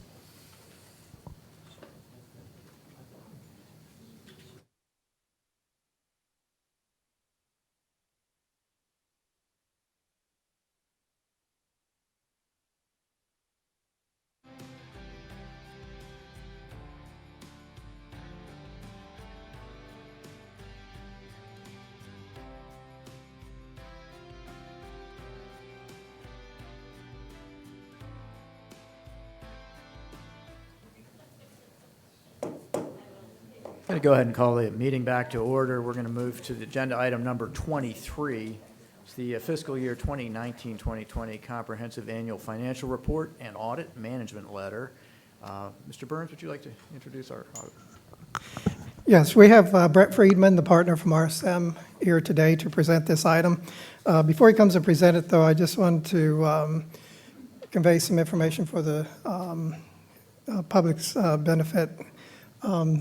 I sent an email out to the governing board and the executive team regarding the use of the 4-letter acronym that we commonly refer to the Comprehensive Annual Financial Report as. The Government Finance Officers Association has adopted a policy requesting that we discontinue using that. And the reason is when it's stated aloud, it sounds very similar to a very offensive racial derogatory term that's used in some parts of the world. They're working on coming up with a new name for this document. But in the meantime, they ask if you want a shortened version. I refer to it as the annual report or the financial report. So this time I'll turn it over to Brett. Thanks. Welcome, Mr. Friedman. Welcome. Thank you. Again, Brett Friedman, partner with RSM. My pleasure to be here with you this afternoon. Just to get started, you should have gotten 2 documents in your package. This really large one, several hundred pages. This is, again, the annual financial report that Tim referred to. That's prepared by your Finance Bureau team. And first, I want to acknowledge and thank Candy and Michelle and Barbara and the team for preparing it. It obviously was a lot of work, and they were very responsive and appreciate their help. The second document I'm just going to briefly walk you through, which is the report to the governing board. This will kind of summarize the results of the audit and certain required communications. So just starting out on page 1, we did the audit in accordance with generally accepted auditing standards and government auditing standards, and also our arrangement letter with the district, which was dated July 24th, 2020. At the outset of the audit, we had provided a scoping letter laying out the scope and timing of things. Obviously some hurdles were encountered having to deal with the pandemic and some other things going on. But again, no major issues aside from that, which we'll get into. Accounting policies and practices, it's always important for us to share with you those policies and whether or not there's been any changes. One of the nice things that the GASB did do, given what was going on this year, is there were a number of standards that were due to be implemented, but they issued GASB Statement 95, which just postponed all of those standards, understanding the difficulty in the whole environment. So there were no new standards this year. There will be some coming up. I'll point them out later on. There were no significant or unusual transactions or transactions in areas that lack authoritative guidance. One of the things we'll always point you to is areas where management's judgment is involved, and that's usually in your significant county estimates. The reason we highlight those is because a lot of the activity for the district is either cash in or cash out, which is kind of easy to track and trace. But when you get to estimates, that's where you have some judgments and assumptions made, so we'll go over those. One important thing I want to point out is on the second page of the report, there were no audit adjustments and no uncorrected misstatements. I point this out to you as a reflection of your finance team to realize that you can rely upon the information they're giving you throughout the year, because we do spend quite a bit of time. This year it was all remote, but we do spend a lot of time. We look at a lot of transactions, and we did not find any items that had accounting issues as far as how they were reported. Also, there were no disagreements with management, no consultations with other accountants or auditors that we were aware of. The only really significant difficulties in the audit were, again, working 100% virtually, doing this in a fully remote environment, dealing with all the side effects of the pandemic, whether it's, other family issues going on and things like that. The other thing, too, is that, and this is not atypical to this district, but dealing with turnover in the finance area as well. Obviously, during the audit, one of the challenges was there was some turnover there. That's a key thing to obviously help going forward. But I know in speaking with Candy, and talking with Drew, that they do have positions. And I will tell you, one of the challenges is it's one thing to kind of have the positions out there, but what's hard these days everywhere is really trying to find good qualified candidates. It's just a challenge because of the whole market. It's not something unique to this government or any government. It's not even unique to governments, because right now, with the virtual world, people have realized that they could basically work on anything from anywhere. So it's kind of changed things. Like, we've lost people to firms in California saying, no, well, you could work from right where you are in Miami, just work for us. And it's a difficult world, but that's definitely an area of focus, because to add those resources would definitely help with the process. Going on behind that, the next area on page 4, we go to the significant accounting estimates. And there's 4 main ones, but I'll highlight 3 of them for you. The first one is your accounting for self-insurance. There, the district uses self-insurance for property and liability, workers' compensation, general liability, employees' group health, and dental insurance. The district uses an outside actuary to help them. We use an audit specialist actuary to review. They review both the approach taken and the assumptions for reasonableness. Based on the review, we had no concerns with the approach or the underlying result as far as the liability recorded. Also, the district is part of the Florida retirement system. And same thing there, we have our actuaries look at the state's actuarial report. No concerns there. I will tell you the state of Florida is in better shape than many other states around the country as far as the pension. Pension is still a problem for everybody, same thing everywhere, but it is better than other places. The third one to highlight is other post-employment benefits. There are certain requirements in Florida as far as minimum subsidies that have to be made. That one also the district uses an actuary. We used our own consulting actuary to review it. no issues or concerns with the assumptions or the resulting liabilities. So those are the three most important ones to highlight, because again, when you're dealing with assumptions, using outside experts is important, but again, we had a review and we used our own experts to make sure there's no concerns there.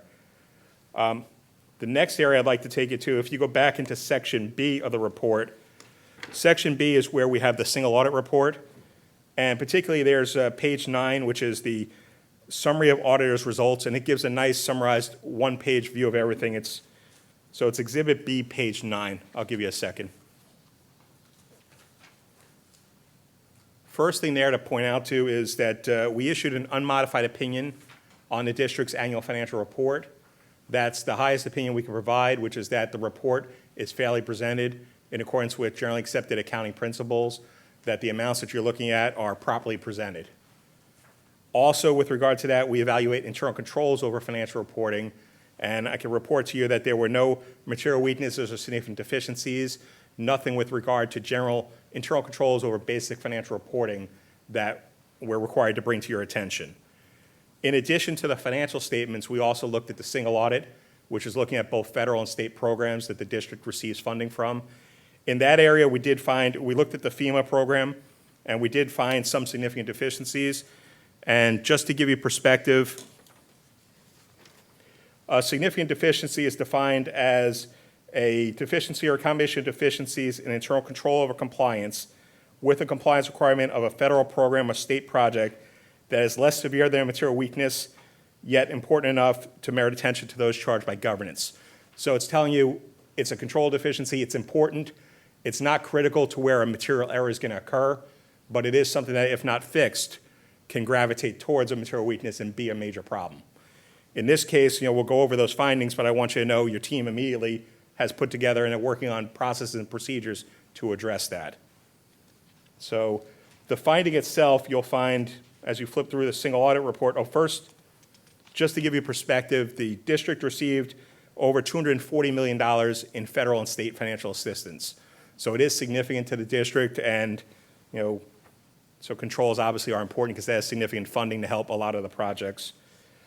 The two findings that I'll point out there on pages 11 and 12 of the report, both of these, they deal with different compliance requirements. Now what happens is each federal program has a series of compliance requirements that you have to comply with, and what the Single Audit Act does is it allows one auditor to come in and evaluate all the programs rather than sending in 20 different auditors to look at each program separately.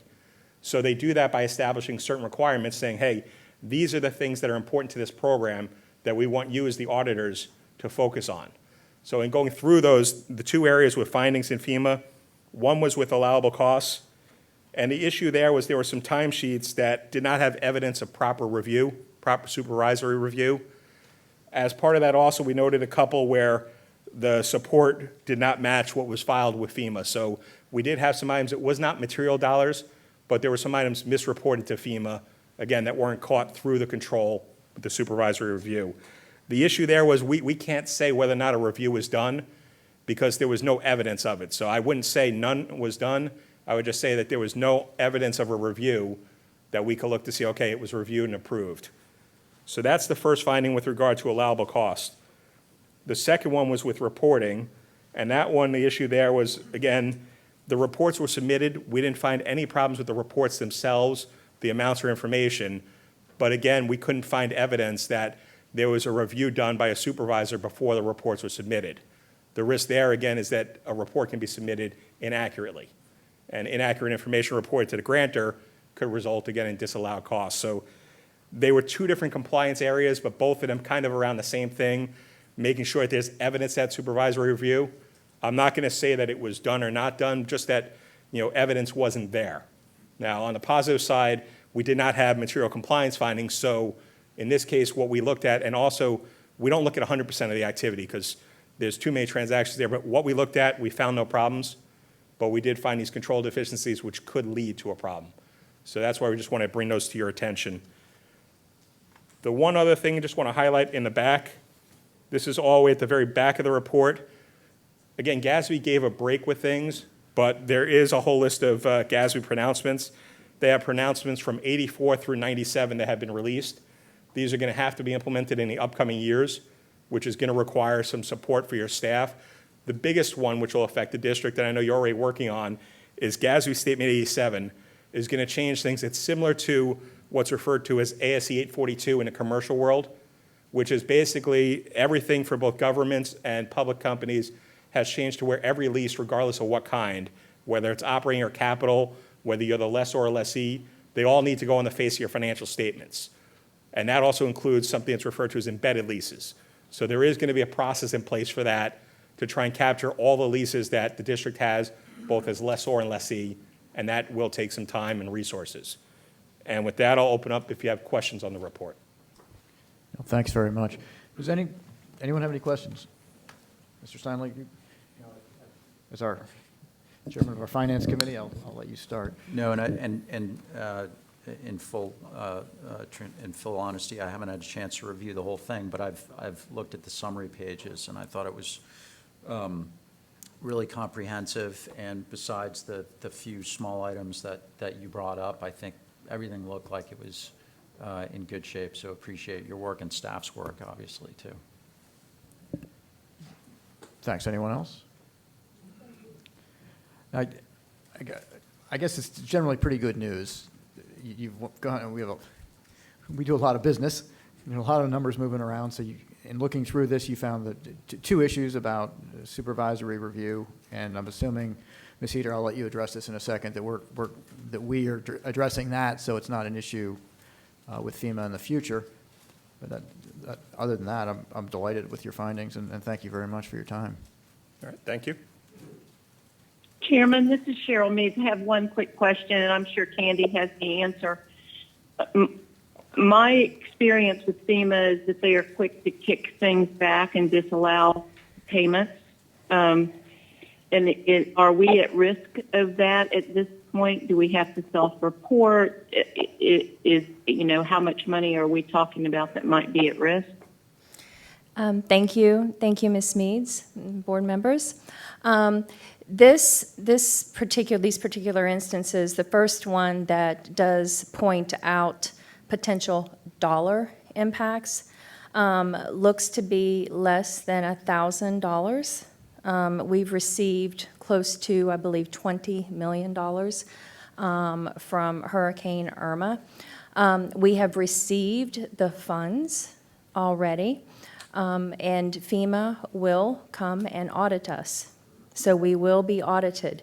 Anytime you receive funding from FEMA, they will come and audit your books and your records. They do a pre-look at your project worksheets when you submit them, as well as backup documentation. There's a lot of communication between those that are appointed to oversee the process for the district or for other entities with staff. And there may have been some costs that were kicked back, but these costs are funds that we potentially have received already. Thank you. And then to address, as Chairman Goss pointed out, that I would address the supervisory review and related to the two findings, staff immediately got on to both of the findings, the review process. The first process that requires, supervisory review, we've already had a meeting. We're going to have it process mapped. We have a process mapper in the district. Her name is Deb Martell. She is working with a team of staff who work on FEMA reimbursements and documentation, a debris team, engineering team, et cetera, and the finance team. And we're mapping out the process to see where we have weaknesses.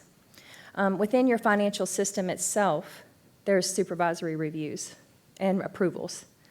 So there is already those controls in our financial system. But then, of course, when you add documentation together, you need to make sure that we, have those reviews as RSM has pointed out. So we're working on that. The second being the review of the project worksheets and statusing those quarterly.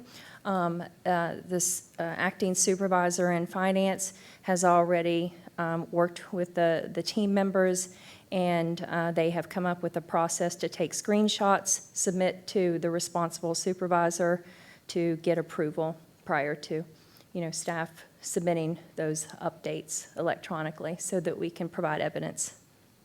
Okay. Is there any public comment on this, Rosie? No, Mr. Chairman. Thanks.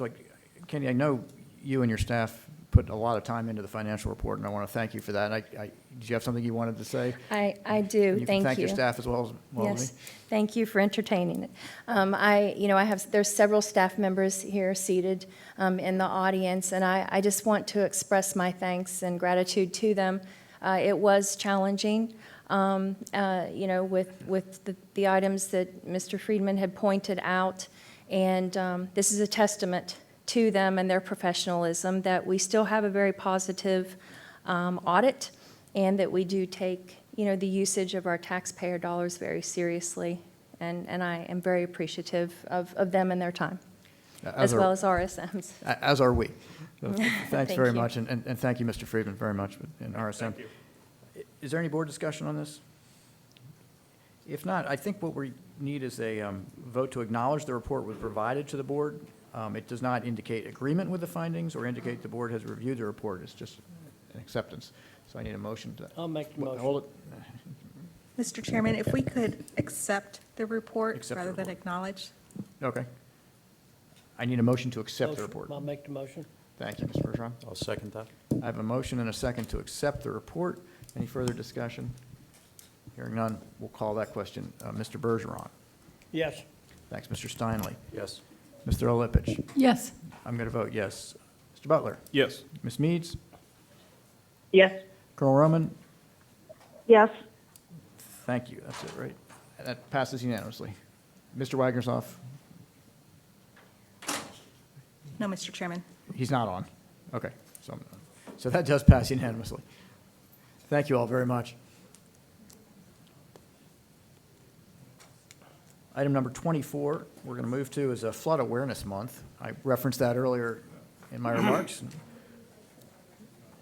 Welcome, Mr. Bartlett. Are you kicking us off?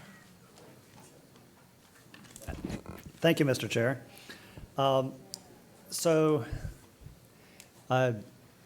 Obviously, we're heading into the tropical season, and we have to be prepared for hurricanes. And as a lot of local governments are, sending out messaging of hurricane awareness and hurricane preparedness, it's also important for the district to recognize its role in flood control and flood control awareness. And so, as you said earlier in the meeting, this is Flood Awareness Month, right? So what I want to do is have Dr. Moran and Mr. DeBold talk about how we're looking into the future with respect to flood control and what we're doing for this summer with respect to flood control, so that you and the public has a good idea of our commitment to that service that we provide for South Florida. So with that, I'd like to turn it over to Dr. Moran to kick us off. Thank you, Drew. Good morning, good afternoon, Mr. Chairman and governing board members. I'm happy to be here today to present about our flood resiliency initiatives, recognizing June as the Flood Awareness Month. And note, I think this is the first time we are really bringing the resiliency topic as part of this June discussions about the importance of our roles and also the roles of local, state, and federal partners in providing flood protection in South Florida. And the presentation today, as Drew said, is structured in two parts. We have our current conditions operations efforts in terms of making sure we are addressing the needs of the present, and Mr. DeVolt will going to come next. And then I'm going to talk a little bit about the future conditions planning and adaptation initiatives to make sure we are addressing our needs of the future. So before we get to the future, I think we need to look at the past. And water management operations, as we all know, goes back to the 1920s here. This was the time when the canals began to be constructed for the purpose of drainage and flood control, and when we really start seeing a lot of land use transitions in South Florida. They were initially focused on agricultural operations, and throughout the years, it has led to extensive urban development that we see today. The Flood Control Act of 1948 represents the greatest landmark in drainage and flood control history, and here in South Florida. And after major hurricanes that occur first in the 1920s and then again in 1947, the Congress authorized the Army Corps to design and construct this massive water management system with the purposes of flood control mainly, but also water supply, navigation, prevention of saltwater intrusion, and protection of natural resources. So this project is actually the foundation for the creation of South Florida Water Management District, as we are the federal sponsor for the project. This slide illustrates and summarizes the major features, components of the CNSF project. We see here river channelization locations in pink. We have the Hoover Dike, this 143-mile-long dike and system of levees that was built by the Army Corps in 1937. This is in blue. We have our protective levees around the Everglades agricultural area and along the boundaries of our water conservation areas, really dividing the water conservation areas and the urban land. And we have an extensive drainage network. And let's dig a little bit on this drainage network. We see here in this slide the representation of our three-tier system. In South Florida, flood protection is the responsibility of a coordinated effort. The district and the Army Corps are responsible for operating the primary canal and control structures. These are the aorta arteries that we have that really drain larger volumes of water to the ocean during the flood events and maintain pre-established canal elevations that help us to prevent saltwater intrusion during the dry season. The secondary system is operated by the drainage districts and local governments with very similar operational goals, but in a more local scale.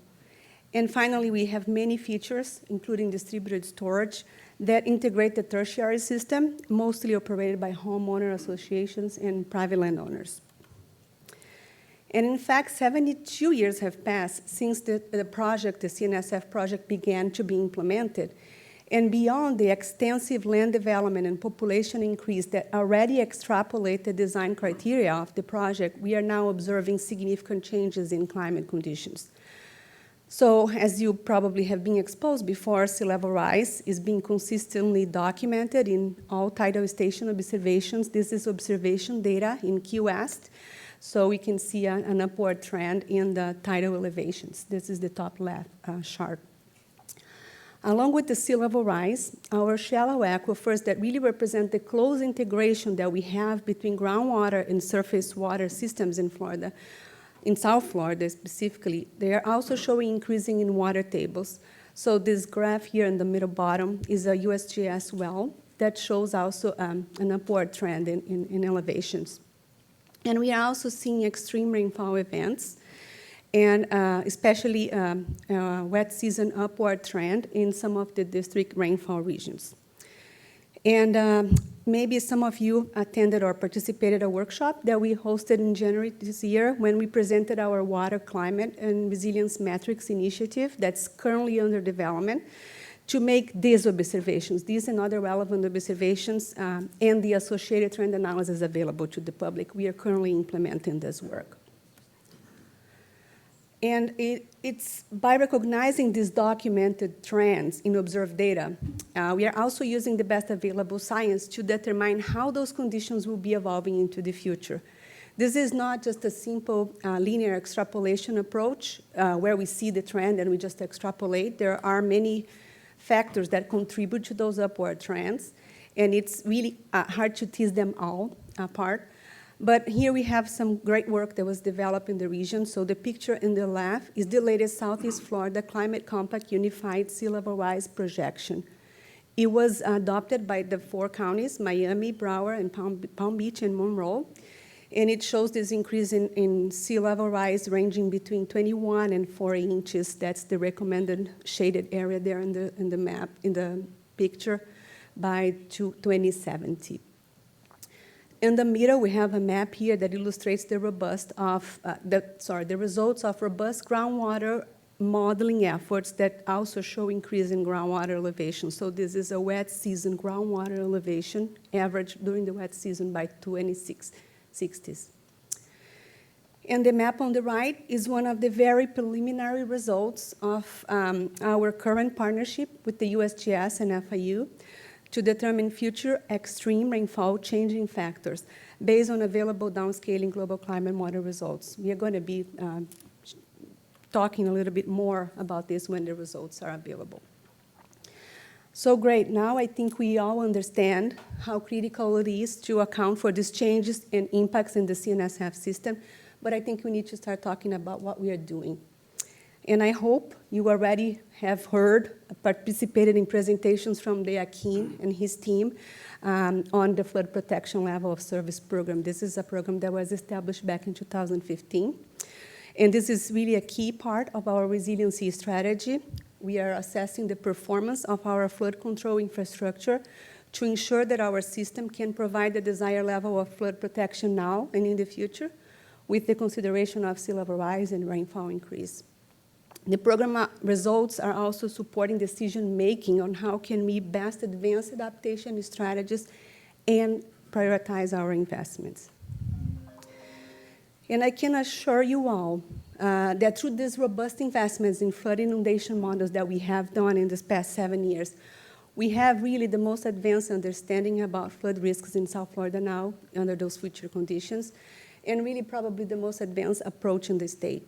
Our integrated basin-wide models allow us to look at the maximum stages, bank exceedances, and discharge capacity along our canals.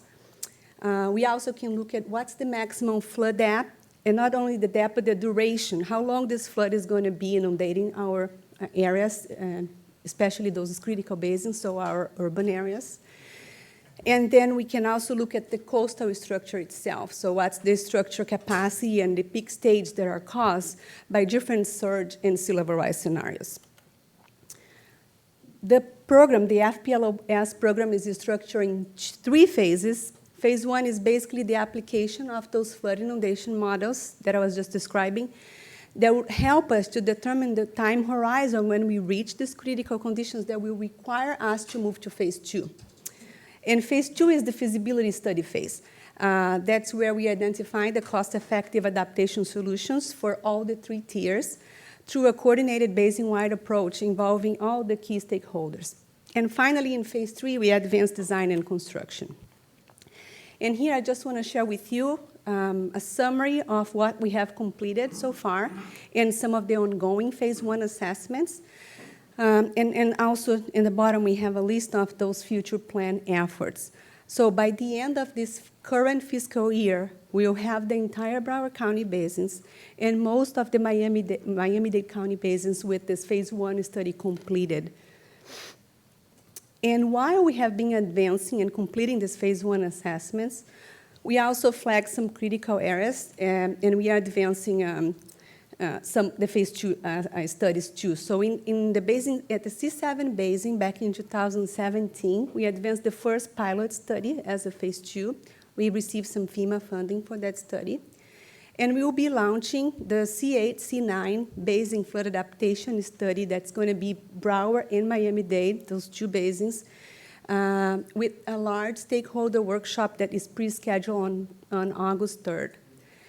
And I think we saw Mr. DeBees talking about how interesting models can be, and this is really the fun part when we get to play with the models that we develop and agree on what's local and regional strategies that will work for that basin through a collaborative process. And we do that by applying what we call adaptation pathway process, that we account for some of those risk uncertainties that we have with the future scenarios. And phase 3 is the construction projects, and a main piece of that is also identification of funding alternatives to support the full implementation of the recommended adaptation projects. Last year, we submitted 2 proposals to the new FEMA BRIC program.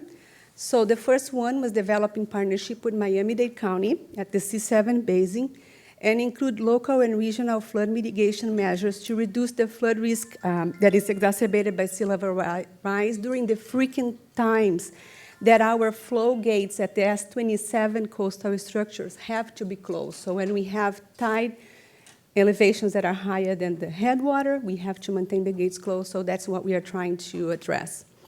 We are proposing the installation of forward pumps to maintain the discharge capacity, so it's not additional discharge, it's just maintaining the discharge levels, along with improvement on the top bank elevation of secondary canal. So that's our partnership with the county here. The second proposal was developed in partnership with South Broward Drainage District at the C9 basin, and also include the installation of a forward pump at the S29 coastal structure, and the implementation of sluice gates, sub-basin interconnects, and pump upgrades to the secondary canal system also in this basin. We allocated funding in fiscal year 21 budget to initiate design for those 2 forward pumps, and we are looking to increment pump sizes in partnership with the state. There is also very significant progress that is looking at flood inundation risks advanced by the Army Corps, and we are coordinating really close with them. The South Atlantic Coastal Study and the Back Bay feasibility studies were developed focusing on storm surge flood inundation risks. So it's more the coastal study, and we can start looking at this picture from the left to the right. So what we see here, some of the recommended strategies are beach and dune restoration, shoreline stabilization, flood walls, and natural-based solutions that include living shorelines, oysters, coral reefs. So we start with this storm surge risks, and we start planning for those adaptation solutions. The next one is going to be our CNSF flood resiliency study, known as the Section 216 study, that will look then in the more interior rainfall, riverine, hydrology. That is many terms that we use here, but it's really like what are the flood inundation risks that are driven by rainfall, sea level rise, and like interior hydrology. And then we propose flood adaptation strategies as well, in parallel to what we are already proposing as part of FPLOS Phase 2 studies.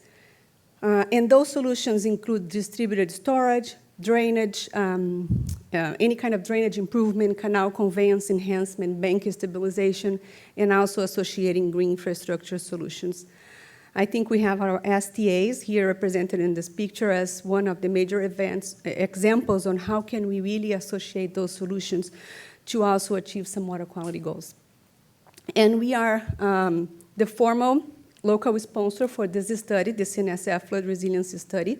If you remember, I was here just before COVID. I presented the CNSF study to you, so we have an approval from you to be the formal local sponsor of the project. And the federal government recently advanced a new start for this project formally by proposing initial funding into the fiscal year 22 budget, and we are beginning the discussions with the Army Corps on when and how we're going to be initiating the study. And finally, I want to close this initial portion of our Flood Awareness Month presentation with the recognition of the historic and largest investment so far in Florida to address flooding and sea level rise resiliency. On May 12, Governor DeSantis signed into law Senate Bill 1954, making over $640 million available to support efforts to ensure that our state and local communities are prepared to deal with the impacts of sea level rise, intensified storms, and flooding. We established a working group here at the agency to identify and describe our most attractive projects, what do we have ready to be implemented, and what is eligible under this new statewide flood and sea level rise resiliency program. We consider we are really well positioned to be able to take advantage of those opportunities. With that, I will transition to the next slides from Mr. DeBolt. Thank you. Thanks. Does anyone have questions for Dr. Moran? As far as, are we doing questions now? May as well. You're there. Next. As far as funding goes, what is there FEMA money available for this? I know we're working in partnership with the Corps on the larger South Atlantic study, but specifically for those two yes. pumps. FEMA allocated $500 million nationally this fiscal year 20. That's our application. Mm-hmm. So it's $500 million nationally, and I think they have about $3 billion in requests from all the states. And they increased the amount for fiscal year 21 to $1 billion. Okay. Mr. Butler? how does this work tie into, or does it tie into FEMA's flood map program and a flood insurance program? Does this work with that program, or is this separate from that? Yeah, this is separate from that, but we take advantage of some of the solutions. So when FEMA looks at the flood risk, it doesn't look at future conditions. So they look at coastal risks. They do the same kind of modeling that we do for coastal storms, but they don't look at the future. They look what we have now, what are the risks now. They also have the inland model, the riverine, where they look internally, what are the risks. Again, not looking at sea level rise and sea level rise conditions. They really establish what's the risk now, and then, but the modeling efforts that they are able to advance through that is also, we take advantage of that, and we use to be able to do those maps. But what we have in terms of flood inundation does not necessarily inform insurance costs or anything. Those are two different things. Mr. Lipich. Thank you so much. Can you please talk about where the C7 and the C9 basins are specifically in Broward County, I believe? Yeah. Like what cities are in those locations and how many miles it might encompass? Yeah. So I would talk about C7, C8, and C9. Those are the three basins right on the border between Miami and Broward County. So C7 is the Little River area. I don't know if you heard about it, Yes. but there is a lot happening there too. They call it an adaptation area in Miami.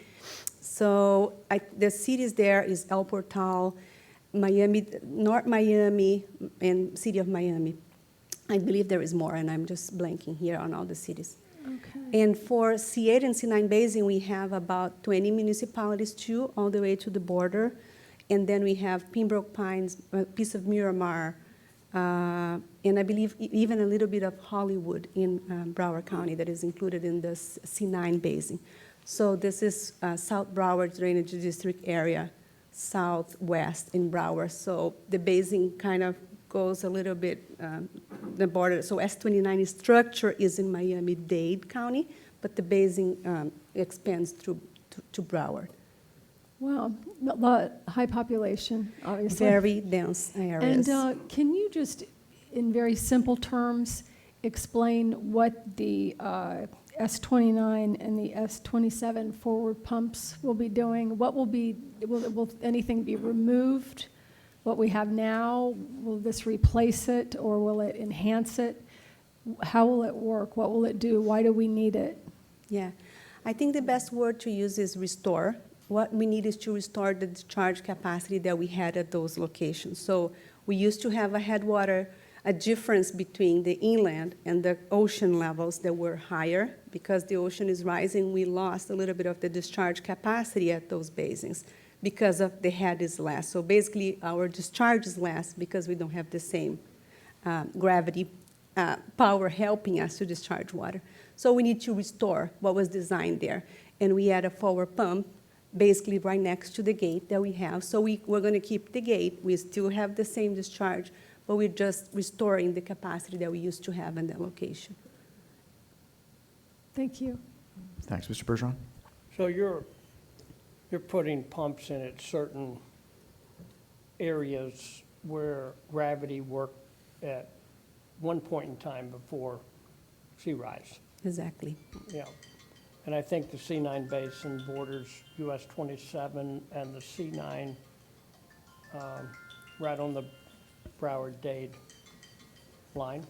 Yes, right, and the Broward-Dade line. We have, so the C9 basin gets South Broward drainage in the west, so it's, in the western portion is Broward, but then it falls down to Miami, and the S29 is at the border with Miami. There is a park, I cannot remember the name, but Oleta Park, right there. Got you.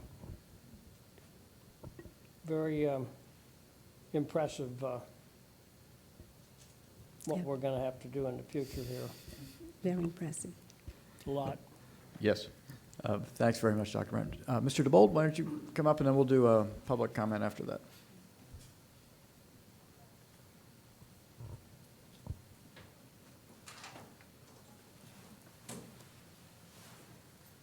Good afternoon, Chair, board members. Thank you. So I'm going to try to pick up, as Drew indicated earlier, on what are we doing currently with the current system we have, what's been done this year, what are we doing, how are we ready for storm season, how are we ready for any potential flooding situations. So as you mentioned earlier this morning, the governing board in 2012 declared that June would be Flood Awareness Month. So in order to do that, we're going to walk through some of this and give you a little bit. I know we previously saw some of the history, but on the first slide here, we wanted to walk through the 1947 flood event, in which, you know, was a major event that led to the current system that we had, the CNSF system. If that were to happen today, you can see the area shaded here in blue. That was what was underwater with the 1947 flood event. All of that. So approximately, based on the 2015 numbers, that's 8.1 million residents would potentially be impacted. In recent times, a few years ago, Hurricane Irma came through and actually put down very, very similar rainfall to this 1947 event. And as you all are aware, we didn't have this inundation that we had now. That was due to this system that we have. It's very, very crucial to everybody here in South Florida. Most of it would have been underwater if it had not been for that.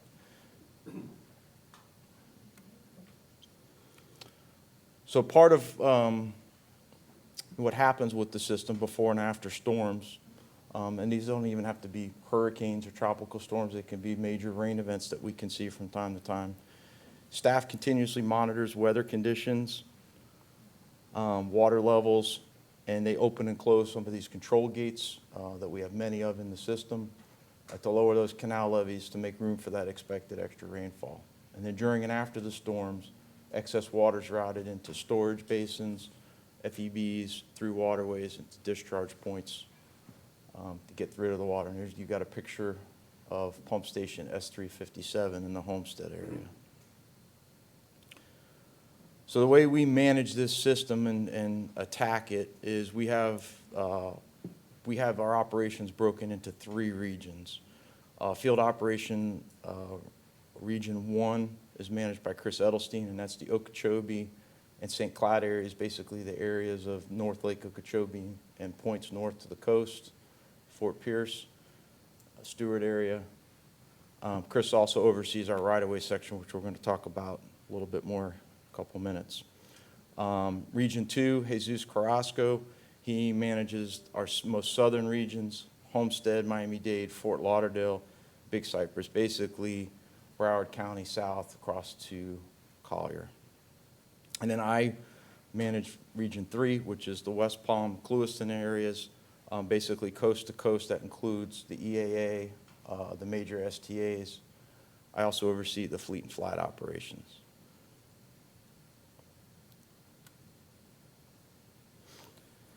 Now, the system we have that we operate and currently maintain and make sure is ready to go for storm season is approximately 4,310 miles of canal and levees.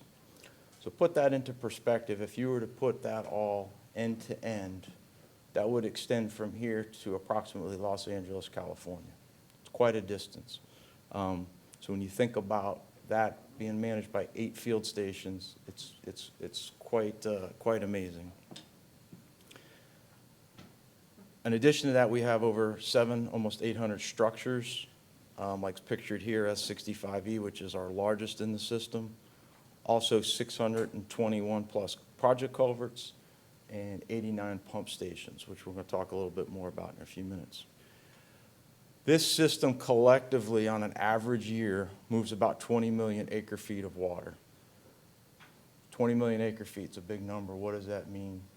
If you were to put that all in Lake Okeechobee, and we talk about the difference of foot makes in the lake, that's about 40 feet in Lake Okeechobee. Massive amounts of water is moved by this system.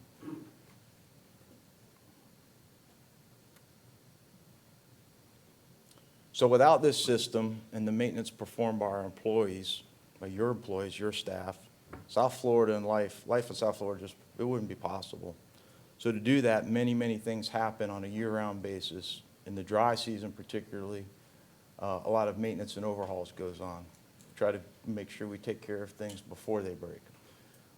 Here you've got some pictures of an engine being reinstalled at the S8 pump station, which is the outflow of STA 3-4, an extreme western Palm Beach Broward County line. And what you see here in the picture, everything you see there is being done by staff. The crane, the transport, the engine overhaul, the actual overhaul of the engine was done by our skilled staff at the Fort Lauderdale Field Station. And this is where they were craning it back in to be rolled into the station and reinstalled. Additionally, all of these water control structures we have are metal. Metal and water, you get rust, you get corrosion. So we have a rotating schedule for all of those parts and pieces of these water control structures to be pulled out of service during the dry season and refurbished. And the facility is located right out west here at the West Palm Beach Field Station. Every control structure within the system comes to that facility on a rotational basis and is blasted to clean metal. Any metal loss that's found is replaced, and then it is recoated with heavy-duty industrial coatings to go back into service and go back into the rotation. This is just a couple more of your staff members suited up, blasting some of the components for a water control structure there.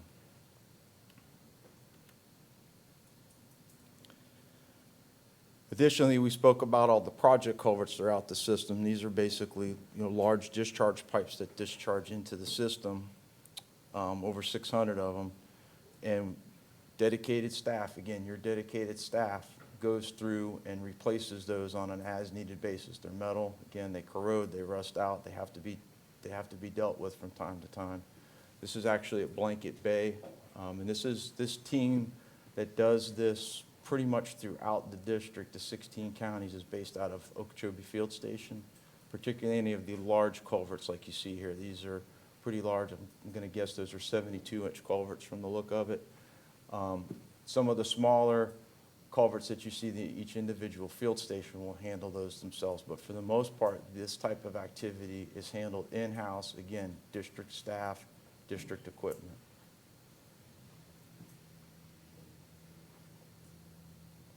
We mentioned pump stations a few minutes ago. To give you an idea, this is a current overhaul that's in progress right now out at pump station G335, which is a discharge pump station out of STA 2 into Conservation Area 2. Now, this particular pump, there's 4 at this pump station, is 950 cubic feet a second. So to put that into perspective, one pump, the station has 4, one pump would fill an Olympic-sized swimming pool in a little over 90 seconds. If all 4 are pumping, it would fill that same Olympic-sized swimming pool in a little over 20. So massive amounts of water, and this is just one of the 89 pump stations that we have in service. They're not all this large, but they all move staggering numbers of water.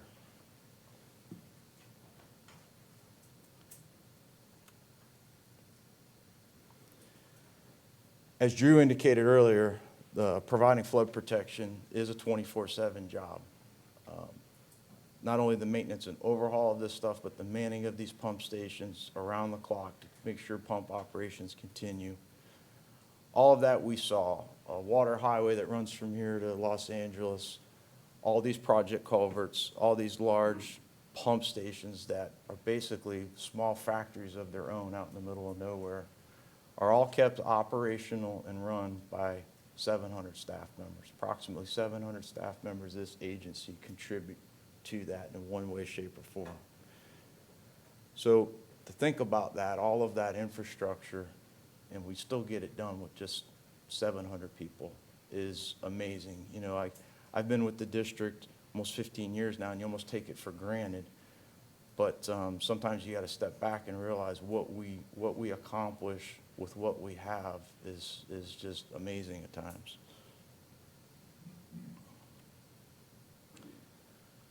that go on in addition to things like to pumps and overhauls and stuff is the continual maintenance.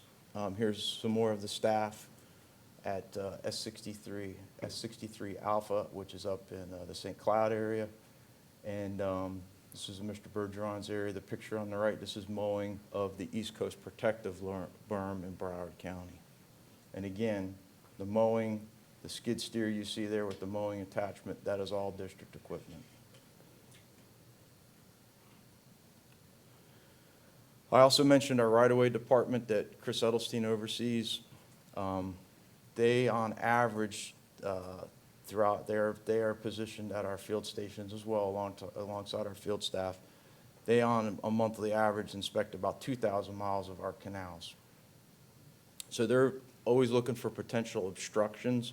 That could be shoaling that's obvious, or a washout that could cause conveyance issues, or could be a resident that decided, hey, I'm going to build a dock without a permit that's rickety and going to fall down and end up in one of our structures and cause a conveyance problem when we need it the most.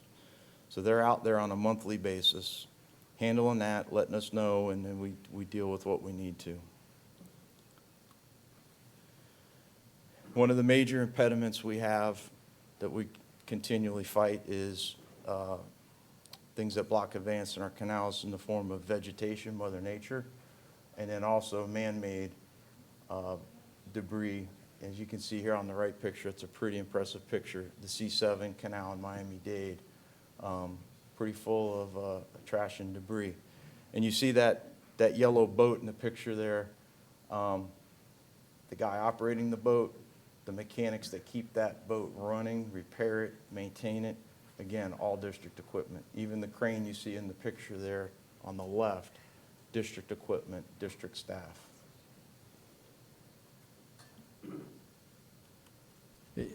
Can you go back to, I'm sorry, just. Yes, sir. I can't help miss the mattress. And you must. You must find all sorts of interesting stuff. Do you have a way to track this back? And certain areas seem to be more prone to it. This particular area down there, I know Jesus tells me some stories of couches and jet skis and you name it, they find it. If it floats, you can pretty much guarantee you'll find it at some point or another. And there's, you know, when we get the big rain events and you get a lot of flow, they'll clean this out on Thursday, and Monday it'll about look like this again. And of course, if you notice in the picture, we have that orange boom there. That's to collect it so we can pick it up and get rid of it and dispose of it properly. The other thing that the district has is the district has a 150-ton dragline crane that's used to remove sediment over the more than 50 years now or longer that the system's been in place. You get sediment in the canals, and you need to restore that cross section to have design flow. That's required by the Army Corps of Engineers. This particular piece of equipment right now is working in the St. Lucie, Martin County area, and it started on C25 canal in the Fort Pierce area. And I think last week it was at about Orange Avenue. And as you can see from the center picture, they cast the bucket out, and they actually make a trench behind them, and the sediment goes in the trench, and then that's covered up, and then they sod it. This piece of equipment has a unique story. It was actually found in the Bahamas. It was barged over here. The district purchased it. District staff disassembled it, refurbished it, rebuilt it, and put it into service. And I don't remember the numbers, but at a substantial savings over having to buy something new. Huge savings. And that is now in place, and it's going to be on the East Coast up there in the, like I said, in the Martin, St. Lucie area for quite a while. It's going to be up there for years. Other things our field staff or your field staff does, this is just a sampling of it. The picture on the left here is Okeechobee Field Station. Again, this is at the 10 Mile Creek facility, the reservoir in the Fort Pierce area. That's some improvements they did to the discharge area of the canal system. Picture on the right is the West Palm Beach Trade Support Team. We use them for all sorts of things. They're the ones you saw in the pictures with the big pump apart a few minutes ago. They also set up these temporary pumps. all over the place. I heard earlier the mention of the drawdown of the one cell in ST834. Those are the teams that go out and do those things. They maintain those pumps, have them on the ready when we need them deployed. They go help us install them. I shouldn't say help us install them, they go install them. This particular picture was last year on L39 when we had the high water levels and we were moving water from area 2 into area 1. That was the installation of those pumps on L39. And through the 8 field stations, there's about 440 employees that work across the 16 counties to keep this system going. Another little sampling of what the field stations do. This was actually some of the FEMA repair work we heard about a few minutes ago in STA 1 East. This was damage from Irma where we have an area of open water. The bank was not hardened, so the crew went in there, reshaped the bank, and actually hardened it. We added riprap to it so if we get wave action again the next time, we won't have a repeat failure of the levee system. We've talked a lot about the CNSF system. Part of this 8 field station team is also Collier County in the Big Cypress Basin. Contains about 166 miles of canals, 46 structures, and BCB, as small as it is, still moves about 825,000 acre feet through its structures on a yearly basis. And BCB is not immune to Mother Nature and man either when it comes to debris. So they're constantly monitoring that. They do actually an outstanding job over there. They're Johnny on the spot when it comes to debris in the canals over there. They're immediately on it, get it cleaned up, and make sure the system's ready to flow if it's called upon. We've talked about a lot of different infrastructure and assets of this agency, but the number one asset you all possess is the folks. They really do make the difference. This system means nothing, can do nothing, can move no water without each and every one of them, and this is just a sampling of a few of them. And the varied positions, machinists and electricians and planners that make sure the job's planned so it goes smoothly, and our business management analysts that keep us on track. Numerous people, things you don't think about that have to be done, parts, planning. There's JK, many of you may have flown with JK, our flight department. And there's some of the engine overhaul that's going on right now. And they do have some fun too at times. So with that, I'll take any questions. No, thanks very much. Rosie, do you have any comment on this? And then we'll. No, Mr. Chairman. Great, thanks. I can't thank you enough, both of you. It's sort of what our day job is, and we tend to, I think, take it for granted a little bit because we get focused so much on some of the other stuff that's going on. And you guys do such a great job, so we don't hear about it as much. But that's our goal. I appreciate that. When it's working, it's working. That's right. That's right. That's good. Is Dennis Morrissey, our 40-year recipient earlier today, is he work in operations? Yes, he does. He works in Clewiston. He actually works in, not this pump station here in this picture, but he works over on the pump stations in the Clewiston area. No, it's a real testament to y'all to be able to keep someone for that long, and a real testament to him to be able to have his expertise for that long. And I think that's what makes the whole system work so well. It does. There's you'd be amazed when I came to work here in 2007. I was amazed at the number of people that were 30-plus year employees in operations and maintenance. It was and it still is a very, very common thing. You know, I'm working on 15 years and I'm still a newbie, so to speak. You know, it's there's a lot of dedication. People come here for a reason, and they're passionate about it. I mean, we don't think about it. You've got staff like Dennis Morrissey, you know, Sunday morning at 2 o'clock, making sure one of these pump stations is going while we're home in bed, right? We don't even think about it. They're out there doing it, and they do that day in, day out in rainy season. Now, I think both of these presentations are excellent to have annually, just to remind us and everybody of, again, what we can accomplish here, what we do accomplish. It really is amazing. Yeah, when you think about 4,000 miles of canals and levees and 80 pumps and This has got to be one of the largest areas in the world that. I believe it is. I don't know if system we have that- the statistics on that, but I know this particular station right here, the picture we're talking about, S5A, at the time it was built in the 50s, it was I think it was the largest flood control type pump station, I believe in the world, was it? Or at least in the United States at that point in time. Yeah, totally amazing. Yep. Like you say, it's all about the people that run it. It We're is. very proud of all of you, I can tell you that. I was here in 1947. I'm telling my age, but we had to retrieve to high ground. My grandfather was a game warden back at that time, and this was in Davie, and he went around picking people off rooftops in his airboat and bringing them to down 441. And actually, the water was so high, he went across all the fences for the dairies, and, you know, that was an agricultural community back then, and Yep. fences were underwater as well. We probably went over your fences too there, Ben.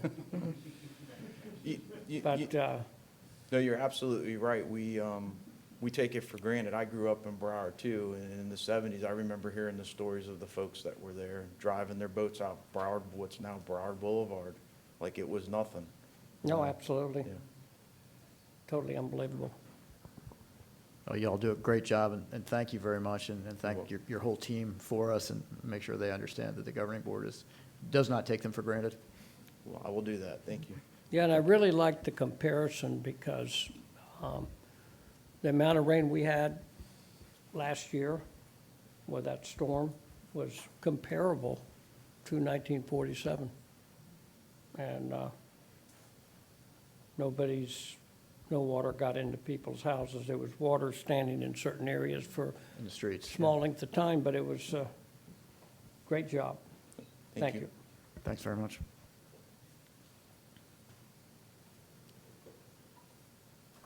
All right, we'll move on to the next agenda on the item. It's staff reports. I think that's Ms. Heater.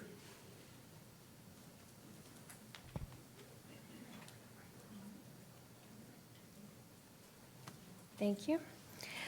So that was a tough act to follow. They had some pretty big numbers, 4,000 miles, but how does 19 million sound to you? Miles? No, money, dollars. So the monthly financial report that you have before you is through the month of April. Between March and April, we collected over $19 million. Yes, and we spent over $78 million. So that shows, that's another, metric, testament, however you want to put it, to all the hard work, that it goes on in this agency and progress. Another tidbit for you, staff just informed me that today we're getting ready to send up over $38 million actually, of invoices to DEP to be reimbursed for Everglades restoration projects, and then within a week or so, another $30 million. So your projects are moving. So that's $68 million worth of reimbursement? Yes. Yeah. Yes. So your finance staff that was sitting here and your budget staff, that's They've been busy. a lot of paperwork, yeah, a lot of work. So thank you, and that concludes my report. There's no red flags or issues that I can report. Wonderful. Are there any questions for Ms. Heater? Thanks very much. Ms. Ansay? Mr. Chair, members of the board, I do not have any numbers to report today. Thank you. Mr. Bartlett? So, Mr. Chairman, I'm actually brief as well. I know we all looked at the agenda and thought maybe we'll get done early, and I said I'll believe it when I see it. So I could be a lot longer, but it's actually kind of brief. As you can tell, we're open to the public today. The building is open to the public. We are transitioning out of COVID operations. Staff are back in the office. Management's been back in the office. We did implement a hybrid work schedule, so that staff could work some days from home, some days in the office for those jobs that lend themselves to that. None in Tom DeBold's group lend themselves to that. We're implementing that, and actually it's become quite a good recruitment tool for getting more talent into the district. We are working on a schedule and a plan to put the pandemic in the rearview mirror, so that you won't see plexiglass, So we're working on that. It's something you have to think about with respect to staffing and so forth, and how to keep people safe. So there is a transition plan that Jen Smith and the HR staff are working on to get us back to a place where the pandemic is not on our minds. So look forward to that. The other thing is that we are contemplating, looking at the rules, looking at what other governments are doing on how to manage board meetings when it comes to public comment, because now we have we have a virtual participation and we have in-person participation.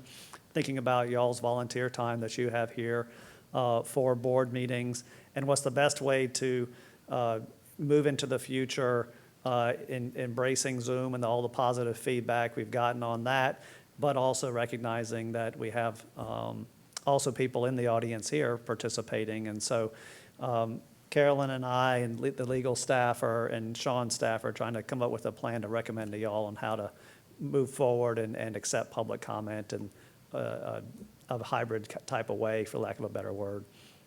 So we'll be bringing that to you in the near future. Other than that, while this board meeting may not have all the heavy-hitting issues, the LOSUM workshop later on this month will. Obviously, the data just came in from yesterday, so we're trying to synthesize all that for you as well, and we'll have a very productive and informative workshop for you at the end of June. It's not a decision-making workshop.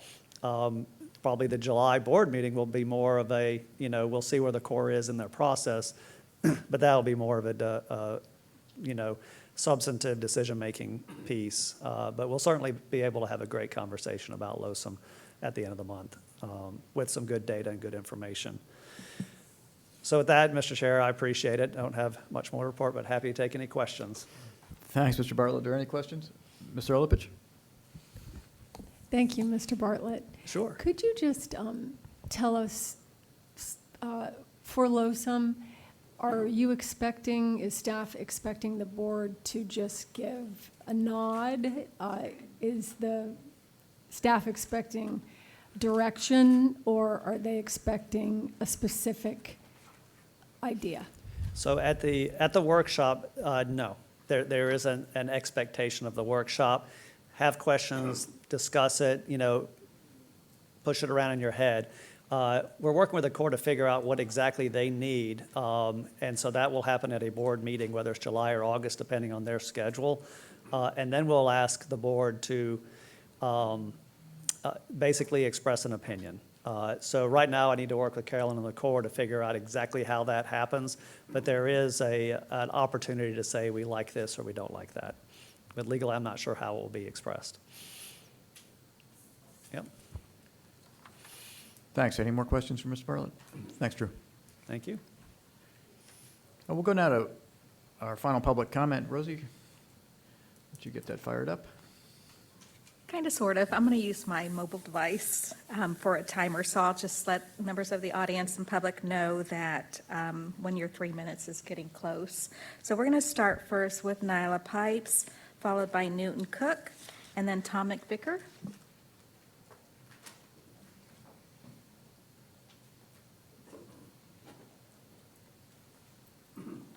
Seems like a very long walk from back there. Nyla Pipes, One Florida Foundation. I'm going to keep my comments brief. I just wanted to go a little bit further on something I heard. Earlier, Ms. Meads questioned about the sources of nitrogen in Lake Okeechobee, and her follow-up question was regarding the presence of human fecal matter in the lake. And I wanted to follow up on that because, I barely let a opportunity to speak about our sewage infrastructure problems in the state of Florida pass me by. There are over 124,000 septic tanks north of the lake. I know that Okeechobee is working to get off of theirs, but as you move further up into the headwaters region, there are many, many, many septic tanks directly on the water bodies. And that's not the only problem they have north. I happen to know during Hurricane Irma, an entire wastewater treatment plant went under for days, weeks even. So there's a lot that needs to be done as far as our sewage infrastructure goes. And the reason I talk about that is because there was a direct question about human fecal bacteria or human fecal matter. The thing is the way that septic systems are designed, they're not designed to remove nutrients.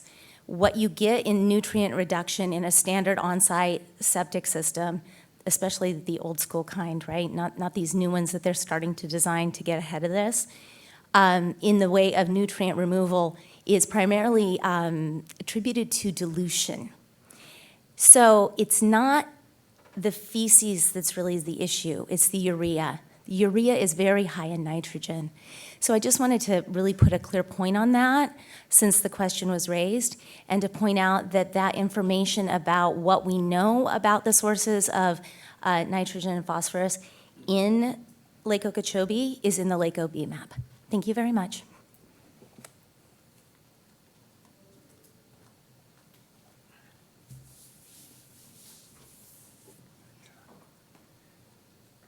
Sometimes you feel like you're trying to make up for a year one day. You guys are just wonderful. It's been a wonderful day. It's long. But I just want to go over a couple of highlights. During the SDA presentation, there was a slide on the SDA, and it showed the amount of lake water that was going into the SDAs over about a 20-year period.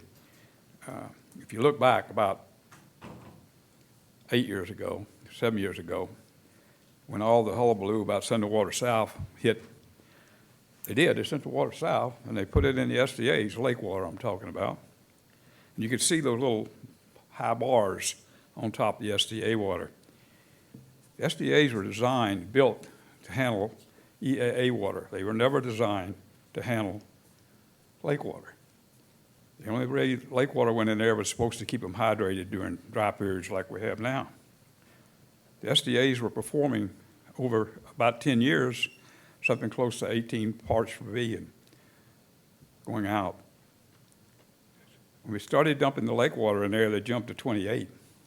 And these are round numbers. They go up and down. Last year it was a disaster. We know what happened last year with the rain. But we've blown out the SDAs. We dropped about $1 billion on them. And they're not functioning. 28 won't get it to 10 parts per billion if you keep doing it a long time. Now, right now, we've been lucky it's dry. We got 10 parts per billion at WCA3. But you keep blowing through the SDAs, lake water. Second topic, why is the lake water so high? 120 is about the best. 200, 250 if the wind blows, parts per billion.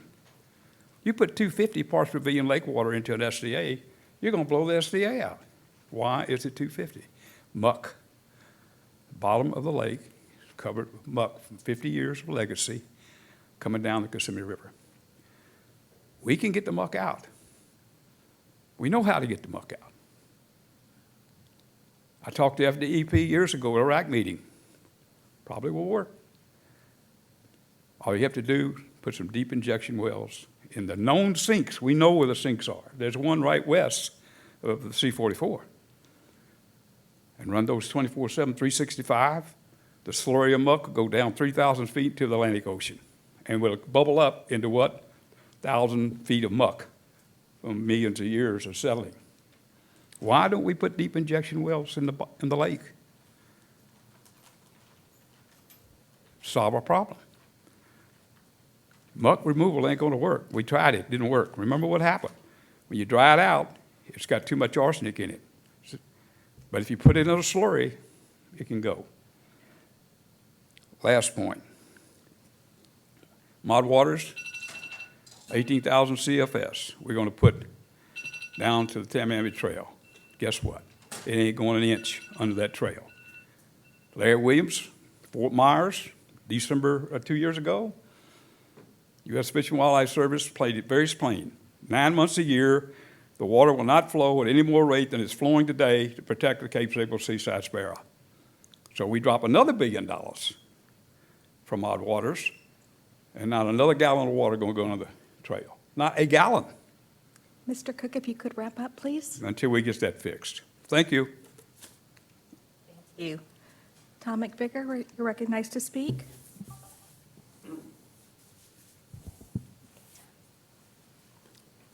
Thank you. It's been a while, hasn't it? Sorry to keep you late. I couldn't get by this morning. I have 3 things I wanted to mention. Well, 4. The first one is that picture of all the stuff floating in the canal down there. Rest assured that most of what they throw in doesn't float. So just something to think about. I want a couple comments on John's talk. I need to talk a little bit about LOSUM, and I want to talk about Jackie's Triangle. John's talk, the STA chart that Lawrence also uses, I really like it. The only thing I would add is it doesn't say which STAs are included in that. I don't think STA 5-6 should be because it's not on a lake flow path, but I couldn't tell if it was or not. So that's just a note. The other thing is this adaptive protocols. It's kind of like this myth that's out there that it exists. It doesn't exist. The Corps has never followed it. The district cites it occasionally but doesn't follow it. The 1,000 CFS that's being released now, and I'm fine with that. I'm not saying don't do it. It's not part of the planned deviation. It's not part of adaptive protocols. It might be a good thing to do, and it's a popular thing to do, and you all can do it, but it's not adaptive protocols or planned deviation. Now, talking about LOSUM, for LOSUM, my partner and I, Bill Baker, represent what we call the lakeside communities. They don't call themselves that. There are 7 clients in the rural areas around Lake Okeechobee that have hired us to represent them on the project delivery team. It's Hendry County, Okeechobee County, Glades County, City of Clewiston, City of Moorhaven, City of Okeechobee, and the Okeechobee Utility Authority. I don't know that they've ever worked together on something like this before, and I think it's opening their eyes a little bit to what they can do. We have consistent direction from every one of them, their top priorities. These are rural agricultural communities. All their constituents are affected by agriculture and recreational fishing in the lake. What they want to make sure doesn't get lost in a LOSUM is water supply for agriculture and a healthy Lake Okeechobee. And the proposal that you hear talked about, BB, oh, that's the lakeside communities thing. If you look at the results, those 2 categories come up really high, as well as the rest of them. We tried to get everything high. We submitted a balanced proposal, unlike some of the others. But really, there is no plan out there. None of what's been submitted is a plan. It's things for the Corps to consider as they develop a plan. And that's where we are. I'm not going to try and hype BB versus DD or any of that. Some people tried to do that this morning, and I noticed they got the numbers wrong. And that's because the data just came out last night. There's tons of data. It'll take a long time to look at it and to understand it, and hopefully to ask questions of the modeling staff. But that's not all. We have the data. We have a bunch of numbers that came out of the model. We don't have any documentation, not of the models that were used because they've changed, not of the basic data set. We were told a year ago there was a report that would explain the data set. That's not ready yet. The 5 plans that have been released, there is no schedule. There's no kind of like line chart that shows the zones or the decision trees. That's not out yet.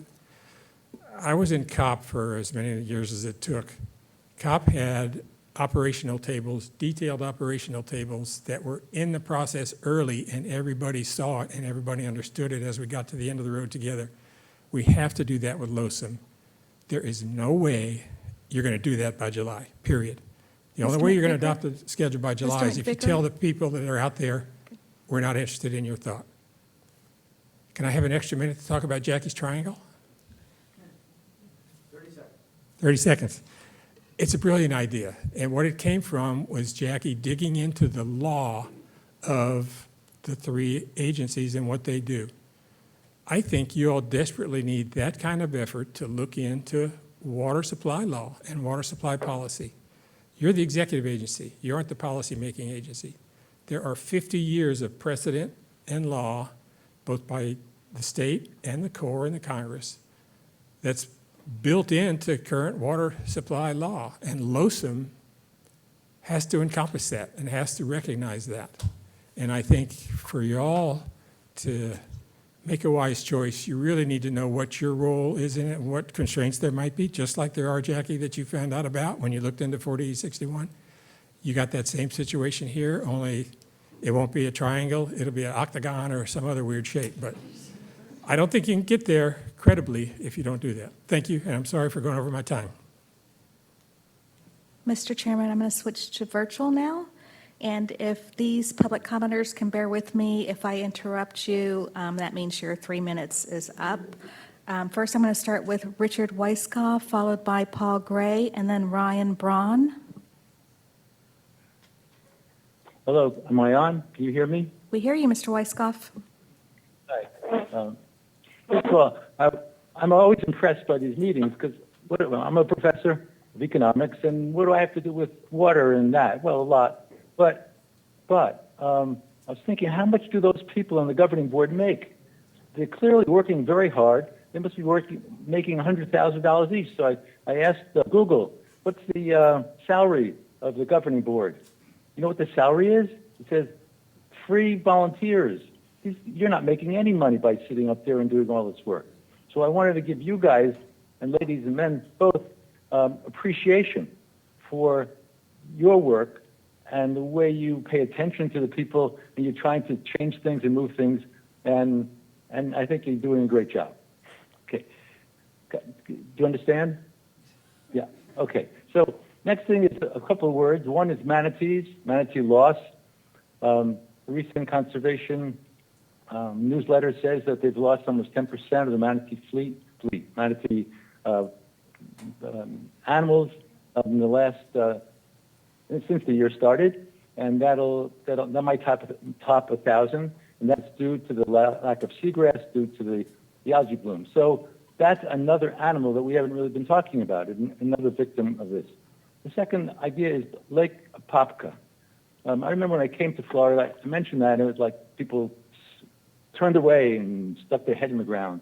We don't talk about Lake Apopka, which was really the first victim of algae blooms and nutrient overflow and just the whole mess of a lake and the death of a lake.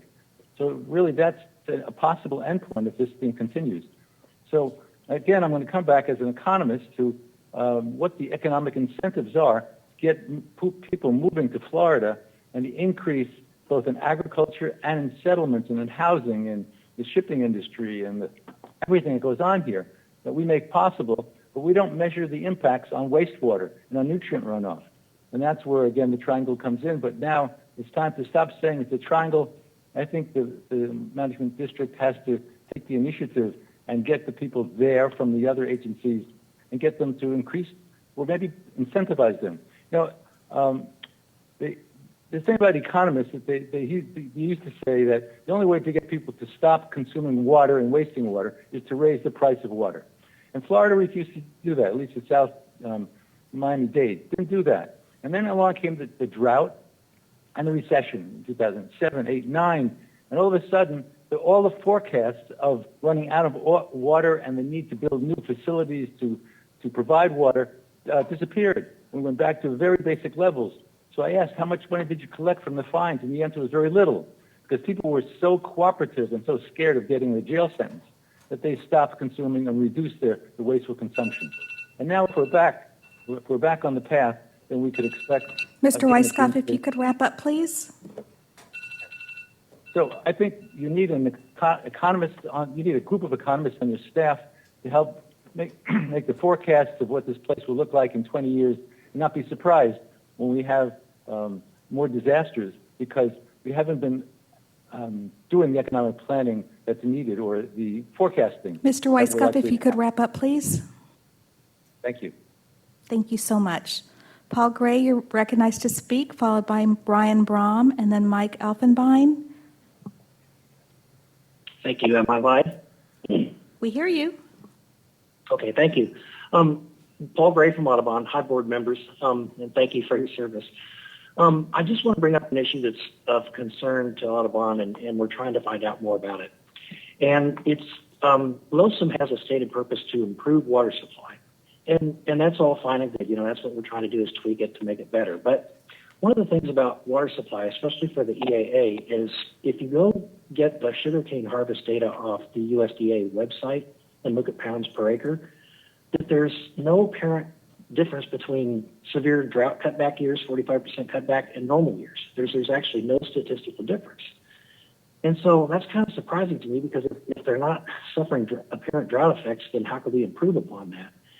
And I went to look at their performance measures to see how they score this. And one of the things about performance measures is they establish a threshold, like in Lake Okeechobee across 17 feet. And then we have a series of peer-reviewed papers and data and science that says, you know, here's the threshold and the harm, and we score the harm values accordingly. But when you look at the water supply performance measures, they have the thresholds at 15, 30, 45% cutback or whatever, but they don't have any data to support it. They don't have anything that says when we have a 30% cutback, there's a some percent drop in crop yield, and therefore we're going to score this as a harm. Basically, there's just no data supporting their thresholds. And so that lack of data to support their thresholds, unlike the other performance measures that everybody else has to verify, is particularly odd considering the University of Florida has an IFAS research center in the EAA. And there's scientists and workers in it, and there's USDA centers in Canal Point, Lewiston. And so there's all these professionals and all these data, but when we come to performance measures for water supply, we don't have any. And so I sent a communication to the Corps, and I'll share it with you guys, saying, you know, what gives here? How come they get a free pass on presenting, verifying information? And how do we explain it? And, you know, don't take my word for it. Get some agricultural professionals to verify this. So anyway, I'll send you some information, and we're trying to find out more, because just the idea that there's no data to support something that we probably have to use it. Well, there are data on the USDA website. They were not relied upon in those performance measures. So something we're trying to find out more about. I'll send you more information. Thank you very much. Thank you, Mr. Gray. Ryan Brom, you're recognized to speak, followed by Mike Elfenbein and then Gary Ritter.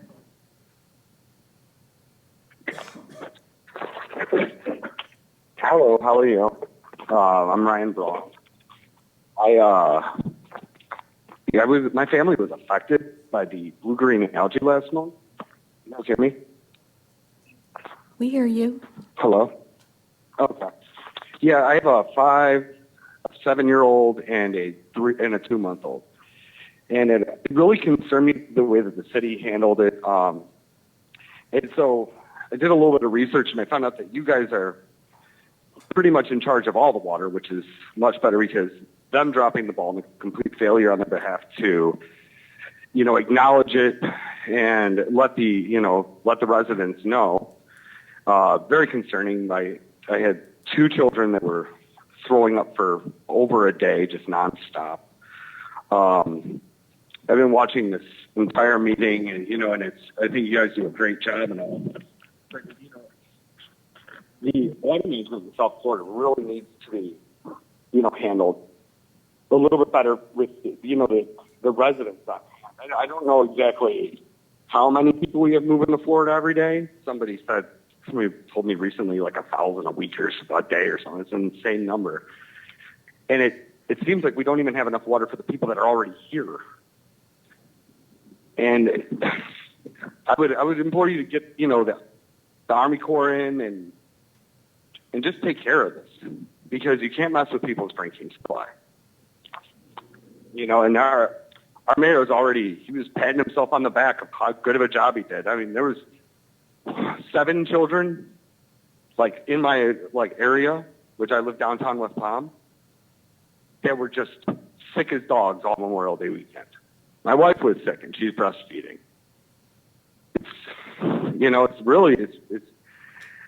It's really concerning.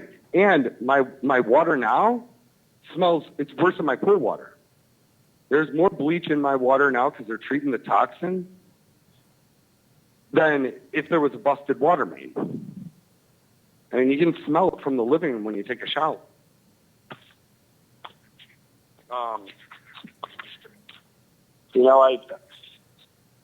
I really hope that you take us into, account when you're doing all this instead of just like industry, because, the state's made of people. It's not made of companies, So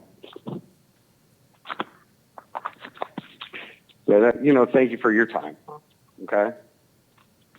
Thank you, Mr. Braun. Next public commenter is Mike Elvenbein, followed by Gary Ritter, and then Patty McNally. Good afternoon, everybody. I'll keep it short and brief. There's a couple things I noticed during John and Lawrence's presentations earlier. And having been the guy who does this in the past before, I was quick to notice it, and that was the gotcha questions that were shot off at both of them.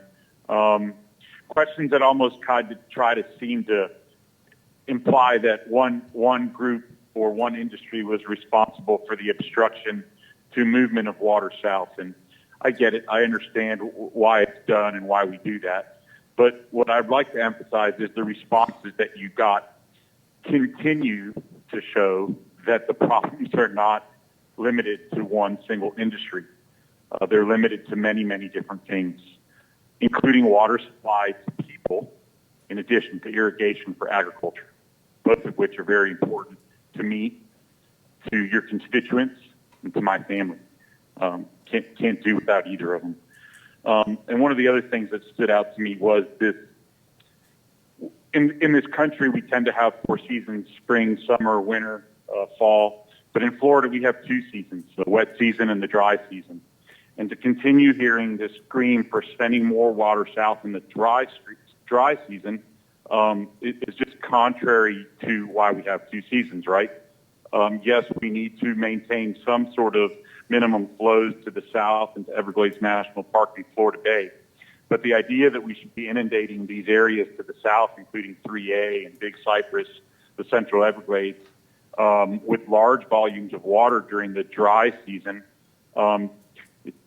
obviously you guys have shown that it's not possible. We can't do it. The system can't accommodate it to the level that everybody's screaming about.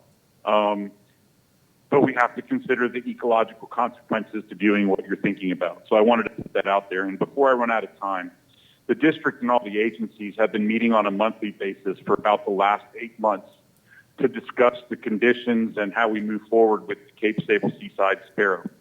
We can expect that sometime between now and the next 2 governing board meetings, that issue is going to rear its ugly head like it does annually.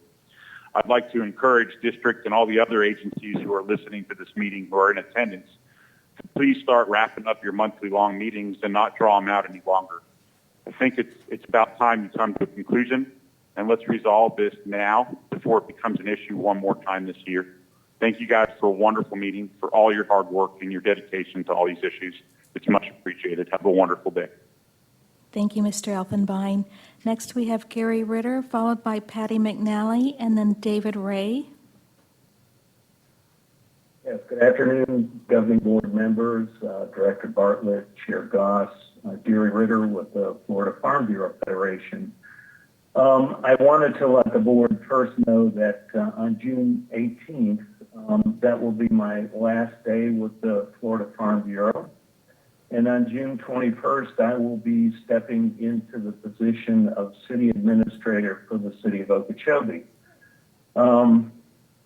So you're not going to hear the last of me. I will still be a voice here. And as Mr. McVicker said, we are tied very closely to the hip with the Farm Bureau in agriculture because that's the mainstay of our economy. I wanted to thank Director Bartlett for attending the Gulf Coast Citrus Growers meeting. I think it was this past yesterday actually. And, to listen to Scott Engel and Senator Albritton, both good presentations. And I think Director Bartlett certainly got some good discussion from Scott Engel in terms of IFAS's commitment to working on issues surrounding the Everglades watershed. I have to agree wholeheartedly with Newton's discussion on legacy phosphorus in Lake Okeechobee. I think we need to pay more attention to that. And we very much appreciate all of Tom McVicker's comments and look forward to, and I look forward to continue working with him in my new role. I think Tom and Bill Baker are two voices that we can't afford not to hear from. And I would suggest that Paul Gray, as a matter of fact, I might even be able to send him many of the articles. I suggest that he also talked with Rebecca Elliott at FDAX because I think she has quite a few reports that discuss a lot of the data that he's been unable to find. So with that, I thank you very much for letting me participate today and for letting me provide you with comments, and look forward to working with all of you in my new role as the city administrator for Okeechobee. Thank you. Thank you, Mr. Ritter. Next, we have Patty McNally, followed by David Ray. Can you hear me? We hear you, Ms. McNally. My name is Patty McNally from West Palm Beach. I don't fish, I don't farm, but I am a human who drinks tap water, but no more. And because I live in West Palm Beach, I speak as a canary in that coal mine. In mid-April, I started running, drinking gallons of tap water every single day. One night, in the middle of the night, I woke up vomiting. First time in forever. I had recurring headaches, which I rarely get. 3 blisters appeared on my lip, and another symptom, which I'm too proud to publicly announce, but it involves the restroom. Little did I know while I was out running on May 1st, an algae bloom documented by the Lake Worth waterkeeper and reported to the DEP was seeping from the M Canal into grassy waters. The city tested and said, nah, that can't be right. Too high, must be an anomaly. It took 3 more tests and the rest of the month before anyone told us. It was May 28th. I was up to running 2 miles by then, when the water alert was issued. Don't drink the tap water, it's toxic, and whatever you do, don't boil it. I would bet by that time I had consumed more tap water than any other person in West Palm Beach. I spoke at the next West Palm City Commission meeting. I'll tell you, they really, really just want to move on. And me, as a tap drinker, I was shocked their hair wasn't on fire. But I realized they don't know what you know, the very real dire health consequences of actually consuming water contaminated with cyanotoxin. I'm speaking today because you are the best governing board we've ever had. You replaced ineffective foot draggers who sat in the very seats you're in now. Please listen to the canaries and do everything in your power to keep Laco's cyanotoxins from coming out my kitchen faucet. Please don't let our leaking, creaking, outdated, and broken Laco management system break my trust in you. And please assure me, by the actions you take, that my good health matters more to you than a single stalk of sugarcane. Thanks for listening to me. Thank you, Ms. McNally. Our next public commenter is David Ray, followed by Emily Kenyon. Wow. Okay. Big shoes to follow. So I thank you all for the opportunity to speak with you today. I'm speaking as a concerned citizen of West Palm Beach and as just a native Floridian. This system has been broken for far too long. But I have trust in this board because, like my fellow citizen just echoed, I will echo it again. This is the best board we've ever had. And you all are the strength that I need to step up for us. This Memorial Day weekend, my team and fellow volunteers in the community that always rally around making positive action, we got to the streets to serve water to our community because so many people didn't realize, one, the severity of the toxins in our water, but two, they didn't realize that this is not something you couldn't boil out. This is not something that the pitcher couldn't take care of. This is something that was killing animals, injuring children, and harming people outside of the advisory, not just the elderly or the young. For far too long, this system has been broken, and we haven't done anything about it. We keep talking about the different industries that are at play here, but we know what this is. Industrial agriculture has their money in everyone's pockets. We keep passing around these people that go working for the polluters to regulating them and back and forth. And it's, listen, we have citizens here that need you all to stand with righteous indignation, with passion and compassion to hold the truth to power and stop this madness. West Palm Beach was unprepared, completely, and blindsided by this latest breach of toxins as if they were unaware of the lurking danger just in our backyard. I don't know, but this board can inform them and other communities close and south of us of the dangers that are going on as we keep allowing the polluting of our waterway. So if we can just start to hold truth to power and pull back our private interest and just start to focus on what are we leaving for our children, what are we leaving for ourselves, I think we can start making headway. It doesn't matter what they contribute to your campaigns or what favors people do. At the end of the day, if the water is going to start killing people, it has to be enough. So I know that this board has the teeth to actually make change, and I know that while it may not be your decisions, you all are the people that represent us, and I believe in you because you all are the ones that can fight for us. Again, I know these are not yours alone, but I'm pleading for you to tell the Army Corps to start using reason. Mr. Ray, if you could please wrap up your comments. What we see is unreasonable and insane.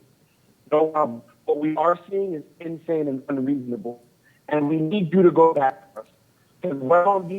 Mr. Ray, if you could please wrap up your comments. Yes. That's it. Thank you so much for all you do, and I hope you continue to shine in the dark times. Thank you so much. Emily Kenyon, you're recognized to speak. Hello, everyone. I'm calling today to voice my concerns as a West Palm Beach resident and a lifelong resident of South Florida. I was born and raised here, and I care about this area very much. It's my home. So when I heard that my tap water was contaminated with toxins from blue-green algae and that boiling water still wouldn't make it drinkable, I was really scared. I rely on that water. I drink it every day. I give it to my cats. And, you know, we take the basic necessities like water for granted until we don't have access to it anymore.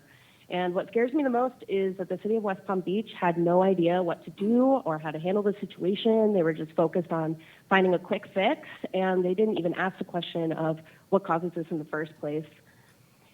Then I learned from the Palm Beach Post article that Ms. Meads mentioned earlier that West Palm Beach city officials have been having behind-the-scenes meetings with registered sugar industry lobbyist Tom McVicker, the same lobbyist who helped write the Lotham Plan Alternative BB, the same sugar lobbyist who was hired by Nikki Free to represent the Department of Agriculture as a member of the PDP and then was dismissed after public outrage, the same lobbyist who just got up there and told you that he is now on the PDP on behalf of cities around the lake. So I do not trust my city or Palm Beach County, for that matter, to make the right decision regarding our water when they are forming their water policy with consultants like Tom McVicker from the sugar industry, because the sugar industry doesn't care about West Palm Beach's water supply. They don't care about the environment, the Everglades or the estuaries or beaches, or really any other industry besides their own. They not only want first dibs on the water, they're also the biggest polluter. And there is a pie chart from the district that clearly shows 88% of the phosphorus in Lake Okeechobee comes from agriculture, and only 9% comes from residential utilities or septic tanks. So I'm turning to you as the governing board to make the right decision for everyone when it comes to Lotham. Mr. Lilipish is right. This is our wake-up call. Toxic water coming out of my faucet was my wake-up call. And we can't wait any longer to make changes to this broken system if we want clean water, which is a basic necessity that I can no longer take for granted. Thank you for your time. Thank you, Ms. Kenyon. Mr. Chairman, there are no more raised hands. Well, thank you, Rosie, and thank you all for your comments. We'll now go to board member comments. And Mr. Bergeron, start with you. Okay. Great meeting. Want to congratulate again my fellow board members and Charlotte and Cheryl and Ben, and start cutting some hay for us, Ben. Want to thank all the stakeholders. It's just wonderful. We're gradually getting back to normal, and I certainly enjoy all your input. I want to thank our staff, like I do every time. Just greatest staff in the world. Well, and it kind of shows today some of the presentations of 80 some odd pumps and 4,000 miles of canals and levees, and what a great organization that can manage all of that and keep our water supply and our flood protection and our environment so we have a quality of life for future generations. And other than that, it's been a great meeting and a lot of good discussion and decisions made, and I'm honored to be a part of it. Thank you. Thank you, Mr. Bergeron. Mr. Lipich.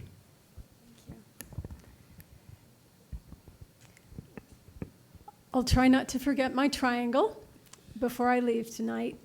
And in all seriousness, I had asked, and I think it was kind of understood, that there would be some feedback on the cooperating agreement between the three agencies, and I feel like I'm owed that. I feel like we're owed that. You know, it shouldn't take 2 months to figure it out, just being straight. And this is very serious. These people on the phone about their water in West Palm Beach or any of the other issues that we're dealing with here, you know, it is time.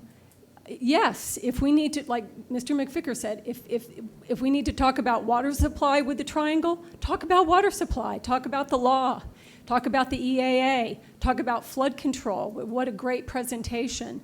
But we also have to talk about our responsibility of human health. And it is staring us in the face, staring us in the face. And LOSUM isn't going to fix it right away either. You know, it could better it, or it could change it, or it could make it worse. But we have to have honest conversations about what's going on here. A dog has died. Again, that gentleman said that and I believe him, that his children were throwing up. The lady, you know, this is crazy. We need to be communicating. The triangle is about communication. That's what it's about. So, Florida Department of Environmental Protection, FDACS, and the South Florida Water Management District, please cooperate and talk to each other all the time. And I think it should be done in public. I don't think it should be done behind closed doors like it's 1948. I think it should be done here. And I think somebody should be here at each one of our meetings from here on out. And there should be a report from each person. Noah Valenstein is no longer with us. I wish him all the very best. And I hope that maybe we can bring in the new person taking over his position. It would be a good time to put the triangle in operation. And I don't mean to be mean or anything. I really do feel very strongly about these issues of responsibility for us up here on this board. And we have to do what's right for everybody, not just those who are here all the time speaking, but for those who are living in cities trying to feed their kids and improve their health. I wanted to thank Sean Cooley for the EAA sheet that he put out. I hope everyone will have some time to take a look at this sheet. It's an update on the EAA reservoir. It's fantastic, and so many good things are happening at the district. And I know I just turned into a school teacher, you know, but the talent that comes out of this South Florida Water Management District staff is just unbelievable. And I thank all of the staff for everything that they're doing all of the time. And I especially wanted to thank Carolina Moran, because I had called her up about resiliency issues for Martin County. People were very concerned because they were ready to throw rocks on all of the causeways and not leave any place for windsurfers, you know, for recreation, and also for the hermit crabs to come and lay their eggs. And her information that she gave me basically has possibly changed what was going to happen in our town. And so now they're talking about, you know, maybe leaving some areas and not putting rocks everywhere. And that was specifically because she spent time giving me information and talking to me. I also wanted to I get my name straight here. I wanted to let Mr. DeBold know that I was really very touched by your presentation and all those people that are working so hard to protect us. And I always thought that it would be a great story, someone to write the experience of being in those pump stations during a hurricane. And maybe if there is one, I can document that, because I think you all are doing the heavy lifting behind the scenes, and you don't always get the credit that is deserved. So I want to thank you so much for keeping us safe. And I recognize that all things considered, that is the #1 responsibility of the South Florida Water Management District. I'm glad to be back. Thank you. Thanks, Mr. Olipich. Mr. Butler? Well, Jackie's a hard one to follow. Not really. No. Thank you for the congratulations and welcome backs. It is good to be back. You know, had a choice in the matter. I could have said no, but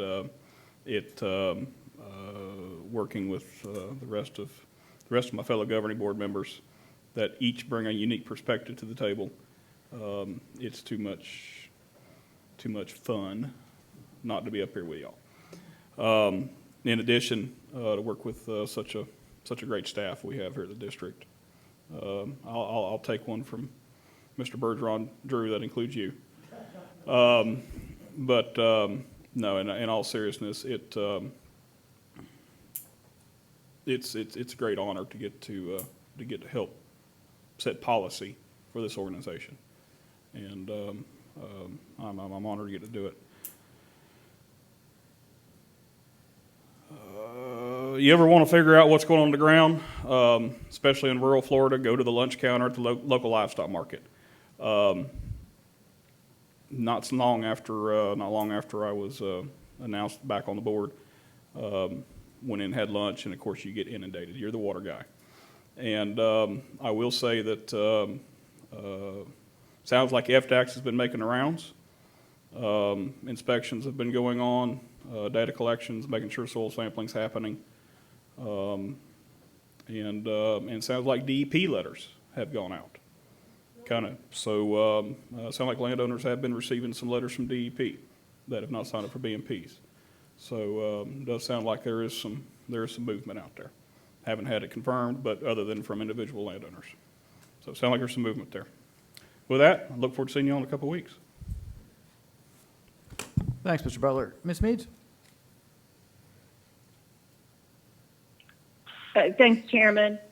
So Ryan Braun, Patty McNeely, David Rue, Emily Kenyon, we hear you. Sometimes I feel like we're in a mixed martial arts fight, a cage fight, a no-holds-barred fight. We stand at another moment when humans are faced with poison water. We use a lot of euphemisms in this business in order to lighten it up. But when you hear public comment like that, it cannot be ignored.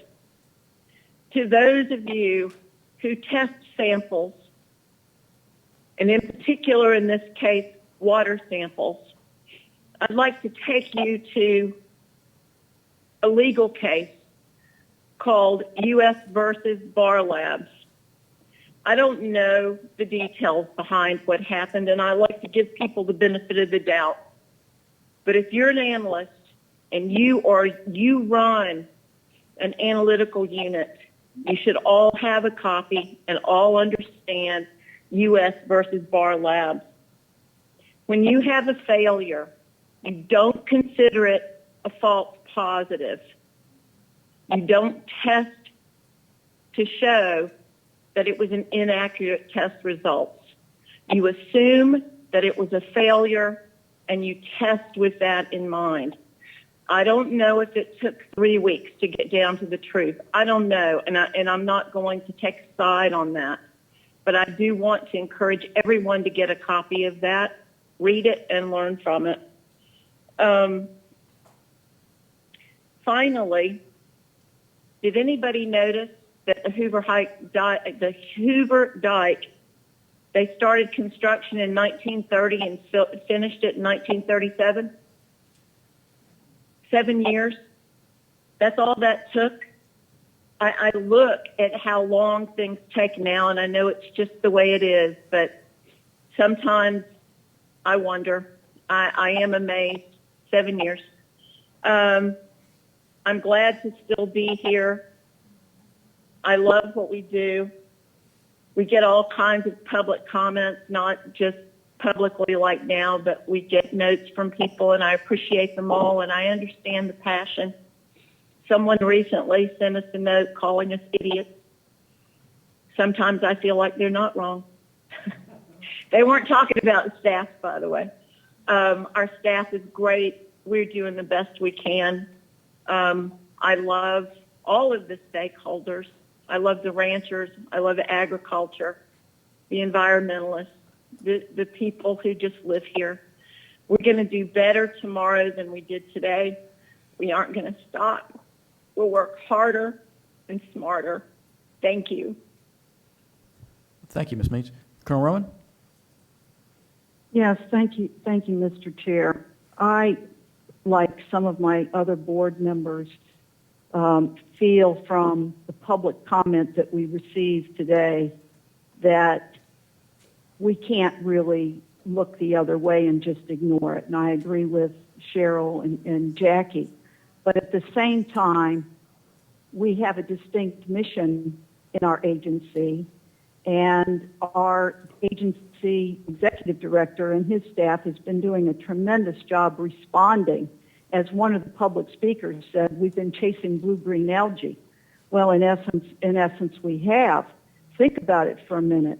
I mean, you have water contaminated. That's a public health risk. You have the estuary communities holding their breath as the blue-green algae, moves down the Caloosahatchee or the St. Lucie, wondering whether or not their businesses are going to be shut down or if their children's health are going to be at risk. This is some serious stuff. And I would agree, I think Jackie said it earlier, we're at a turning point. And while our agency doesn't own all of the responsibilities and missions that address all these issues, I think that the interagency effort is imperative at this point. Jackie calls it a triangle, but it's interagency and bringing them to bear in order to see how we can move this forward. Because right now we're just in a reactive mode. Through Bartlett's taking staff resources and agency resources and sucking blue-green algae out of the water. I mean, that's reaction. How do we put this on a footing with our interagency partners to be more proactive or at least positive or get out in front of it? What does that take? How do we do that? And I think that maybe as a governing board, we need to explore that and see how we can move from just being in the reactive mode to maybe getting out in front of it. I don't have an answer, but those are my thoughts. Thank you. Well, thank you, Carol Roman. Vice Chair Wagner. Thank you, Mr. Chairman. Can you hear me okay? I can. Great. I echo all the sentiments of our fellow board members with respect to this particular issue. This is obviously a scary situation, and it's one that has continued to build. Hopefully not to raise to a point where we're at a crescendo, but we're obviously in a situation now where people are pulling tap water out of their sink and getting sick, and it's not just a singular incident, and it's not just in a singular jurisdiction anymore. You have people on the estuaries, you have people in West Palm Beach, you have dogs, you have children, you have mothers, you have people who are drinking water out of the tap and they're getting sick from it. That is a problem. We know that there's no magic bullet. It's not like we forgot to turn a switch on in the room and you turn the switch on and everything goes away. I wish the world were a little more simple that way, but obviously it's not, and nobody's perfect. We are certainly at the mercy of Mother Nature and what she tends to do and when she tends to do it and how hot it gets and how much it rains, and all those things affect obviously our situation. But with respect to the algal blooms and the issues with our water, knowing that there's no easy answer, we also know that there can be no status quo. We cannot be just another governmental agency that sits by from time to time and says, oh, that's not really our responsibility, that's somebody else's responsibility. We're in a situation now, I think, with a governing board and a staff who are all aligned and I think all have a mentality of playing quarterback in this particular situation in a way where we are willing to take the bull by its horns and do what we need to do our best to solve what is obviously a very dangerous situation. I find it curious, if you would, that for months and months, the city of West Palm Beach and others have talked to us about holding water back in the lake. And suddenly you don't really hear too much about that because the higher the lake levels are, the more likely we're going to have these harmful algal blooms. And it has to do with submerged aquatic vegetation and other issues and sunlight and whatnot. But the reality is that holding too much lake in the water is a contributing factor to these things. And so people have to recognize that, and they just need to get with reality. Number two is we also have to take charge about what's coming in. We cannot really do too much. I know we talked about, there was some public comment today about deep injection wells and the muck at the bottom of the lake. But the continuing contribution of nutrients to our lake water is a problem. And if FDACS is not going to get out there and do their job, we are going to need to hold their feet to the fire, because it's just ridiculous that we stand by idly while these sister agencies do nothing in the face of nutrients pouring into the lake. I mean, there's a time and a place for people to say, you know what, enough's enough. It's one thing not to do your job, but it's another thing for me to sit by and watch other people not do their job. So we're going to force them to do their job. I don't want people coming to our meetings, talking a mile a minute and saying absolutely nothing, because that's what happens every month. They come and they spit these, things back and forth. And the reality is that another month goes by and nothing happens. And when they come to our meetings to talk, they don't talk about anything substantive. It's quite frankly, it's starting to get to the point of total irritation by me. And I don't think we can longer rely on other people to be actively participating in a meaningful way if time and time again it's proven that they don't. So I think that we do need, I'm echoing the sentiments of some of the other fellow board members here, I think we need to take charge, not to say that we have not been, but I do agree that it's one thing to be running out of the gates reacting to a fire. It's another thing to be actively preventing things that create that fire. And I think that's the kind of alignment that we need to be in and the posture we need to be in. And that's how I feel about this. Thank you. Well, thank you very much, Vice Chair. I appreciate your comments. Actually, I appreciate all of your comments.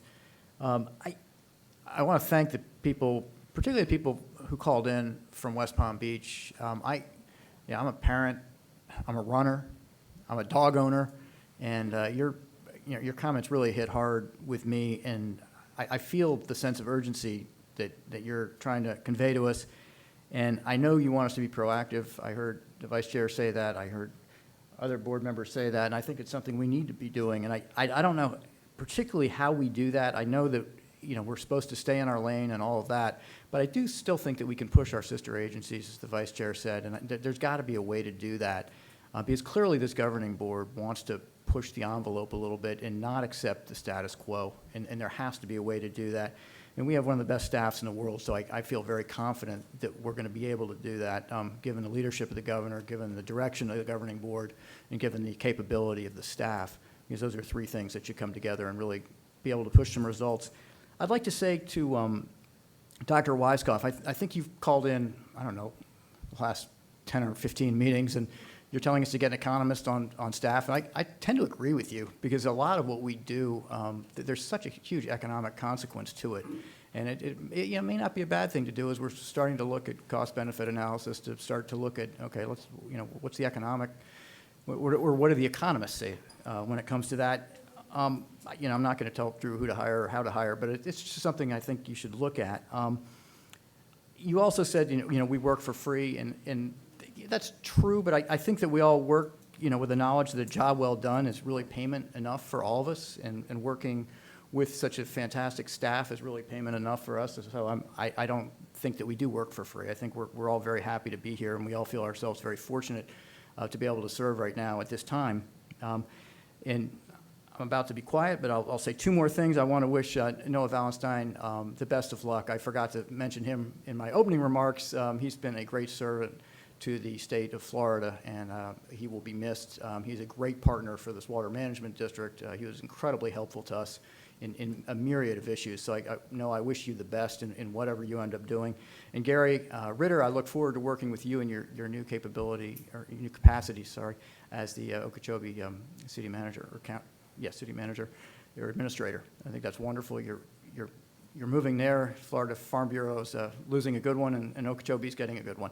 And with that, I think we'll adjourn the meeting. Thanks.